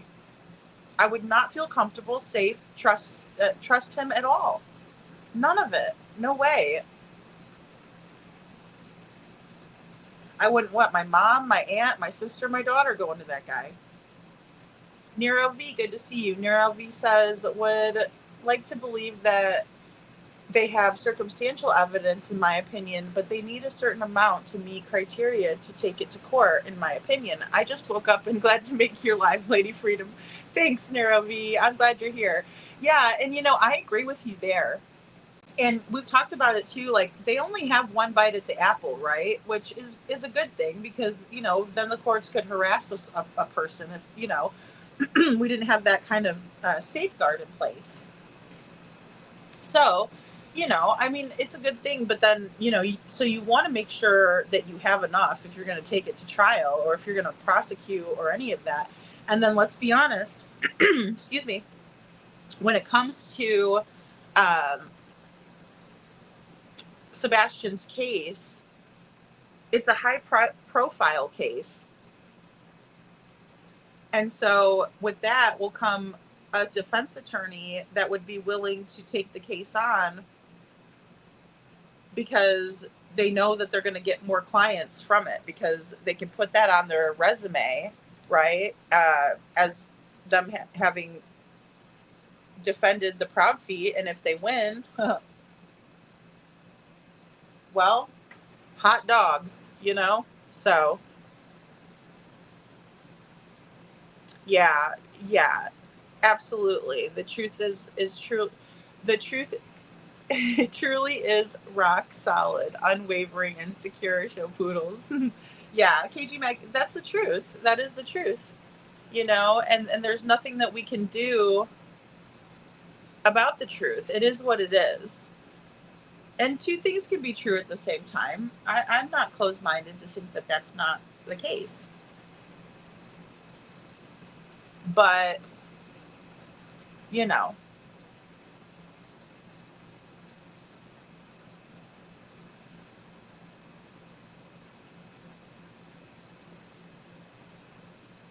Oh, Poppy Love says, does Seth have an attorney that can help him, like the one who helped get the CPS reports? You know, that's a good question. That's a good question. I'm not sure what type of attorney he has, but I will say that I would just from like thinking about it off the top of my head, I would imagine that a family law attorney would have had to assist in obtaining the CPS reports for Seth. Because it does kind of fall into the realm of you know, family law. So I would think he would have gone that route, you know, in order to get those.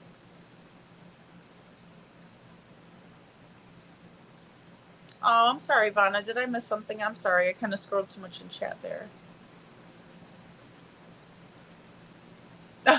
Well, I agree with that one, Vanna. There are very few heroes and mostly Marxist grifters out there now. Yeah, and I mean it's really too bad because you would like to think that, you know, someone who has a decorated past would do the right thing and not use that to their advantage to, you know, dupe somebody, especially on the grift, right? But grifters gonna grift, and I mean, you know, we can't do anything about that. Hey Vic, good to see you.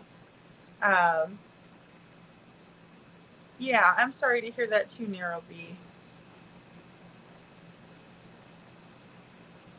Yeah, and that's the thing, you know, and I mean, that's the thing. It's like, I want to know what the truth is too. And I want to just show this to you all again, so that way you can take it in, make up your own minds. I'm going to tell you what I think. I would love to hear what you think. It's all purely speculative, and it's just what these people are coming out and saying. Now, they could have a political agenda, and it could be a situation where it's like, well, I don't like the way this guy voted on this particular subject or whatever it is, law, bill, whatever. And I do believe that even at the highest level, federally, corruption exists. It just does. We're all human, you know. It's not like, you know, you get to the FBI level and you're automatically this perfect person who, you know, has done no wrong or won't do any wrong from this point on. It doesn't work that way. I think it's really hard to do the right thing. I don't think it's easy at all. And I think that it's meant to be that way. In the grand scheme of things, I'm not ultra religious, but I do believe in a higher power. And with that being said, I do think that, you know, in the grand scheme of things, that's the way it was designed. If doing the right thing was easy, then, you know, we would be living in a perfect world because everybody would do the right thing. Most people don't try to, you know, work harder, not smarter, or work smarter, not harder, right? We try to do that all the time. So yeah, I've interviewed thousands of parents. Nairobi says it's too much of a coincidence. Can't say anymore. Yeah, and I mean that's the thing. It's just and I don't want any parent to ever have to go through something like that. Like, could you imagine? And because I can't. I mean, just the most innocent ones among us to be taken like that is so sad. And then exploited. And trust me, I'll bust this guy out if he's exploiting kids too. Trust me when I say it. KJ Maxx says voting needs to be reserved for age 26 and above. Brains aren't fully developed until then. That's a good point. I'm half joking. I'm fully developed brain, comprehends more and has more life experience to draw from.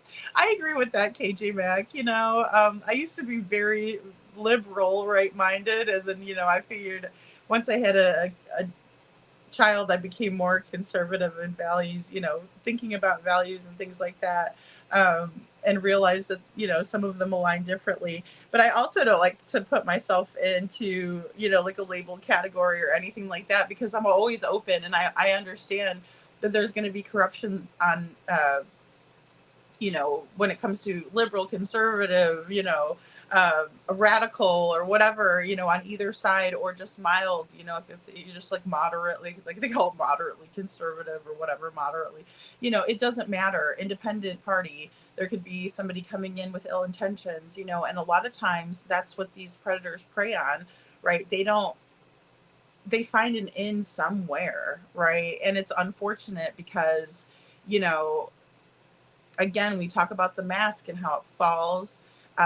Sometimes it takes a really long time to realize it, right? And sometimes that clown that comes out and he's entertaining everybody, and then nobody knows that he's going back in the back, taking off the mask and acting, like, Spawn or whatever. So,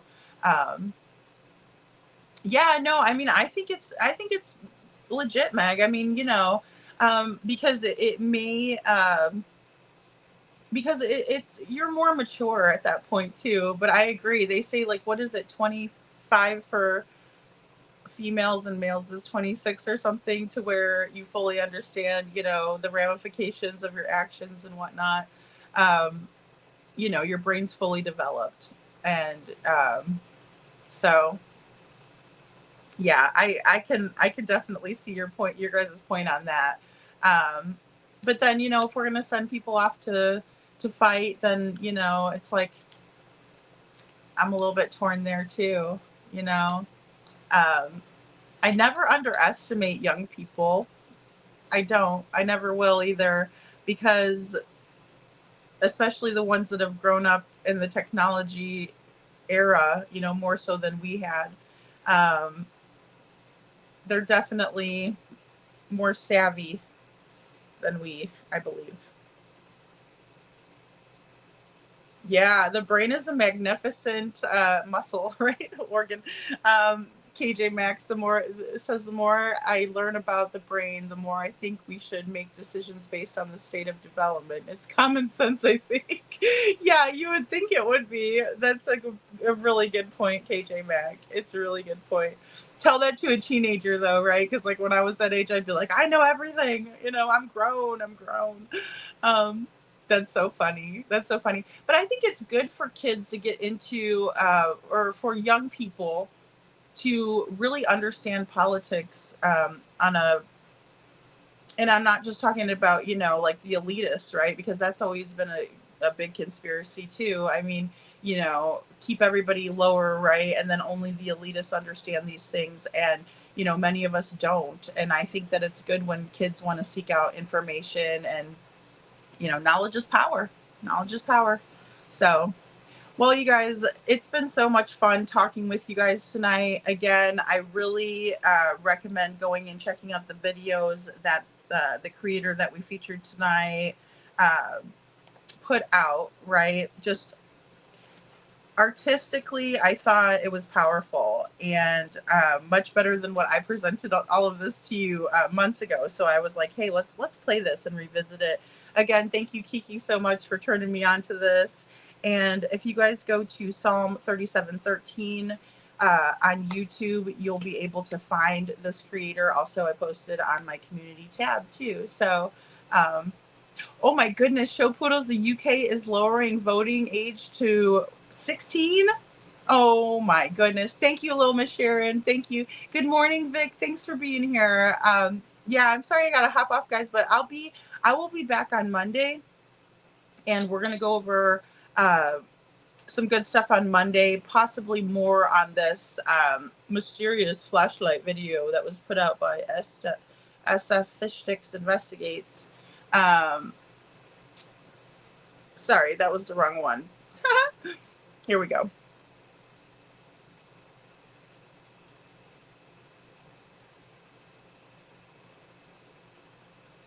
And that's that. And then that's Katie's light on at 3 a.m.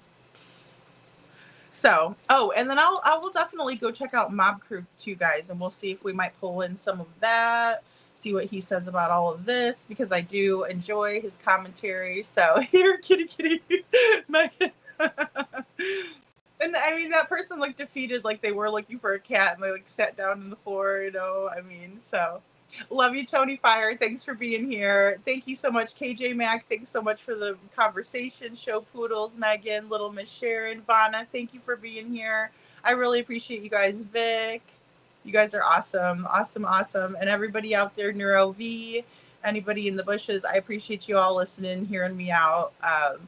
Poppy love, thank you guys. You guys are amazing. I love you all. Have a great day, and I will see you back here on Monday Night Raw with Lady Freedom. Have a good one.